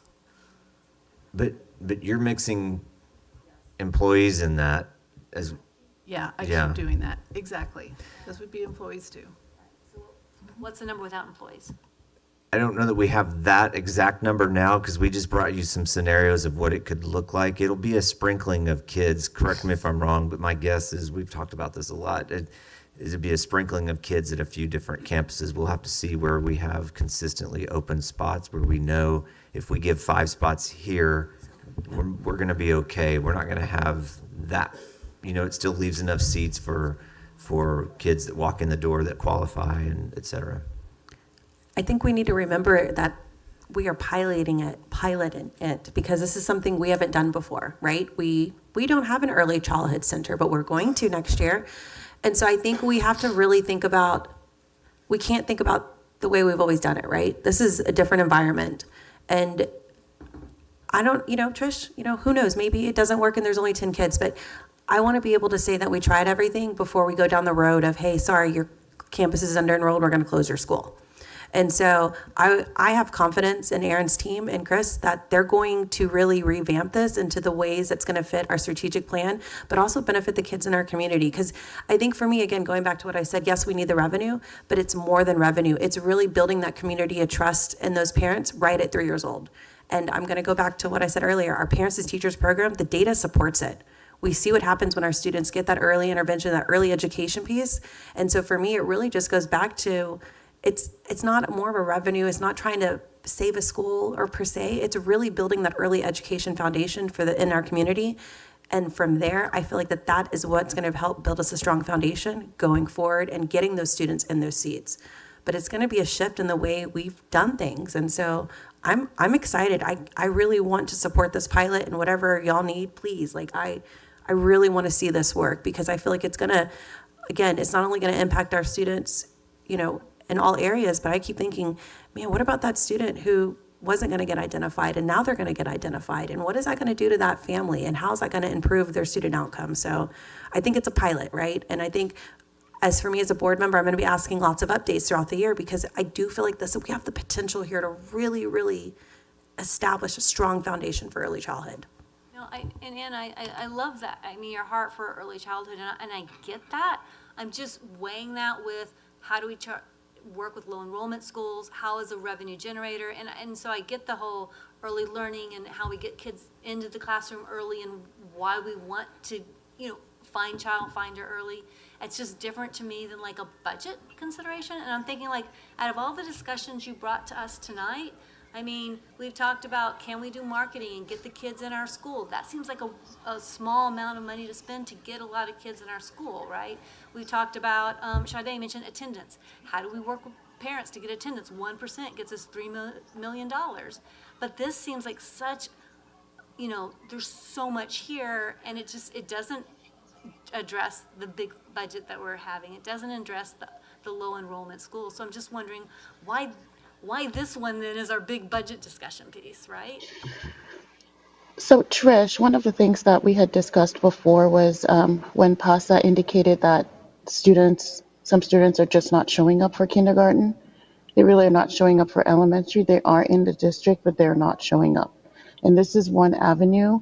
If they could have tuition-based pre-K and an opportunity, maybe getting through the lottery, get to understand our schools, and then that can make a difference with some of those students who ordinarily were not going to show up. We don't know who those students will be. I don't know if there's a way to figure them out, but at the end of the day, they still have to go through a lottery.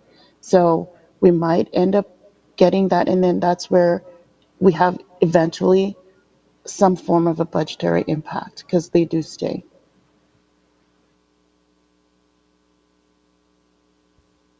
I think this item ended up here tonight because of a discussion at the previous board meeting to answer that question. And I think the benefits for this are a slow burn. In other words, like we're not going to see an immediate revenue increase, especially with a pilot, if that's the route we go, I guess. But over time, can we end up with more kids? The data has shown us that when our kids that receive early intervention outperform non-qualifying students in kindergarten, and successful kids and this is just me linking together, kids that are successful at school come to school. Kids that don't come to school, it's usually because of their frustrations and struggles in some shape, form, or fashion. So the more we can set them up for success, I have no doubt our pre-K programs are great for kids. But I also understand what your point from a financial perspective. This isn't going to offset anything we've talked about earlier. Yeah. And I think the next item is going to fall on that same line where we're going to talk about open enrollment. It's not going to fix the budget problem. It's also going to be a slow burn, but it's on this agenda because last meeting we were talking about this and it came up in those discussions of declining enrollment, filling schools, long-range plan, and Holly said, no, that needs to be a separate agenda item. So we have two separate agenda items tonight and that's why they're on here tonight. And so this one was, our paid pre-K, and the next one will be our open enrollment pilot, both pilots that we were wanting to discuss. I guess to that point, these are two items, and we're talking about them, slow burn. But at the same last meeting, we talked about how do we address attendance. We talked about small school models, which also could help us save substantial funds. And we also talked about what Nkosi, and I think Sade too, marketing to get our kids into the district. So why didn't we bring those Because as I asked well? for these two items to be, if you want those to be an agenda item, send it in and get a second, and then it's an agenda item. I mean, no one asked for that to be an agenda item. I specifically said, I'd like this to be an agenda item on the next meeting, and so that's why these two are here. Okay. I'm just curious why administration wouldn't bring us the things that make the most money. So when we're talking about budget, why do I need to make an agenda item request? If admin knows it makes money, bring it. Well, I mean, I feel the same way about the program conversation. Why was IB on the chopping block when we have other programs that benefit less kids? But it goes back to the point, right? It's not, again, if we're gonna have a discussion about budget, my question is, I was not under the impression that administration was only going to bring items to the budget that board asked, I guess. I thought you'd bring us, I mean, we talked about all the different ways we could generate revenue, so why wouldn't you bring all of those at the board meeting? I didn't realize there was another step to make sure we got all the items in there. Because I think small schools, I think talking about the marketing, I think attendance rates, those are hefty revenue generators that I think would be beneficial for us to look at if we're doing or how we're doing it. I think for me, it helps with the budget conversation for items like this to be on there, because the budget isn't just a stationary topic. And like, you know, to the point up there, one of the core values is sustainability. And if we want programs that are gonna be sustainable, that will impact the budget, maybe right now, maybe later, we have to start those somewhere. We have to get the pilots in place in order to see if there's even interest. Like if we do a pre-K pilot and the interest isn't there, then that's not gonna be something that's gonna generate revenue for us later, and we pivot around that. But for me, I like these conversations because it's telling us where we're going to start and helps us build budgets right now and in the future with the understanding that we're trying to build things that are going to last, that are going to be able to be around for a while. I mean, we pilot quite a few programs in this district, so this isn't new game to us, right? And we've seen some of those pilot programs really work, but it takes about 2 to 3 years. And so I think, like I said before, I have confidence in Aaron's team that they're going to take this and flip it and make it the best that they can. But again, I know we need revenue, Trish. I get that. I think, though, for me, it goes back to more than just revenue. It really is building that strong foundation for early childhood, getting those students into those seats now so they can become our kindergartens. Then that will help with our revenue.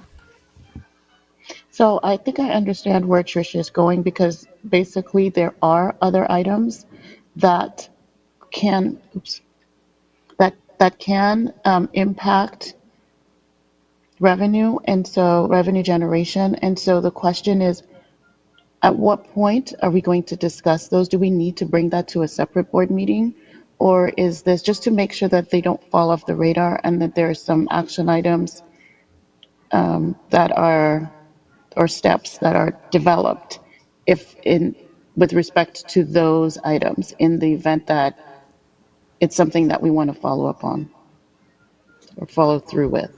Yeah, I did want to kind of bring our attention. I believe in the budget discussion deck that we're probably eventually going to get to, some of those items are listed there. So they have quite a bit of like revenue generation items. And so we may get there tonight. Well, and I think that's why we had Holly make the language very, so we can talk about it all. So it's not just we're not single to one thing. So that's why Holly made sure, and I know Gloria talked about this, that language was very particular so we can have those conversations. But everyone on this board does know if we want to have something on the agenda, you have to request it and get a second. And that's always been the case here.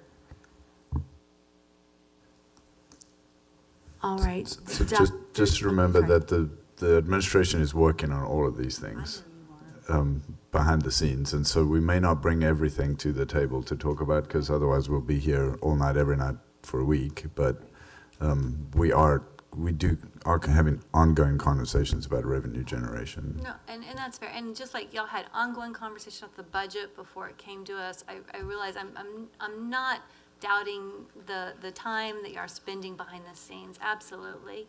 I'm just trying to figure out like what items get a long time discussion, really get focused, because there are so many things out there, and so I'm just trying to balance to make sure I understand this. But thank you.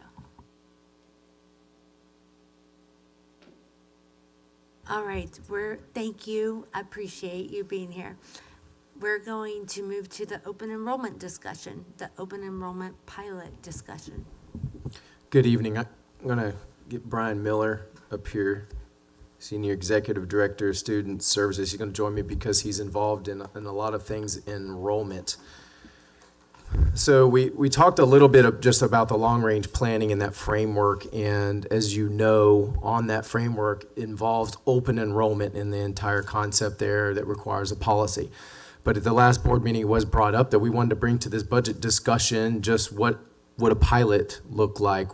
Do we need to consider around that topic? And so that's what we're going to discuss tonight. You're going to see some familiar slides because it all ties back to the long-range planning framework. And I did add this little flag here to the February conversation, tied to a conversation with Chris and Aaron as well. So there's a little bit of shift. Obviously, you see where open enrollment kind of lies within this framework and this timeline. That was going to kind of happen in April, bring a policy, probably approve a policy if you want to move forward in May for a 26-27 rollout. Obviously, just looking at a pilot, that's what we're looking at on a small scale tonight. The key considerations for the entire full rollout of open enrollment are here to remind you of what needs to be considered because of the policy framework required, the infrastructure that would be needed, and also the intra-district process improvement effort that got completed over the January timeframe. And then also just looking at other school districts, right? We know those school districts are implementing this coming up, and we want to possibly watch that leading up to a 26-27. So this is all for reference. Now we're going to get to what we're going to talk about tonight. I do want to acknowledge that this is fresh ink. Right, I know you got this like yesterday, but I want to make sure that from an administrative standpoint, we got some feedback talking with policy committee and talking through what would be required in initiating that policy, taking that feedback and administratively looking at what are those top key considerations that we need to talk about tonight when we look at it from just the pilot standpoint. So you'll see that there is no proper intra-district board policy, that's FDA local, that would be required in order for us to roll out this open enrollment. So whether it's a pilot, whether we're approving 10 students or 1,000 students, we need a policy and we need administrative guidelines in place to do so.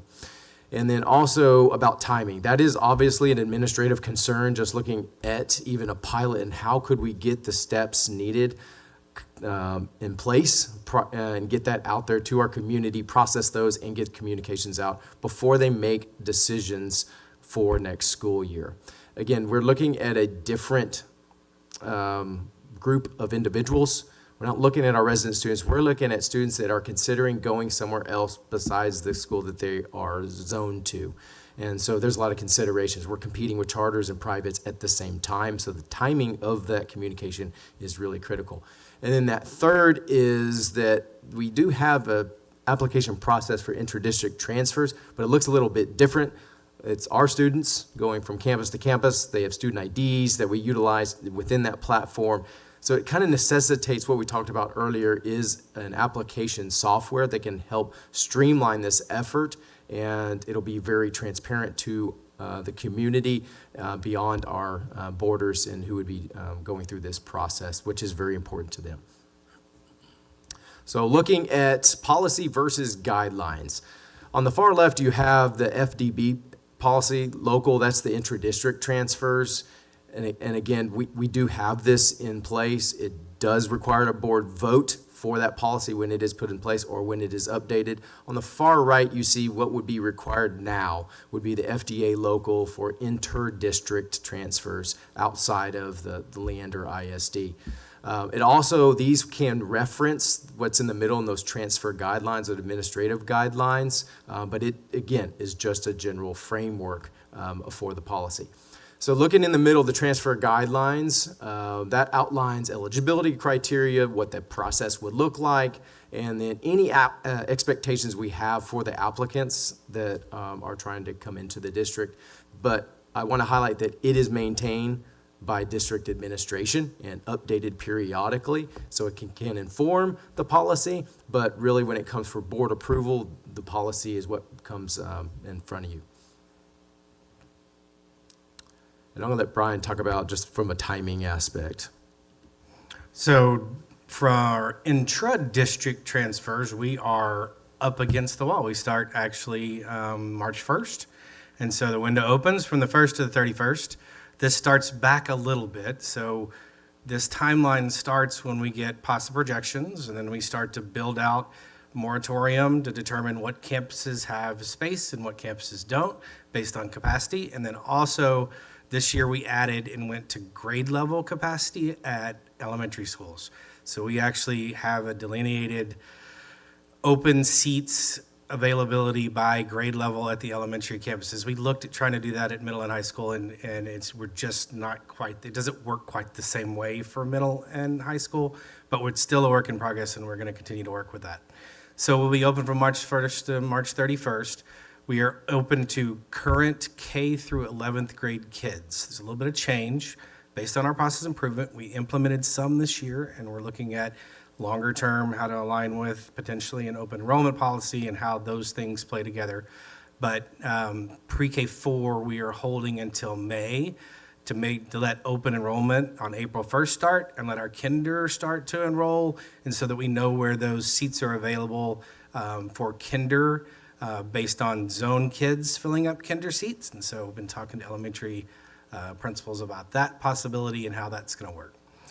Then from April, starting in April, we'll analyze those, send them through our processes to check for special education program necessities, 504 program necessities, any other considerations as we fill up before we send approval letters to principals first to get feedback, and then to our families to let them know where they're going to go. Then May, as I talked about, we're going to open that pre-K 4 in any new to district because our open enrollment starts in April. So on April 1st, we'll start getting newcomers to the district, and we'll look at that and start processing those with a beginning of June timeline to let parents know where they're approved to if they're asking for an intra-district transfer.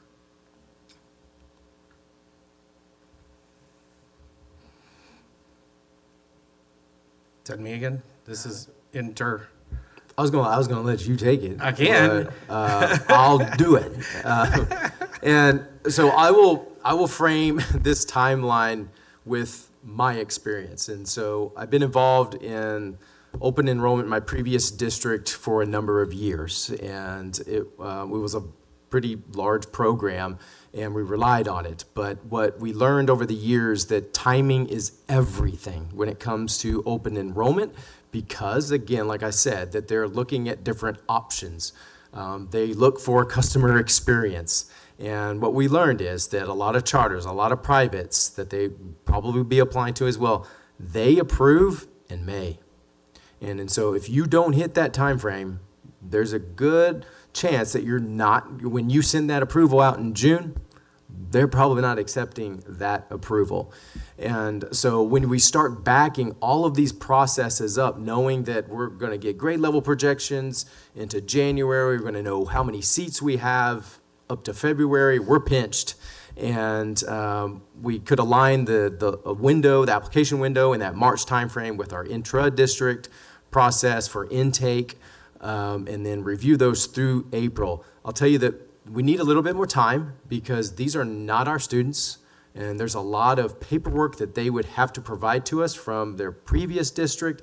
We would have to look through all that, and with all of our administration reviews along that process. And so it does take a little bit more time. You can see the intra-district, there's a little bit quicker turnaround. Here, we need a little bit of administrative time to review those. And then those letters would go out in May.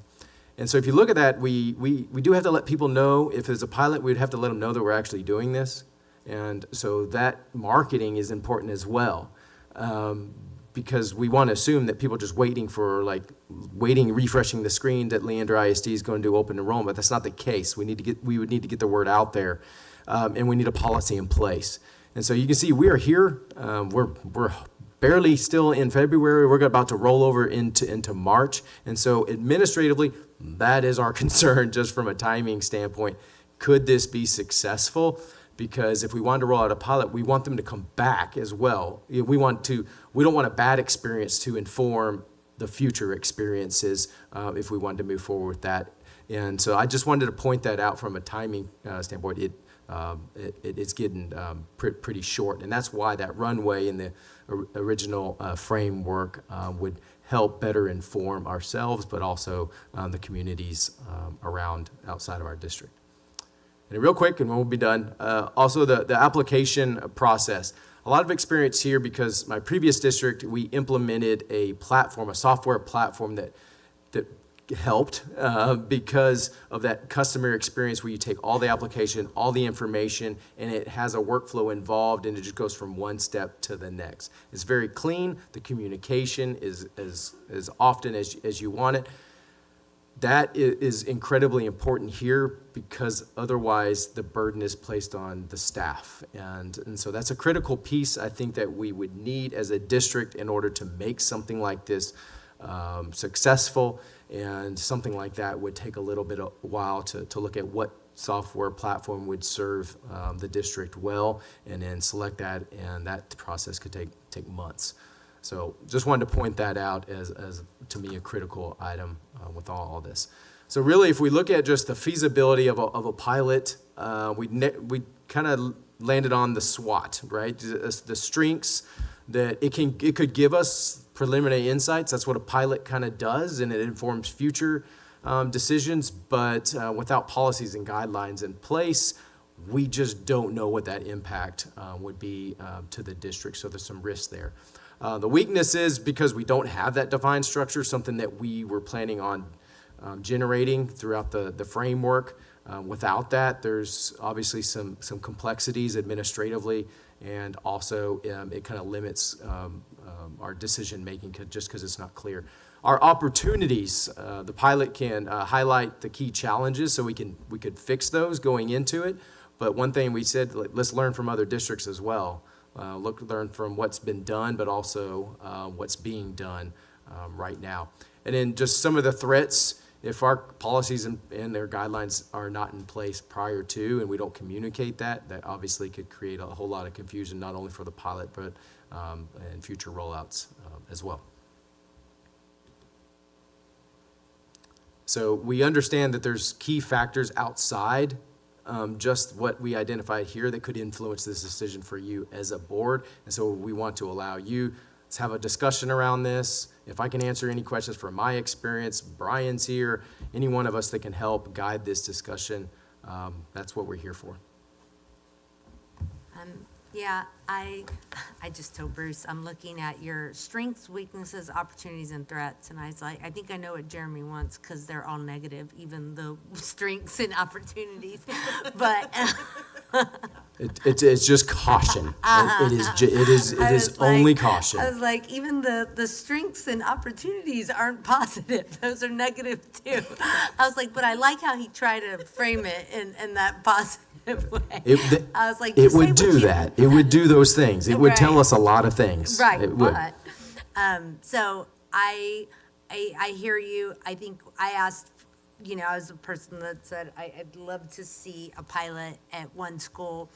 I think a lot like our other pilot, I don't think that a lot of students will come in the first year, especially this late in the game. And so I don't know if I don't think it's going to be a huge burden, because it's not going to be 100 students. I don't even think it's going to be 10 students if we're looking at one. But what I have heard from other districts is your first year that you roll out, even when you roll it out really well, it has a small impact, because let's say if you're thinking of a middle school pilot, fifth graders, even at the beginning, they've already made, in their mind, they're going to this school. Like, for middle school, they know, like, you know what, I'm thinking, when I was talking about a pilot, I was really thinking of 4 Points Middle School and thinking about where they're at and in terms of physical location.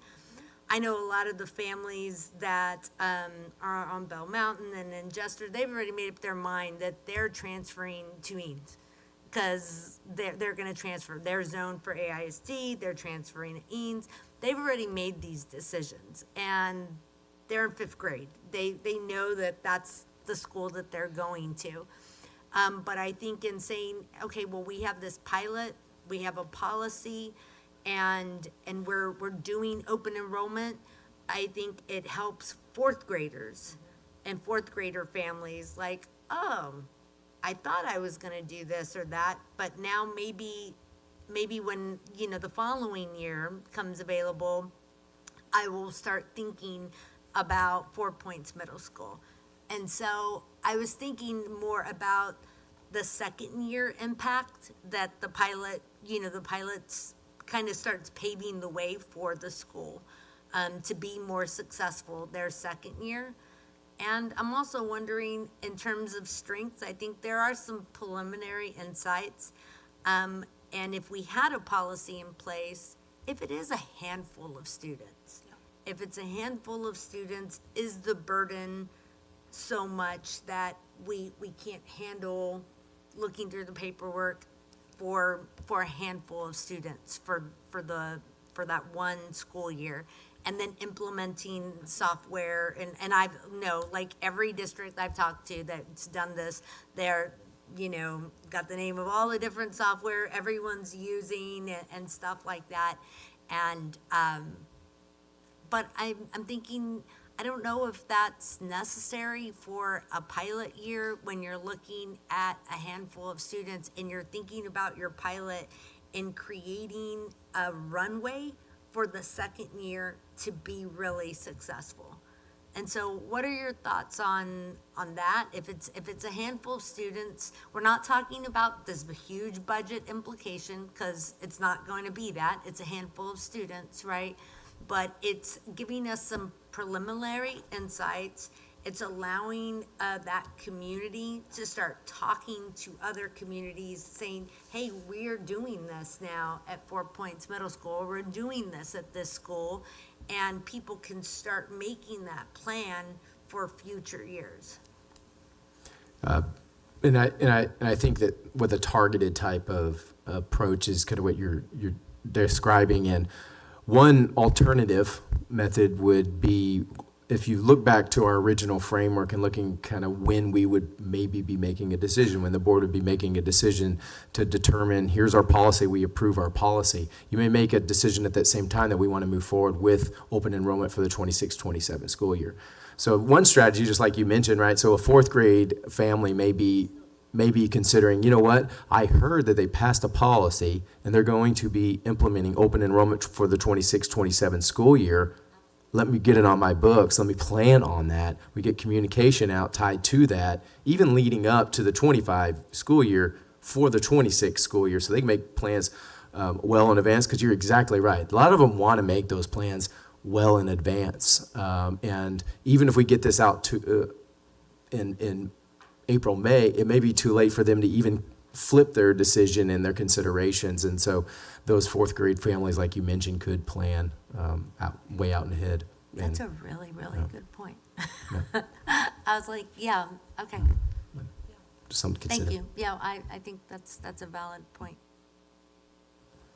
Jeremy, I'm gonna set aside, this is not gonna help the budget issue we have right now. This is not about filling our low enrollment schools. Okay, so let me ask you about just what's in front of us for right now, for this coming up, whenever this is implemented.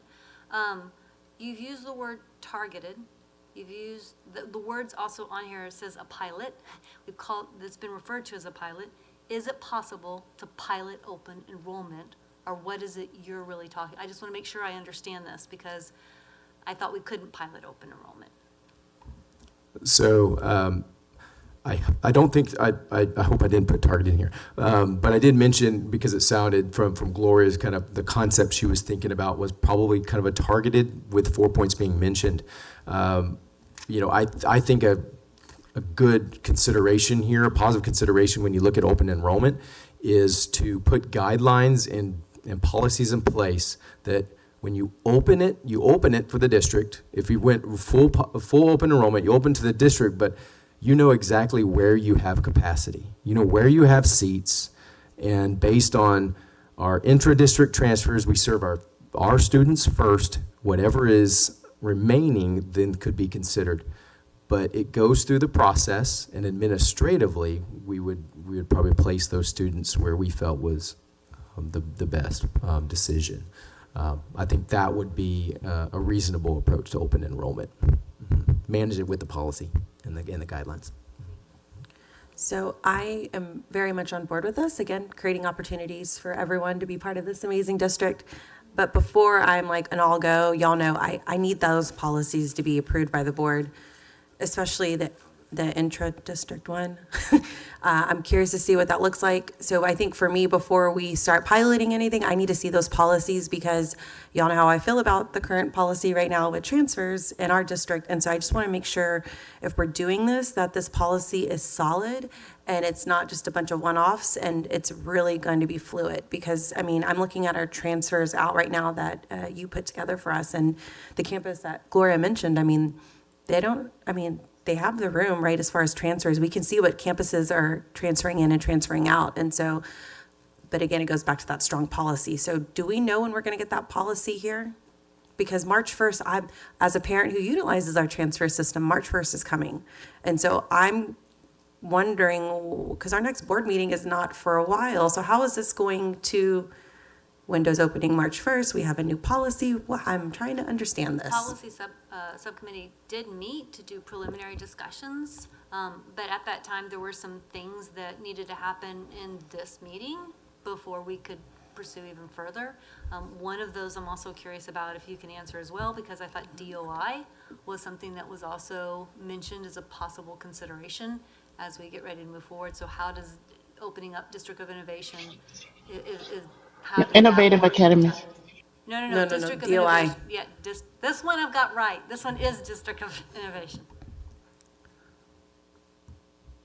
I'll go back Okay. to my transfer question. Go ahead and ask her.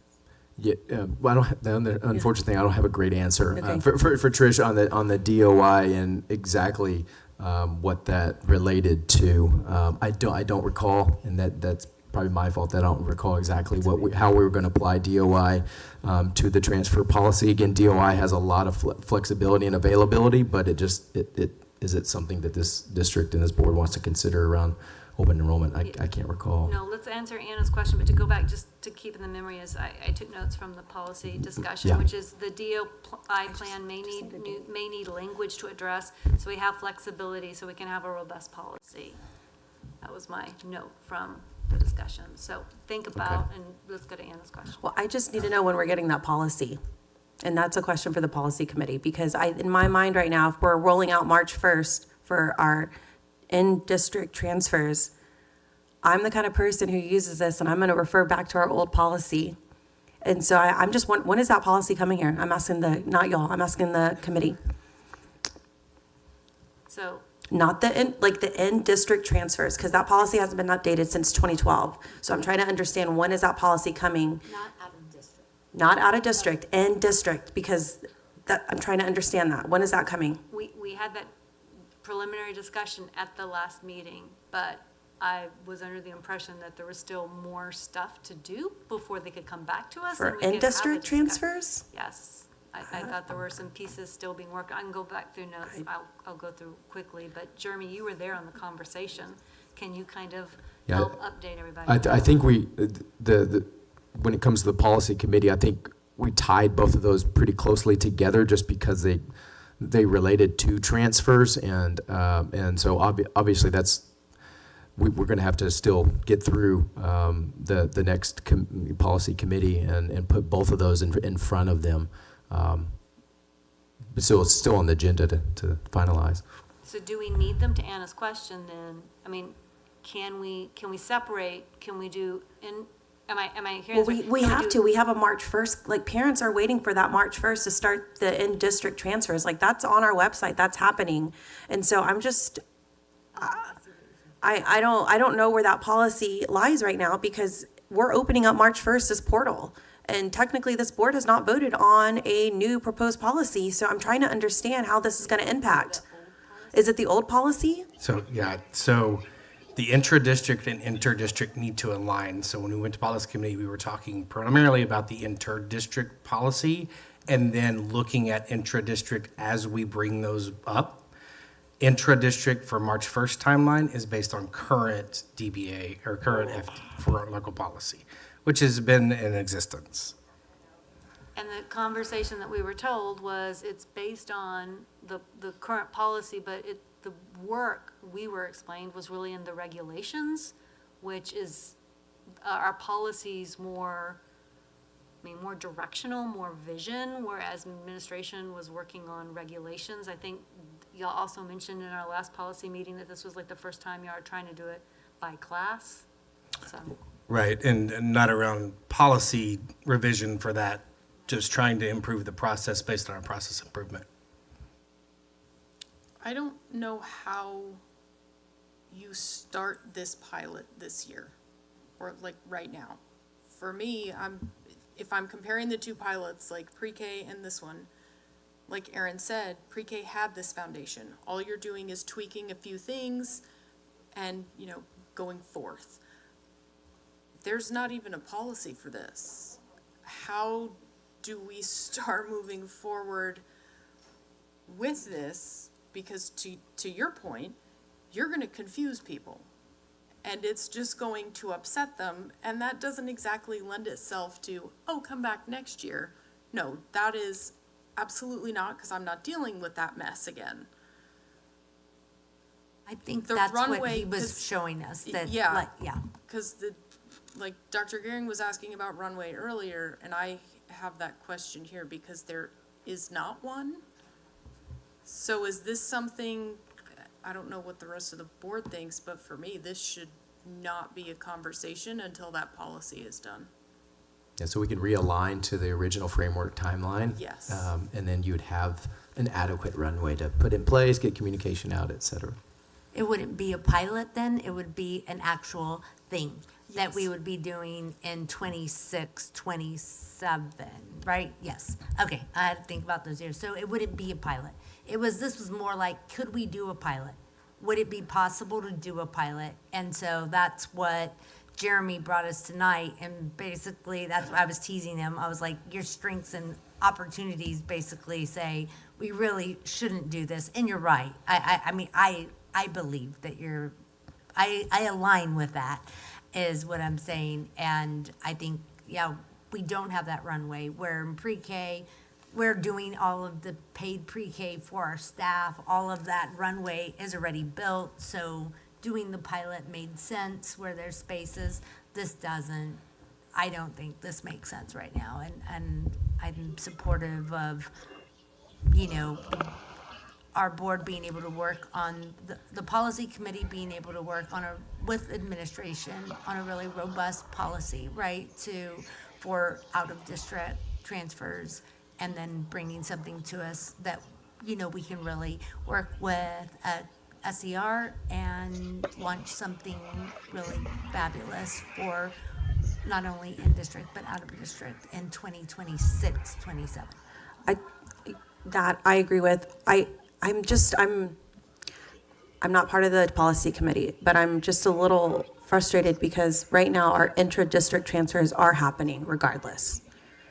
And we're using an outdated policy. So I understand the two kind of go together, but in this situation, we know that the intra-district transfers, that's not gonna happen until another year. Can we please get the FDB policy up to a board meeting ASAP? Because our transfer process last year was a mess. And I am really concerned now, going into this next season of transfers, we're gonna have the same situation, and we're gonna be relaying on that experience and trying to say, well, inter-districts don't work. So can we please get that FDB policy up here like ASAP? Because I don't like us going into this transfer process without an updated policy. And this has been something I've talked about on this board since last year with the transfers. So can we please get that on the agenda ASAP? Policy committee's had 2 meetings, but there's nothing that prohibits like a board member from saying, hey, I want to pull this policy up. But I can tell you from the discussions, a lot of the work that I thought wanted to be done would be more reg. And from my understanding, administration's been working on different things like addressing the classes, but going by class, I can't say the right word, but but Grade level. Grade level. Yes. Thank you. It's 11:39, grade level. So I understand that a lot of the things that we were talking about was gonna be regs, and so policy didn't wanna overreach either. So I just wanna be careful that we're balancing well with what administration is telling us in the meetings. So I hear what you're saying, but I gotta, as policy also has to work with administration too. Right, but I feel like a lot what you're saying is more procedures, and that's not our lane. But when I go look at other districts and I keep getting the two words, inter-district transfers, it's not rocket science, it's pretty black and white. And I think what I'm trying to ensure going forward is we don't have another issue like we did last year. And that's what I'm worried about. We all have done this work as far as procedures from an administration thing, but in reality, none of those are gonna take into place until next year. And so, because right now, the policy we have in place for our inter-district yeah, can we get those now, like those regulations before March 1st? Because I'm gonna tell you right now, as a parent who uses that, I'm gonna go back and look at our outdated policy and I'm gonna tell our district, well, you're saying one thing, your policy doesn't compute to this. So I think we went through a process improvement over regs, not policy. And so we went through and looked at, and last year was request to remain rezone, elementary 30 open. Like there were lots of layers to last year's transfer process. Even with that, we wanted to improve, take last year aside, the year before that, we wanted to improve on all of that. And so we looked at communication, we looked at trying to find timing that was right, we looked at how we're gonna be transparent on our decision-making, not only with our campuses, but also with our parents.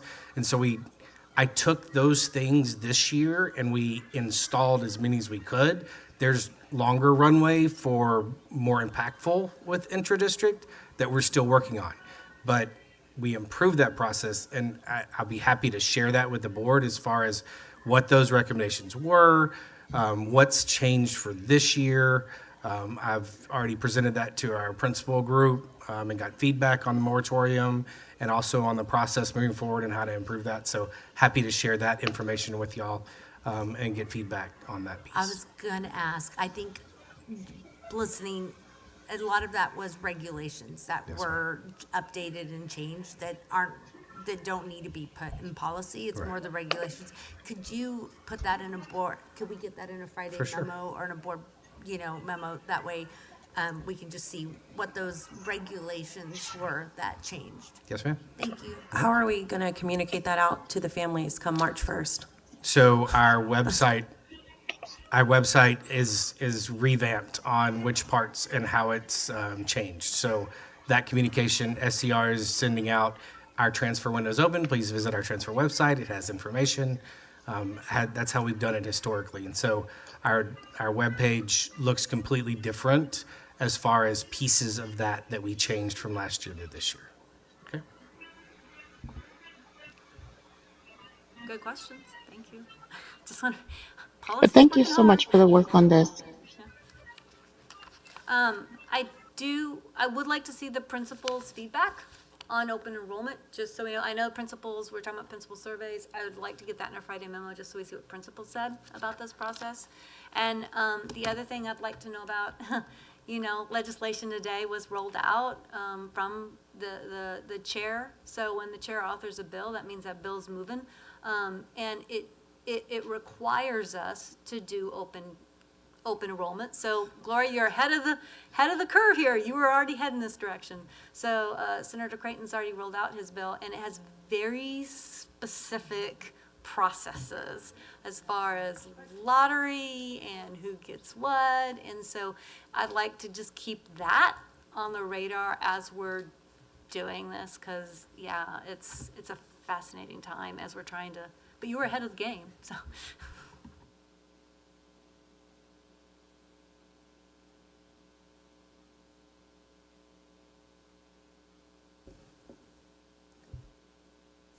I was just going to try to move us along. I think these guys are done. I think we've covered everything that's on the agenda unless I missed something.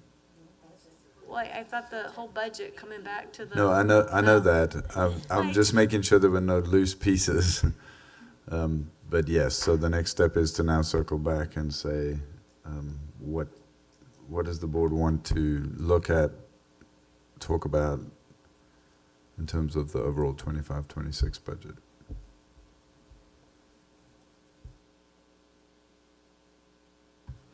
Well, I don't know if we want to revisit, like, all the decisions administration worked through and how they made those. That might be a different thing. So I don't know where that goes in the conversations, right? We need to get back into those pieces. My other question is overall, the bigger picture of how all these decisions really impact the budget before us. And one of the things I'm working at, and Pete can tell me if I'm right about this, is we haven't usually, when we have a deficit budget and we spend funds, we don't usually spend a whole lot beyond, like, when I look at the amounts of what we projected versus what we spent, we increased significantly. And this seems like the largest jump we've had in some time. So like, it looks like we were expecting in the original budget, we were gonna be at 13 million in a deficit. We're now at 29 million. That's just in 1 year. We jumped from 13 million expecting a deficit to 29 million in a deficit.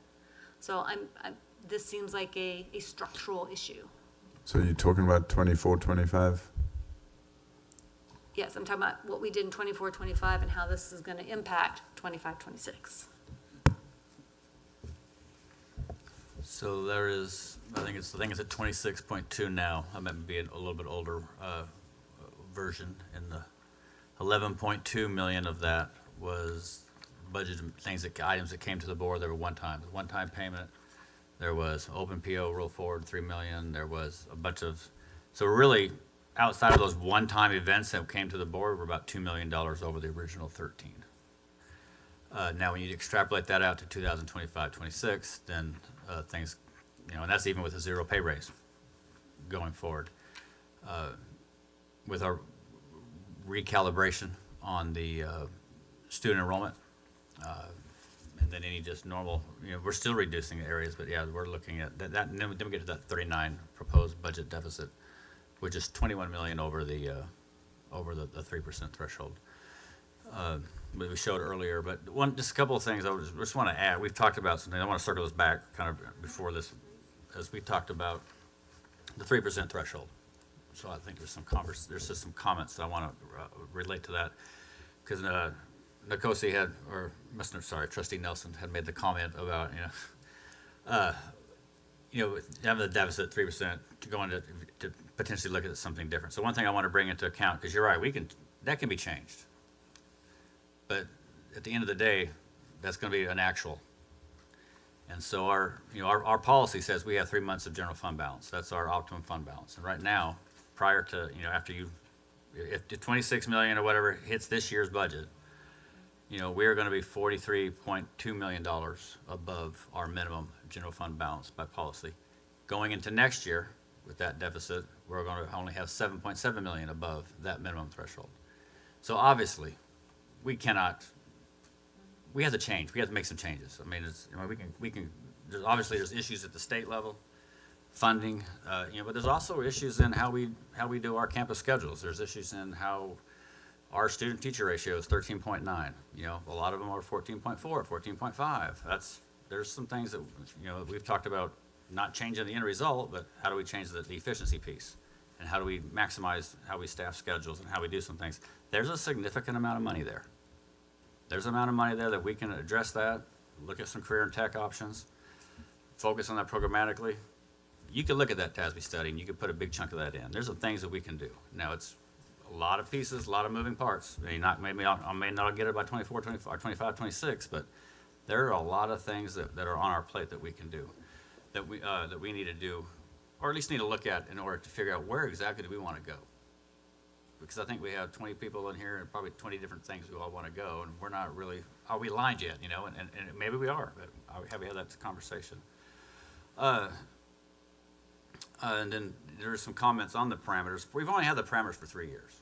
21, 22, I think was the first year, so maybe this is the 4th year. So that's started out at 5, went to 4, went to 3. So that's the history of it. And the reason behind that, it makes sense, and how did the district I was at before, we had the same process, was, you have, from a superintendent's perspective, everybody's asking you for all these new programs and all these new bells and whistles and all these great things, and they're all great ideas. Some better than others, but most of them are good stuff. Then we say no, because hey, the budget, we don't have the money in it. Then we add 10 million to fund balance. Then you're like, wait a minute, man, I could have done 10 million stuff worth of stuff to help improve my programs, to do better for my students, or give a pay increase. So that's when we started shrinking the cushion pieces and get away from the midpoints, trying to get a little more accurate. But when we get more accurate, then I can't have a 5%, and I got to go to 4 to 3. And so that's kind of, we were trying to align these things together. So there's the other things in the presentation. I don't want to rehash the presentation unless you want me to. I'm more than happy to. I can go through it real fast, but I just wanted to hit the highlights. Basic allotment, if it goes up $100, that's about $4.95 million for the district for each $100 increase in the basic allotment. Just FYI, a lot of things are going to be thrown around the next few months, so you know that's what it means for our district. Anything on special ed funding, this district is very known for its special ed program, and we've been very public. We spoke at TCASE. We spend $39 million more than we are required to spend, and that's because the state has not funded special ed since 1993. So anything that we get that money, that's money that we can take back and use Same for with other areas. safety and security, right? Safety and security, it's, 1.2 million we're getting per year, but we're spending, 4.8, 5, 6, just as a general, and then the 2.5, 3 million of one-time cost, just to start the police force. So that's another thing. If that allotment, and in that bill, goes from 10,000 to 100,000, I mean, it's significant. I think it would go from 1.1 million to like 7 million for us.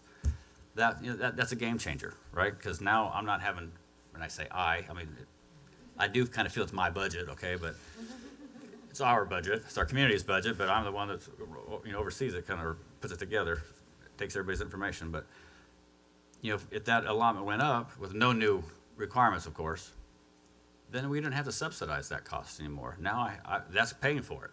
Now I don't have to take 4 or 5 million from somewhere else to cover that. That frees up 4 or 5 million. Then we have ideas. Okay, you want to talk about APs? Fine. You want to talk about looking at TASBY study? I mean, that's those things that come in. But we're not going to know that until late April, mid-May. We're going to have any idea of at least what's even being talked about, let alone what has any traction. So, but I just wanted to. Right. I have a whole thing. I don't want to go through it, but I just want to hit those highlights. Those are some of the questions that came up. Our fund balance, it is healthy.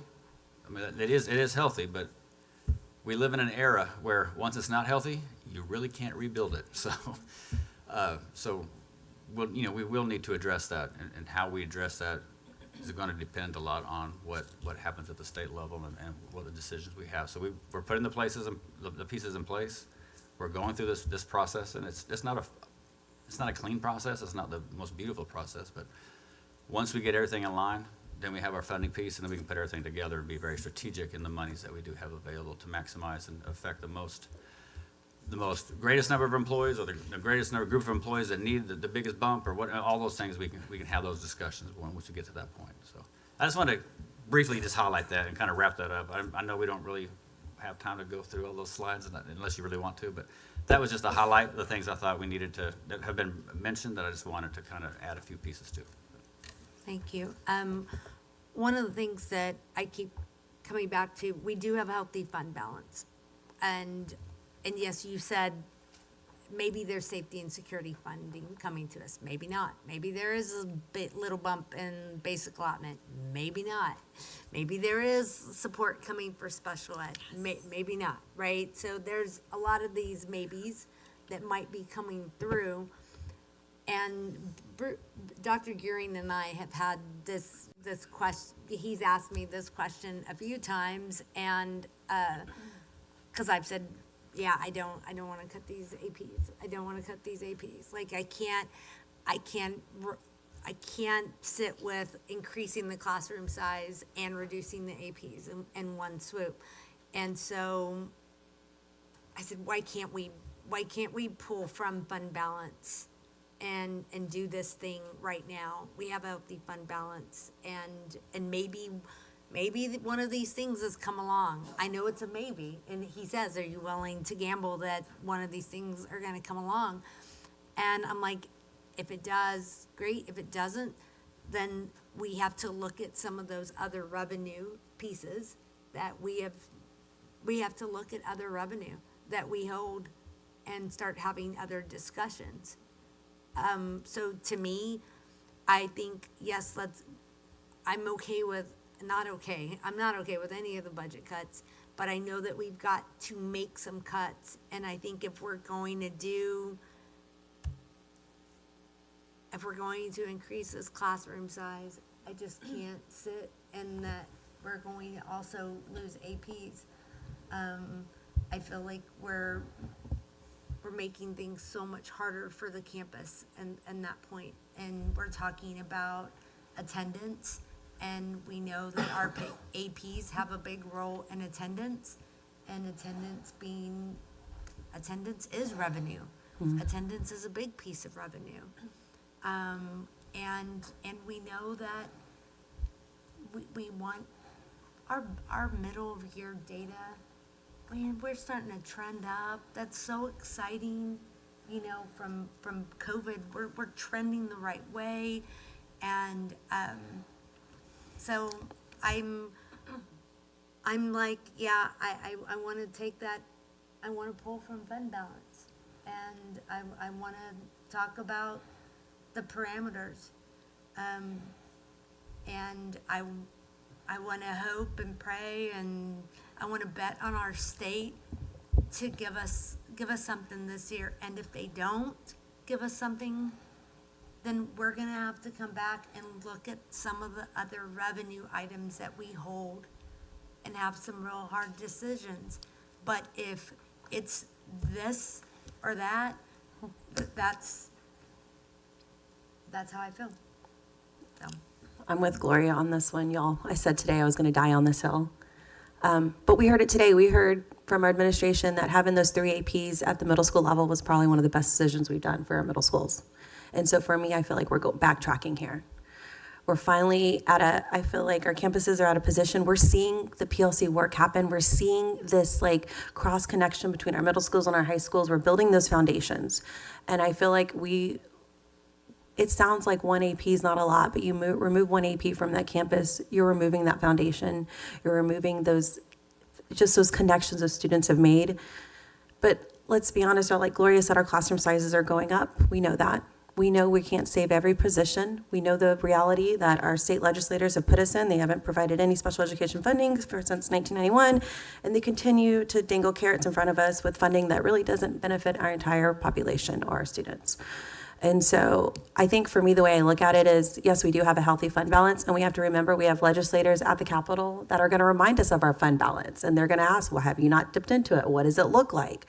And so for me, I feel like we have to do everything we can right now to really keep, our teachers we have, but keep the morale that we have, because look around the state. We have schools closing 5, 6, 7 campuses.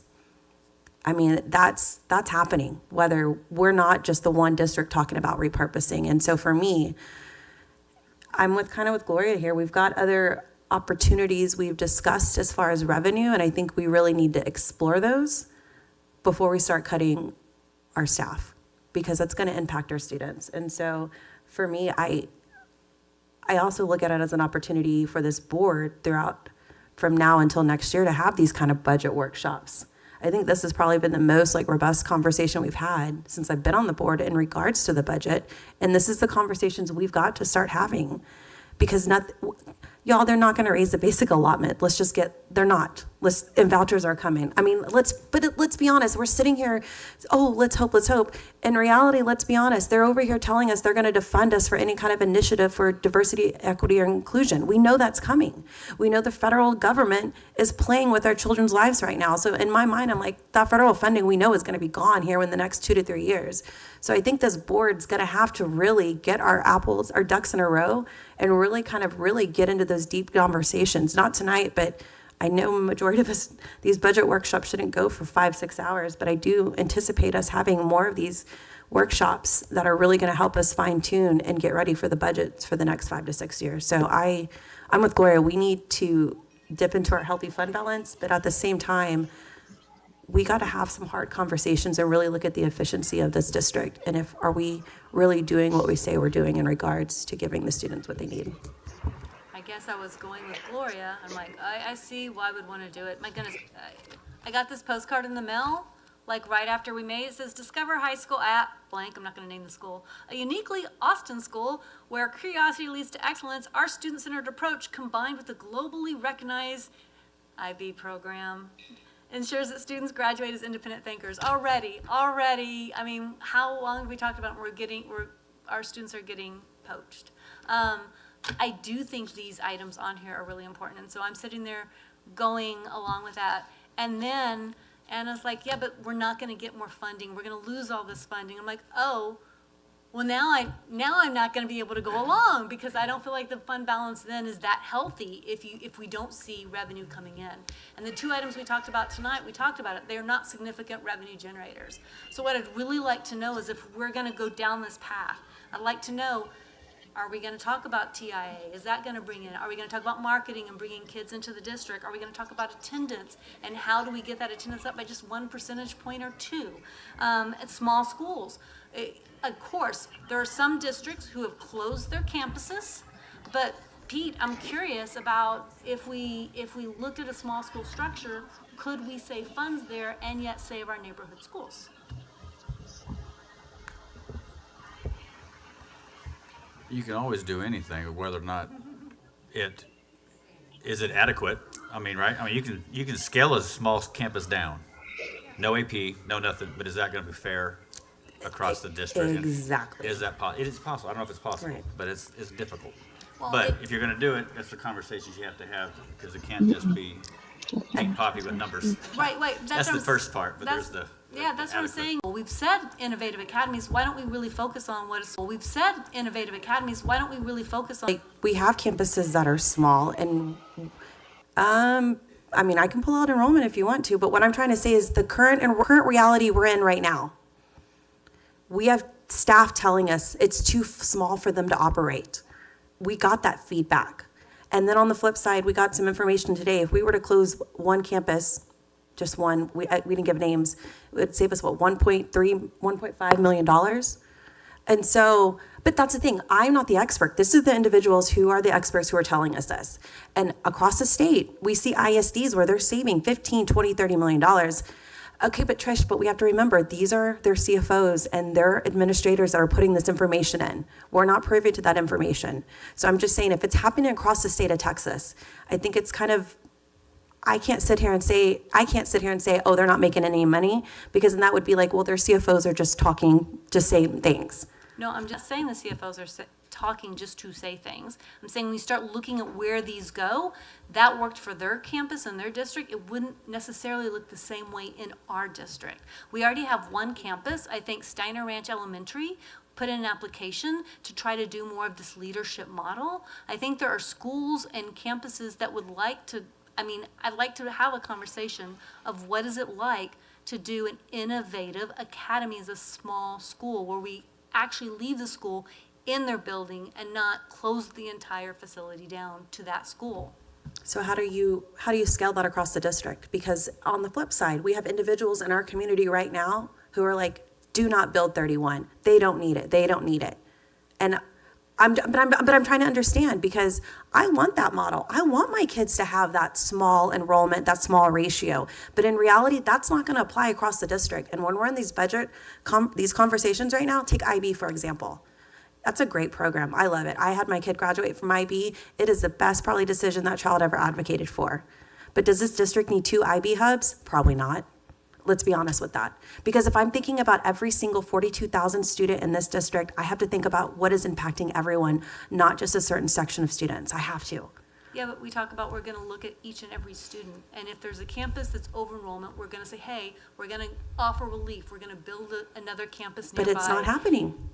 We just, as a board, y'all said y'all wanted 32. Right, but it's about 3 years behind is what I'm trying to explain. But I'm saying but that's a discussion that we had as a board, but we're not talking about what about the under enrollment schools and how can we give them an opportunity to really do the learning in the classroom rather than just shut them down. We're not shutting them down. Well, I also think we haven't had a discussion with when we close a school, how much do we really save? And so for you to say we wouldn't save much, I don't know that we wouldn't save much because we haven't had that discussion.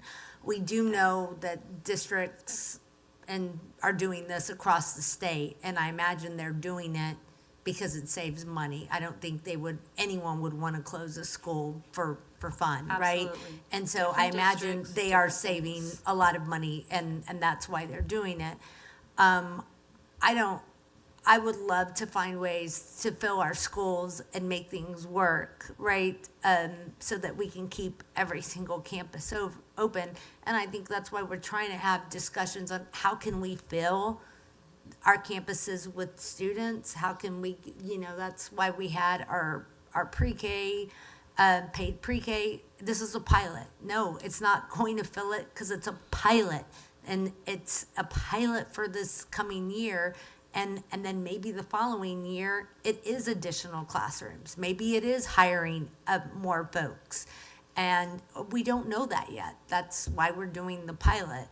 But I'm back to your first point when you were like, yeah, let's do this, and yeah, no, let's not. I know, I go to that same point. Like in one conversation with Bruce, I was like, yes, fund balance, we're gonna keep this, we're gonna keep APs and we're gonna do this. And then by the end of the conversation, I was like, oh my gosh, the state's not gonna give us any money, and we have to make these drastic cuts. But I also think that we do have a healthy fund balance right now. I don't know if they're gonna increase the basic allotment, but I think if anything, there may be money for special education or safety and security. And if any of those come through, that is going to be a significant, it's going to help us significantly, right, with our deficit. If those things don't come through, and then we've pulled from the fund balance to help us through this year, then what do we do? And that's where I'm like, okay, well, we have to look at some other revenue that we currently possess and start having discussions about our other revenue options. And I think, those are the next conversations. And some people would say, well, then this is just a Band-Aid for this year, and I was like, yeah, and I'll take the Band-Aid for the year. I'll take the Band-Aid for the year, because we don't know what's gonna happen this legislative session. Maybe that money comes through. If it doesn't, then we have to make adjustments. But I don't think that we can start shutting things down when we have the healthy fund balance, when we have other revenue assets that we possess. We are making significant budget cuts, and, we saw them. But I think that we have to balance those too. But you talked about not shutting things down. I want to know if we have to shut down schools. Just to your point, we should look at what the price is to close them, and what is the price if we just occupy half of it and do a different model than the traditional model, than the PLCs, can this work for our community and offer us another innovative, a time to rethink of how we're doing education. And so, how yeah, go ahead. how small will the school be? 10 people, 50 people, 500? I mean, how small? That's another question. No, I think that's a great question, and one, again, I would love to discuss, because if there's a way to be able to save a community school and it still be in a way that's revenue neutral when you look at versus closing it, then why wouldn't we have those discussions as a board, right? Why not just try to think outside of the box a little bit? But isn't that what the whole matrix was for? Like, we are addressing that through the matrix. So do we not use the matrix, or you want us to look? I'm just really. The matrix, when it was, well, that's a different discussion we can bring up, but the matrix was talking about specifically identifying schools with low enrollment. That was the first part. The second part was the district said, we have these district facilities, which ones can you put into? Right, those are our most immediate needs right now, correct. But that is not looking at how do you keep your neighborhood school model, not shutting things down as we said we don't want to do, and yet being innovative, which is one of the things up there in transformational, Could we take part of that campus and make it a small school? Change outside of like what are traditional with all the PLCs and all, I get it, we, maybe as we talk about it, we're like, well, I don't think our community will give up those fine arts, but what if it was a fine arts academy in a small school structure for the under-enrollment areas, and it doesn't cost as much? I mean, if we could make sure we could find a place centrally located so that everybody in our district can utilize that, because we have schools in Cedar Park that are under-enrolled, I think that'd be great, because then everyone in the district then can utilize it. Why, does it have to be in one spot? Can we look at all the under-enrolled spots? But we're and piloting talk it, about- right? Just like we're piloting pre-K and we're gonna try pilot under enrollment. When I'm thinking bigger picture in the budget conversations we're having right now, I'm thinking how it's gonna impact every single student. Like, we're getting rid of IB, well, no, timeout. The admin has proposed getting rid of IB. We know there's other programs in this district that have lesser students. So I'm just trying to understand, like, I need to make sure whatever we're putting forward is gonna impact everybody, not just one small section of our district that's not gonna have any impact for over here. Well, we have Giddings, we have Nauman's, we've talked about the campuses and the percentage rates. Now, we don't know yet. I mean, Jeremy's gonna bring those numbers, so I don't wanna list all the campuses, but we have campuses that have been under-enrolled for over 3.5 years. But if we gave them and took the handcuffs off and gave them a position and say, hey, y'all go ahead, let's see what happens when you don't do a traditional model, and let them operate in part of their campus, it's a time to rethink how we're gonna do this and really give those schools the support they need quickly, instead of waiting 3 or 4 years down the road. Let's go ahead and help those campuses. We know they've needed help for some time period. And I guess that's why I have urgency, because our campuses have been waiting for discussion for 3.5 years. And that sounds to me like something that could save money, because then we're not spending all this extra money. To Anna's point, like, then we can staff appropriately, because she's like, well, this area gets way too much staff. Well, let's scale the school. Let's right-size it. Let's be innovative with this new environment. I just don't know, can we have that discussion as well as what's the cost of closing? What's the cost of a small school? Can that be something valid to bring forward? I think so. think we can look at it certainly. Oh, sorry. No. Okay, it's 12 o'clock. I hope that I'm adding some value here. So, I think that we're gonna probably have this discussion about the 2025-26 budget. We're probably gonna have it around the 26-27 budget. This conversation is not ending. Some of the conversation I think you're having, Trish, around innovative academies, and I think that's probably more implication on the 26-27, because I don't know if we're gonna make those decisions for this year. And so I think what's like super important is for us to focus on 25-26. And so I just want, I think out of the conversation that I thought we were gonna have today, and just wanted to put on, is to really increase the confidence around the proposed changes that we were gonna have. I was looking to, one, increase confidence around administration's kind of thoughtfulness and understand how they were made and came to those decisions. Second was increasing confidence around understanding the implications of those decisions. And then, confidence that we had real actions and reactions to address the implications of the decisions we're gonna make. In addition to finding efficiencies and the revenue growth that are gonna impact 25-26. And I'm not sure we had that conversation tonight. And I don't know how much time we have left to have that conversation, but I think that's the conversation we need to have. I think it's going through, here are the decisions, here's elementary, here are the decisions that were made. Tell us a little more about the thought process behind it. What do you think the impact's gonna be on principals and students and schools? And what supports do we have to address the things that might happen? And then from there, we even have some things in the deck. We have strategies for some revenue growth. Let's talk about what those strategies are. And then, Pete, as you were mentioning, what are some of those inefficiencies that we want to, whether it's master schedule, some of those pieces, what can we do to address the 2025 budget?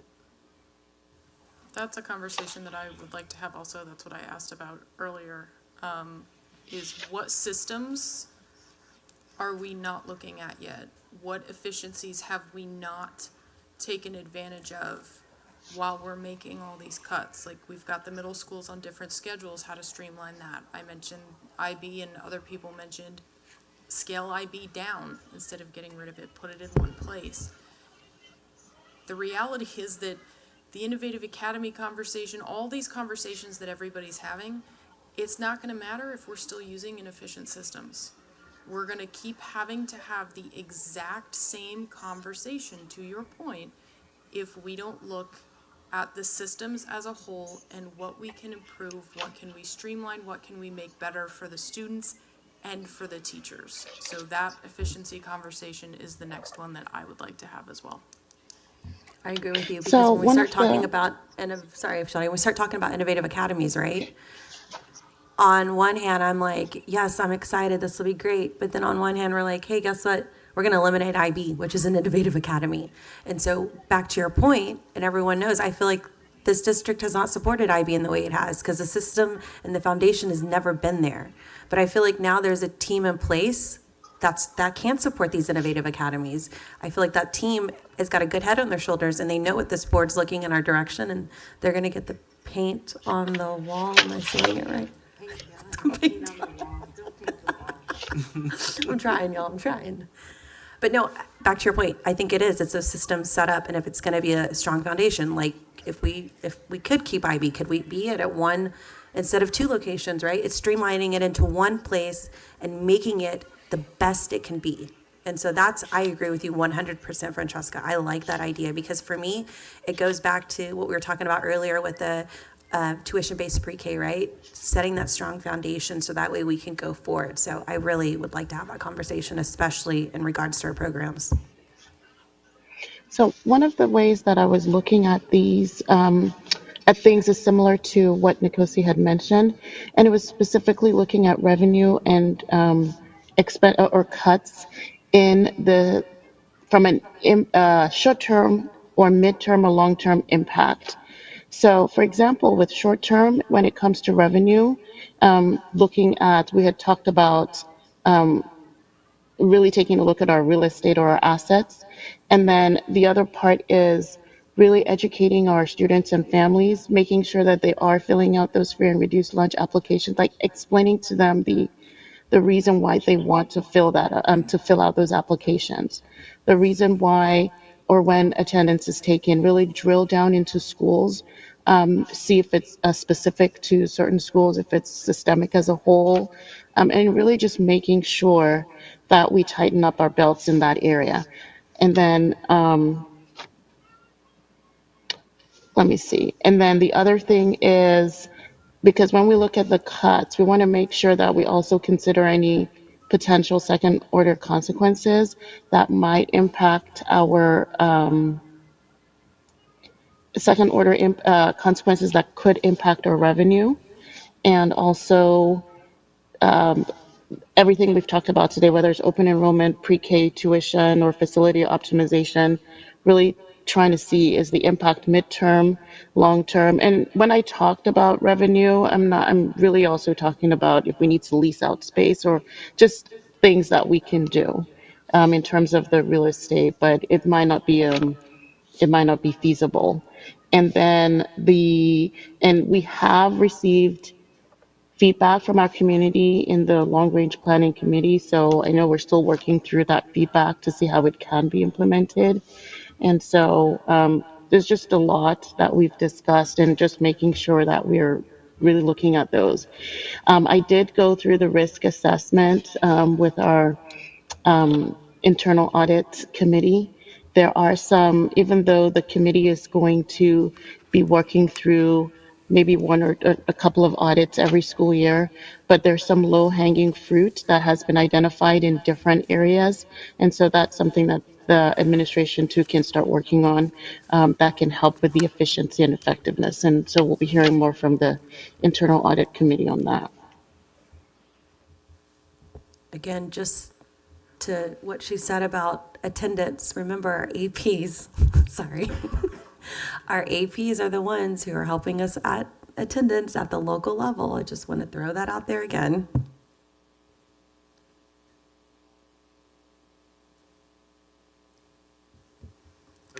Could we put the slide we had before with the like elementary, and then we have all the decisions made that impact elementary.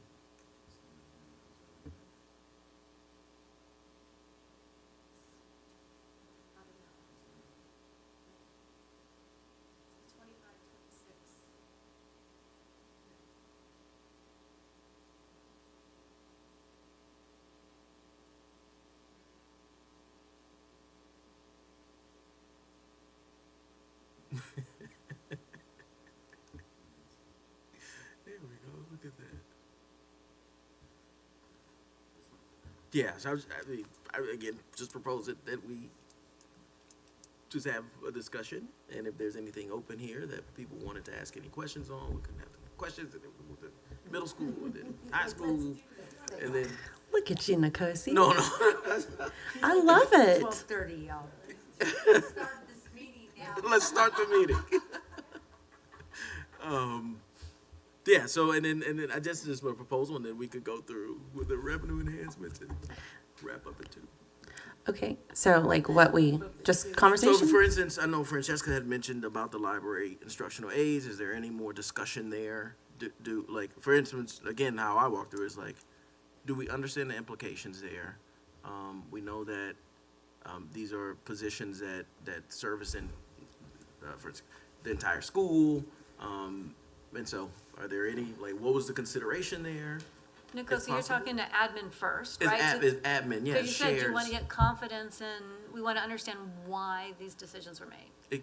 Yes, if anyone has, and I don't want to go through each one if no one has like questions around them, but that's what I'm trying to get to. And then ultimately, I want admin to say, we understand, like, and no one wants to do this, like, we understand, here are the implications, and here's how we plan to support schools, knowing that this is the possible implication of eliminating this particular position or making this decision, and confidence that, hey, we have it covered through central office support or this particular trigger. And maybe that's, I don't know, and just my mind is thinking through, okay, and then everyone's settled, we kind of move forward, or we say, we want you to kind of rethink that, or not rethink that, or we're not comfortable with that, or can we bring back another budget without this particular decision? And then we move on to the next group. I want Does that make APs. sense? Yeah, I want APs.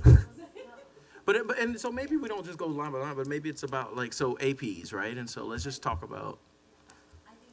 Well, so Francesca asked a question about library instructional aids. Can someone talk to us about how the libraries are still going to be, how we're still going to support our librarians? And can we speak to Francesca's question first?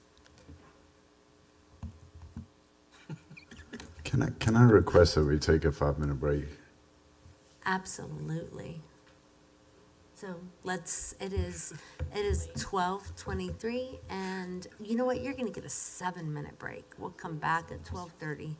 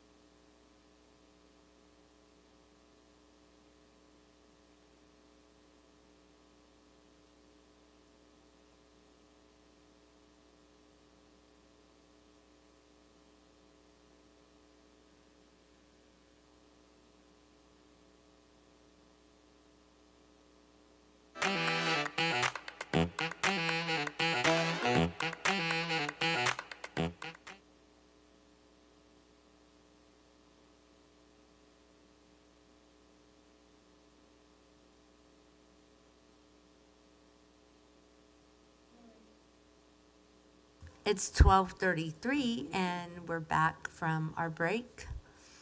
If we could go back to that slide, we wanted to, it is, yes, it is almost, it is 12:30.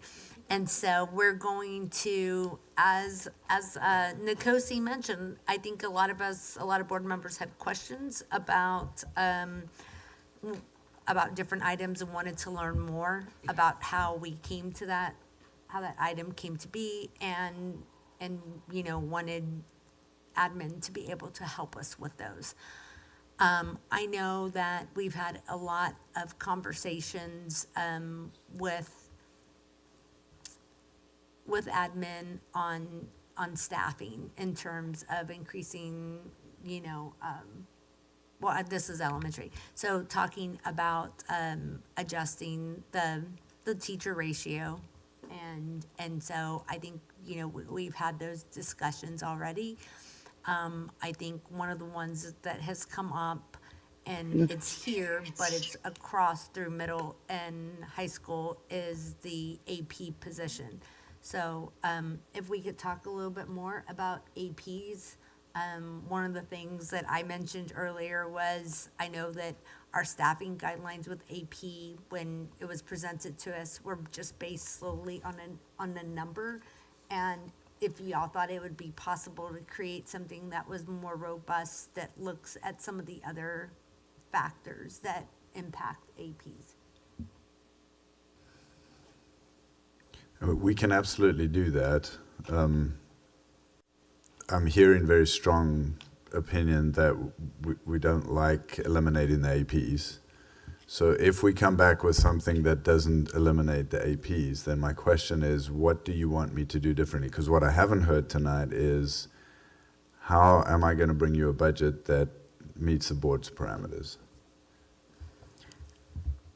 I think, I'm not saying all the APs, I'd like to see a different formula. I know that formula is probably gonna mean it's not as many as what we've seen, right? So I'm just saying, I'm not saying every AP, I don't know, maybe that's what Anna's saying. So let's just say, for sake of conversation, take the APs off the table, right? If I'm just saying for the sake of conversation. And you're saying, okay, then tell me where this money comes from.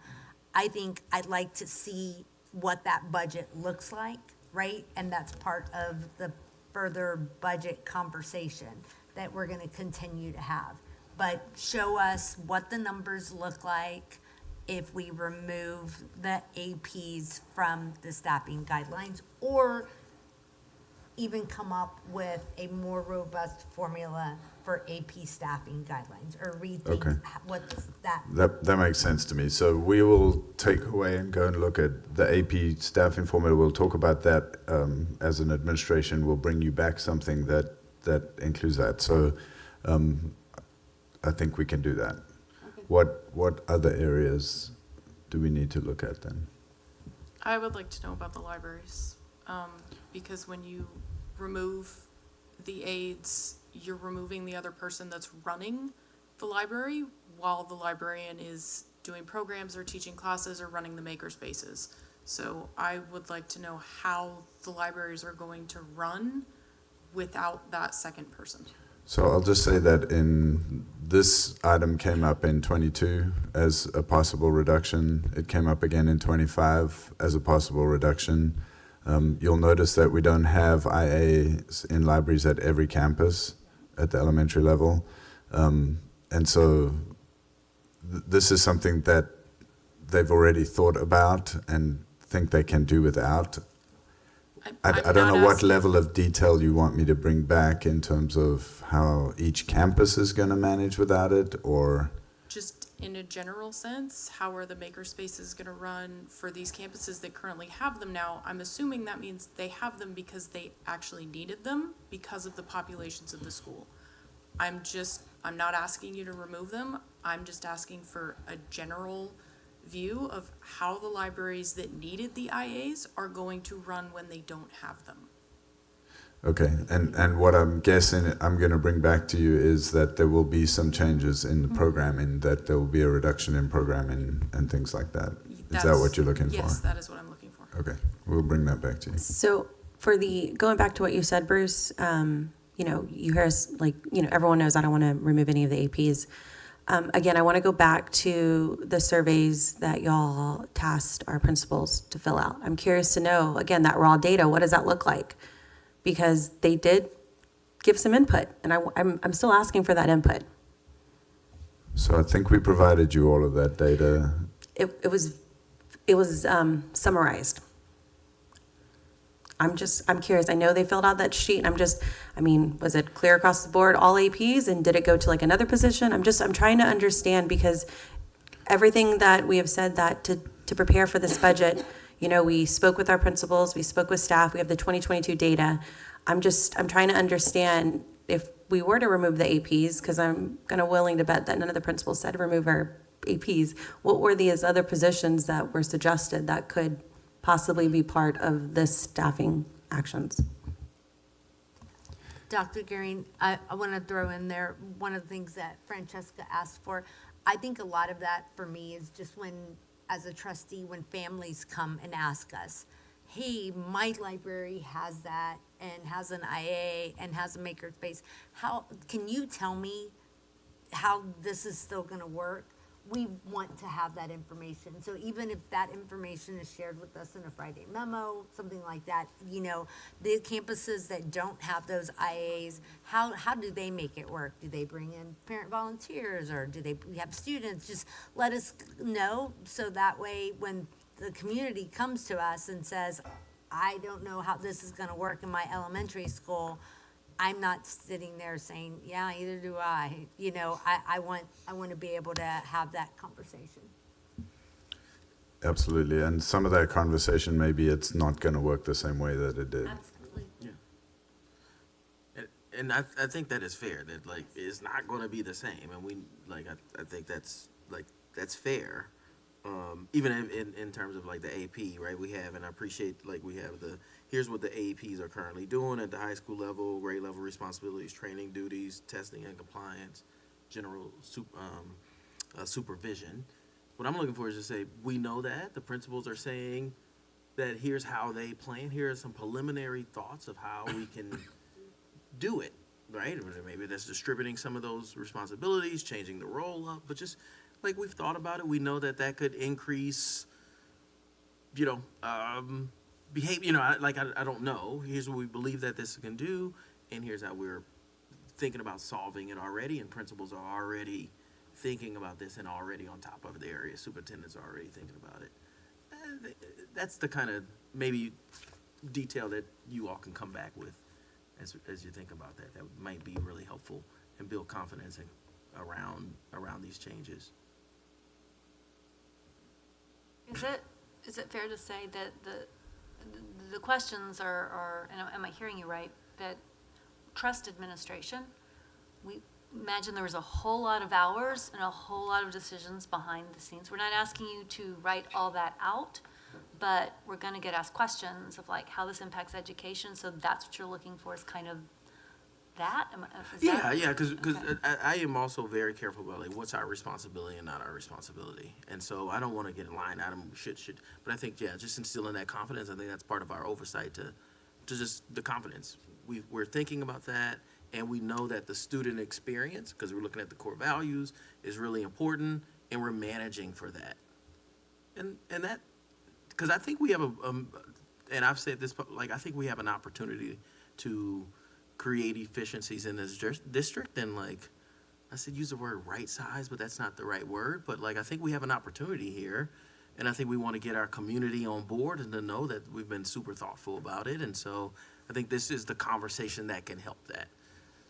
Okay, so I've heard APs and I've heard IAs in the library, and we can certainly bring back that information. What else? I just have a question. I just want to make sure I understand, because we've talked before about our IB doesn't have a middle years program, so I don't feel that, I think we'd have to scale up if we were going to keep going. I'd just like to know on the phase out, really how we chose the timeline we did, because we had families who, tonight, talk about student outcomes. Our students are doing these amazing jobs presenting, so I would love people to see these student outcomes.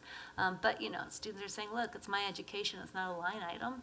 And I think for the kiddos who plan for it, I'm just curious, is there an opportunity for a slower ramp, or why, I just want to understand better what administration was thinking as they were moving forward, so I can have confidence as I'm telling people this is where we're at in the community.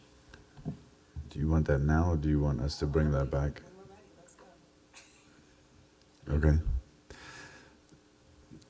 Very simply, we have students who are currently in the program who are 11th graders who we need to run through because they're already in the program. But our current 10th graders are not yet in IB program, and so that's how we drew that line, simply.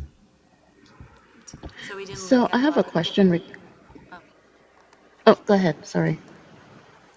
I'm just trying to figure out, Do you want to? we didn't look at if they had already started, there's preparation to get in line, ready for that IB, and there's students who are moving to the campus to do an IB. Do we have any of that data, or does it get hard to look at that granular level, just so I can understand? What makes that very difficult is that we have a lot of students who show interest in the IB program who never enroll in the IB program. So what we've learned over time is that you cannot take the interest as they're going to participate, because our numbers clearly show who's actually participating, not who's interested in participating. But it looks like we're counting our participation in IB as the IB diploma, as opposed to people who are just taking the number of IB classes that are being taken, compared with the number that are offered. Because when we look at AP classes that are taken, there are significant number of AP classes offered versus what's taken. And so it seems like comparing the IB diploma numbers, yes, it's been dropping, but not looking at just the classes. It's really not comparing the same thing, because just the diploma is kind of like AP capstone, where you're getting a smaller number of people that take that compared to the classes. Yes, Dustin is coming to the microphone.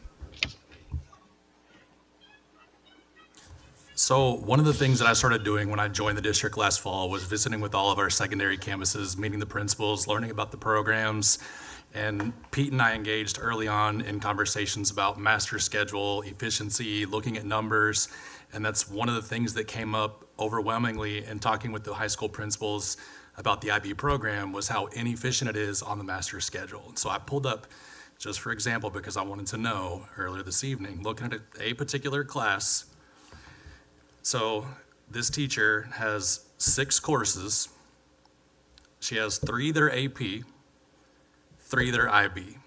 And some of the IBs are stacked. So she'll have a standard level stacked with an honor or a higher level. 2 stacked classes, she has 6 kids. The period before that, she has 22 kids. She has a class of 21 and a class of 4. So when you look at the master schedule for the IB classes of 4 kids and 10 kids and 6 kids, I have to put those on there. Those go on the schedule first because they're difficult to schedule. So we plug those in before we plug the other classes in. The rest of the classes kind of fill in. So the class with 4 kids those 4 didn't fit in one of the other sections that were offered, so we had to put them in second period with 4 kids, which means the AP class or the on-level class has 28, 30 kids. So I'm displacing 2,400 kids to put 45 kids in the classes they need. And that's happening at both campuses. So when I look at the numbers on both of the schools, even combining these programs, I'm still gonna have classes with a class size smaller than elementary at 22-1 or 25-1, or middle school where we talked about 23-1, 22-1. Just for the ratio, I've got a class of 4-1 right there. So the students that came and spoke were spot on. They have a small class size. They get to go really deep in the subjects, but so could any class when there's only 4 kids in there. So when I look at sustainability, which is one of the words that came up a lot tonight, that's not sustainable. To put 4 kids into a class there, knowing that a first grade teacher across the street has 22 kids all day long, that's really hard on the master schedule. It's really hard on the system. So kind of tying it back to master schedule, that's one of the things that we started talking about is how can we make our schedules more efficient to get the right number of kids in a class. When we have that, it's really hard on that campus overall because those classes have to make. Yeah, That was super helpful context. I also see Thank you. in some of the info you gave us that like the cost at the high school level is per student is really high. We tried to break that down a couple of ways and tied it back to a particular high school, and I think it's in one of the slides or one of the pieces of information that I gave y'all. If there's 37 kids and the cost of the high school for the program, for the teacher. So what is not included in that number is we've got one dedicated FTE for IB and one coordinator. But for the 44 sections of IB classes, that means I'm taking other teachers out of my on-level, out of my AP to make them fit. So they're picking up classes. I don't have a dollar amount for that. That's hard to quantify. It's 44 different sections of IB classes that are offered on both campuses that I'm pulling other teachers in. So it's probably more like 6 or 7 full-time positions dedicated just for IB, but the campus has only allocated one additional FTE for IB. One more question real quick. And I hear you also saying, and I think I heard that there are other opportunities with other classes, whether it's AP Capstone, some other classes, to get that interdisciplinary, global kind of perspective, and even opportunities to go deeper. And so even for some of the young people that showed up, informing them that this is not the only class available to you to have that level of instruction. Right, absolutely. One of the things we looked at too, and the kids talked about having international access, global exposure. So we went back and we looked at that. Where are our kids going? Where do they land? Where do they graduate? When they leave here, where do they go? I had about 15 kids that went to Austin Community College. Majority went to University of Texas at Austin, and second in line would have been Texas A&M, which is appropriate, so I'm okay with that. But when you look at it, I only had 3 kids over the last 4 or 5 years that left the country for a program that this is what we're touting. And I'm not bashing the IB program. It's a fantastic program. It's been at Leander High School since 1999. I don't think anybody in here really wants to take the program away, but when we look at sustainability and what's best for kids, I have a hard time saying it's best to put 4 or 5 kids in a class so that they get this, but the other kids in the class next door are crammed in with 30 plus kids. That's the problem that we're facing. One more question, Glory. And I also want to confirm that it doesn't, because you do get some economies of scale at the elementary level. It's actually a really low cost, but I'd imagine it doesn't make a ton of sense to have just an elementary program if you're not going to have a middle years, continuum middle and right. High school. Okay, thank you. Sir. That's helpful. I have a question since you're up here. Sure. I heard Pete mention this earlier. It was not eavesdropping, sort of. I spoke loud enough you'd hear it intentionally. That's true. The other area of classes that we have that are small is CTE classes. Okay. What's the difference between the two? Are we talking about special programs like? Budget-wise, it's a problem to have such small IB classes because it's affecting the master schedule. It's pulling teachers from other areas. But we also have CTE, those are specialized, and they are smaller. So budget-wise, what is the difference between having smaller IB classes and smaller CTE classes? We generate weighted funding with our CTE courses that our IB courses do not. You're welcome. Can you tell us a little bit about, I know you sent this to us, but just so, somebody reached out to me and said, literally, thousands of students at Vandergrift are being impacted by this. And I know that the numbers are increasing, but can you tell us a little bit about what the graduation rates were at Leander and Vandergrift over like the last 2-3 years? So the number of diploma candidates, class of 2024 from Leander High School was 28. Class of 23 was 39. Class of 21 and 22, there were no tests required. So the diploma candidates were higher those 2 years. When I look at Vandergrift, same time frame.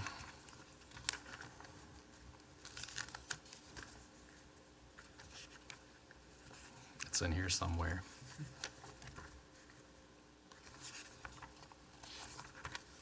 Sorry, I have too many documents here with all this data for you.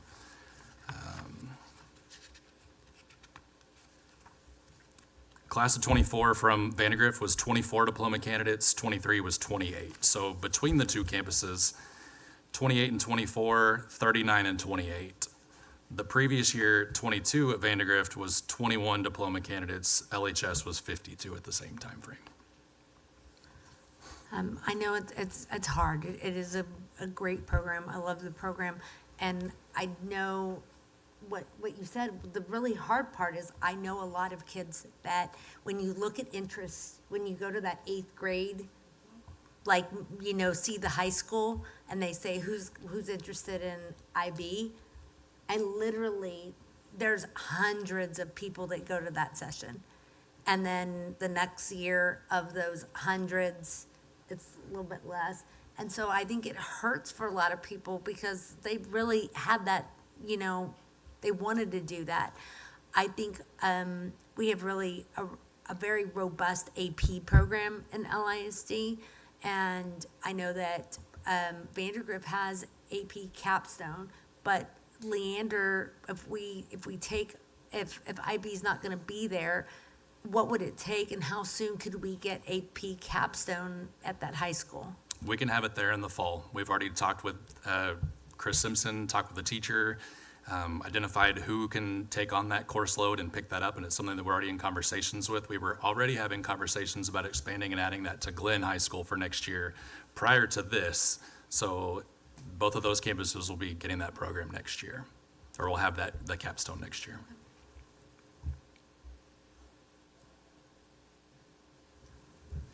Okay, what else?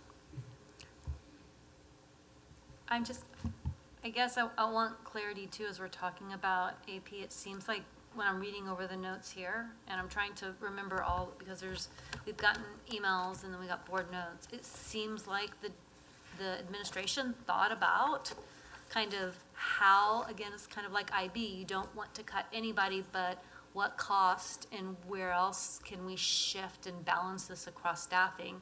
When I'm looking at the notes, it seems like y'all thought about how that was all going to balance. I just want to be clear on that was in consideration of like where we balance these duties, because it looks like you identified staff that would be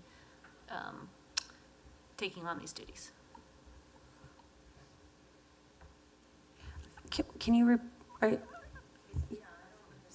So we examined the impact at cabinet level as well as chiefs. We looked carefully at the impact. We discussed how responsibilities could be redistributed among other leaders on the campuses. And then we also discussed, this is just a very important piece of all of any type of reduction of staff, there's some things that have to be strategically abandoned. We can't keep doing all the same things we do when we reduce staff. And so that's a big part of the conversation. That's still an ongoing conversation. We're soliciting input from our leaders so we can better understand the impact and what types of measures need to be taken to address the impact.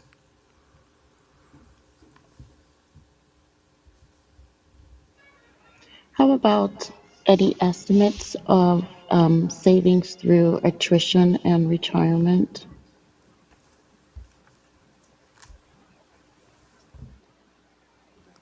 I'm not sure I understand the question, Sade.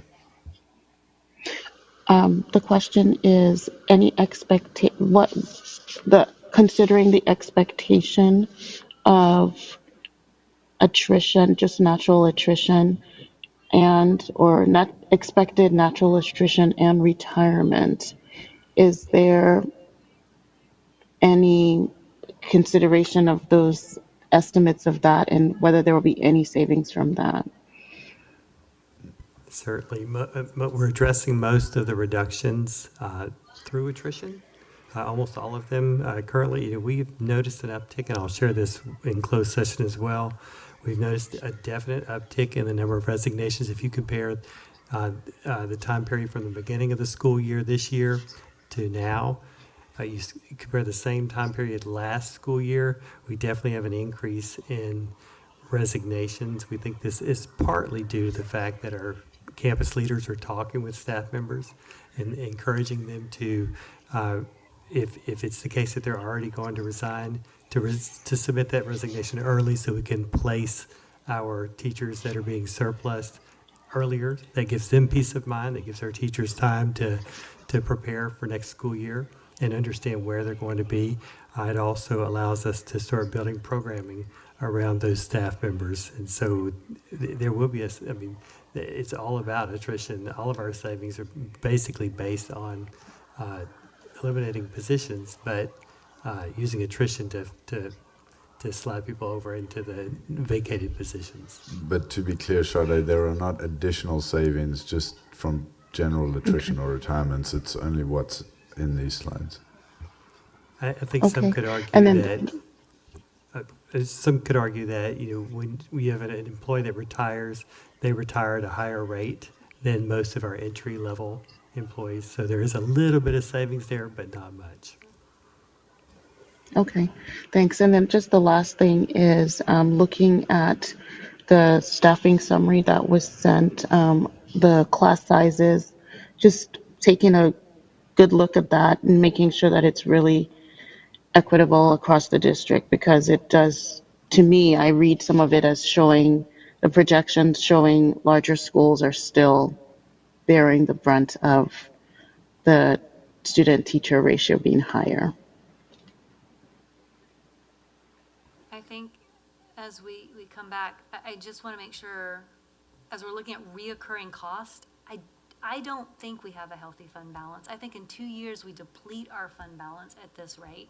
And so we have got to stem the tide now. And I would like to know more about, as you call it, right size or calibration. I'd like to know about where can we achieve real budget savings in our structure. I was talking to Pete in the break from CTEs or the system structure, all those pieces. There's so many things that you listed off that we could really start addressing now, because there's a need. Can we look at TIA and see what kind of funding that would bring? What about attendance? How can we help with attendance? How do we get to market to the kids who are already in our district? And I'll say my last one is, up there we talked about sustainability and future focus, so that's all my questions. And the other one was care for people and staff support. So if we're not going to take the schools that have low enrollment and let them stay in one side of it, and we want to close them, then I really want to have that discussion now and not in the summer, because that doesn't seem like we care for people or staff support. I just want to make sure we do this quickly if we're not going to let those schools go.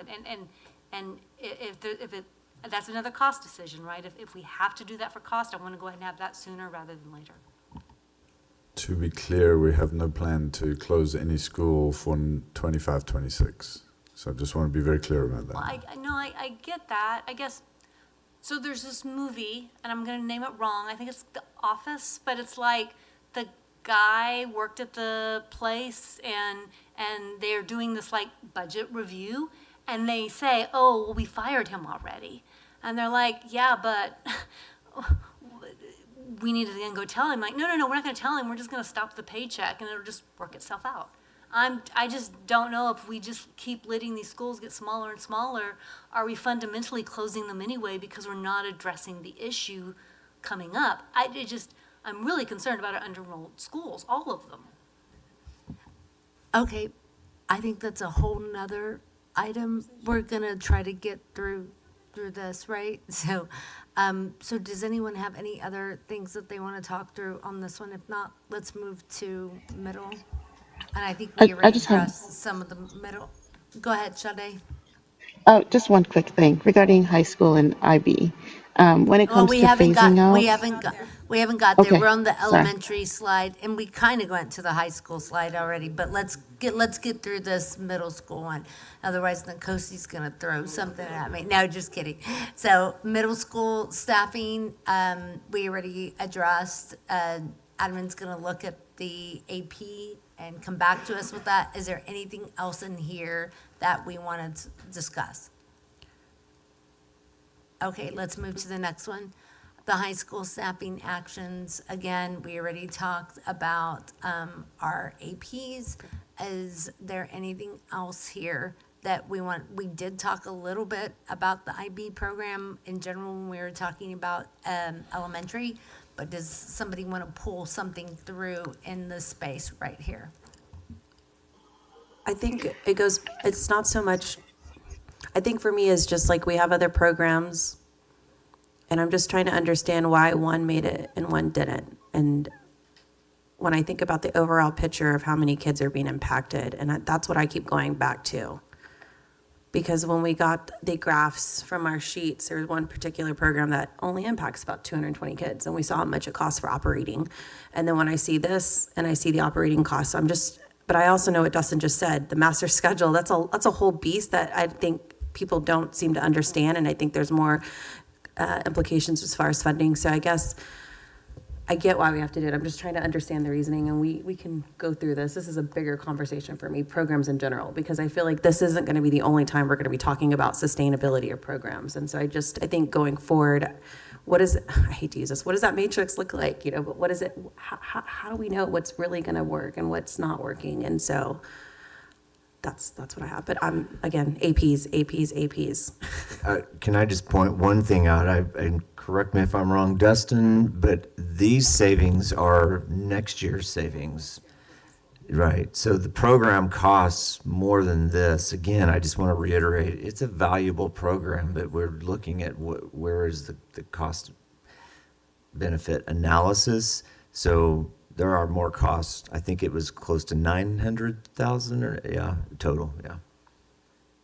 And to some of the questions that Trish brought up and Anna just now, I think this is something for our next agenda or the one after that for us to talk through, some of those longer discussions around attendance and some of the things that a master schedule, when we want to talk about revenue, right? And what are some of those things that we can do? When we talk about how much does it cost how much do we save when we're going to close a school? What does that look like? If that's what we decide, or what would it cost to keep a school open at half and do something on the other half? And so I think some of those discussions, if we could start mapping those out, I don't know if they're all in one meeting. I don't think they're all in one meeting. I do not want to keep us here this late ever again. And it's been twice now in a row, and I'm sorry to all, I'm so sorry, I apologize to my fellow board members, and I really apologize to staff. I think that it is completely unacceptable to keep people this late, and I sincerely apologize, and I hope that we can do a better job when we're thinking through the agenda. But I think this was just a big discussion, and I don't know how else it would have rolled out, but I apologize, and I hope y'all know that we appreciate all of y'all for being here, and we don't take you for granted, and thank you for giving us this time to have this messy discussion with y'all. I think that's our last one, right? Oh my gosh. Nobody had any other pieces there? Pete is like, why are you asking that, Gloria? Is that like when the teacher's like, do you have one more question? And then somebody raises your hand and everyone wants to throw something at them. Okay, I think we're done with this item, or these items of the agenda. Thank you, Dr. Gearing, and thank you, staff. Dr. Gearing, I have a question. When will we get an update as far as like the new, what we're doing with APs? I can't think anymore. It's past 1 o'clock. I think you need to just give us a day or so to process that, and then we'll let you know. Okay, so like, I just don't know. No. I was just like, is it like another board meeting? Like, I'm not looking for a time. I'm just curious. Like, that's it. Like, I don't want us to wait like 2 months and then we get the information. No, I mean, we'll get back to you. That's it. quickly, I'm not but looking for just something give us right a now. day to process through and see No, that's exactly cool. what Thank you. timeline we can give you. Appreciate it. Well, are we still going to talk about high school? I might be missing where we are in this. We just finished high school, Sade. Okay. We just finished high school, Sade. Well, I can just make my comment. It's just food for thought. which is because Dr. Gehring mentioned when we talked about phasing out, and his phasing out approach is the current 11th graders. And I was just wondering because the sophomores were already at the point where they already started picking their classes, and I was just wondering if just for the kids that are currently in high school, so freshmen and sophomores, whether the phase out could happen after those classes. So that's just a thought, and then you can just think about it. All right, I think if there is no further questions, with that, we're going to go ahead and close out those items. Gloria, thank you. Thank you for letting us have like a robust discussion. And it was all over the place. But I also thank you for doing the core values. I did look back to this several times in the discussion. So I'd just like to thank y'all for, I know you felt bad about the meeting being run so late, but I'd rather us do this and make sure we get those discussions. So I'd just like to thank the board and the administration. I think it's been a good discussion.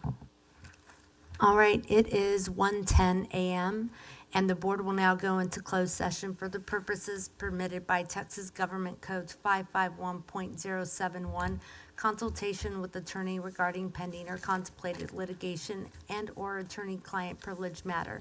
Texas Government Code 551.074, personnel deliberation regarding resignations, terminations, employment, reassignments, duties, and evaluation of personnel and public officers.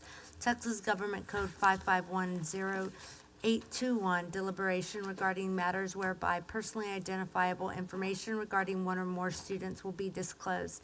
Texas Government Code 551.074, superintendent formative evaluation quarterly review. No action will be taken in closed session. Any action related to closed session agenda items will be taken when the board returns to open session.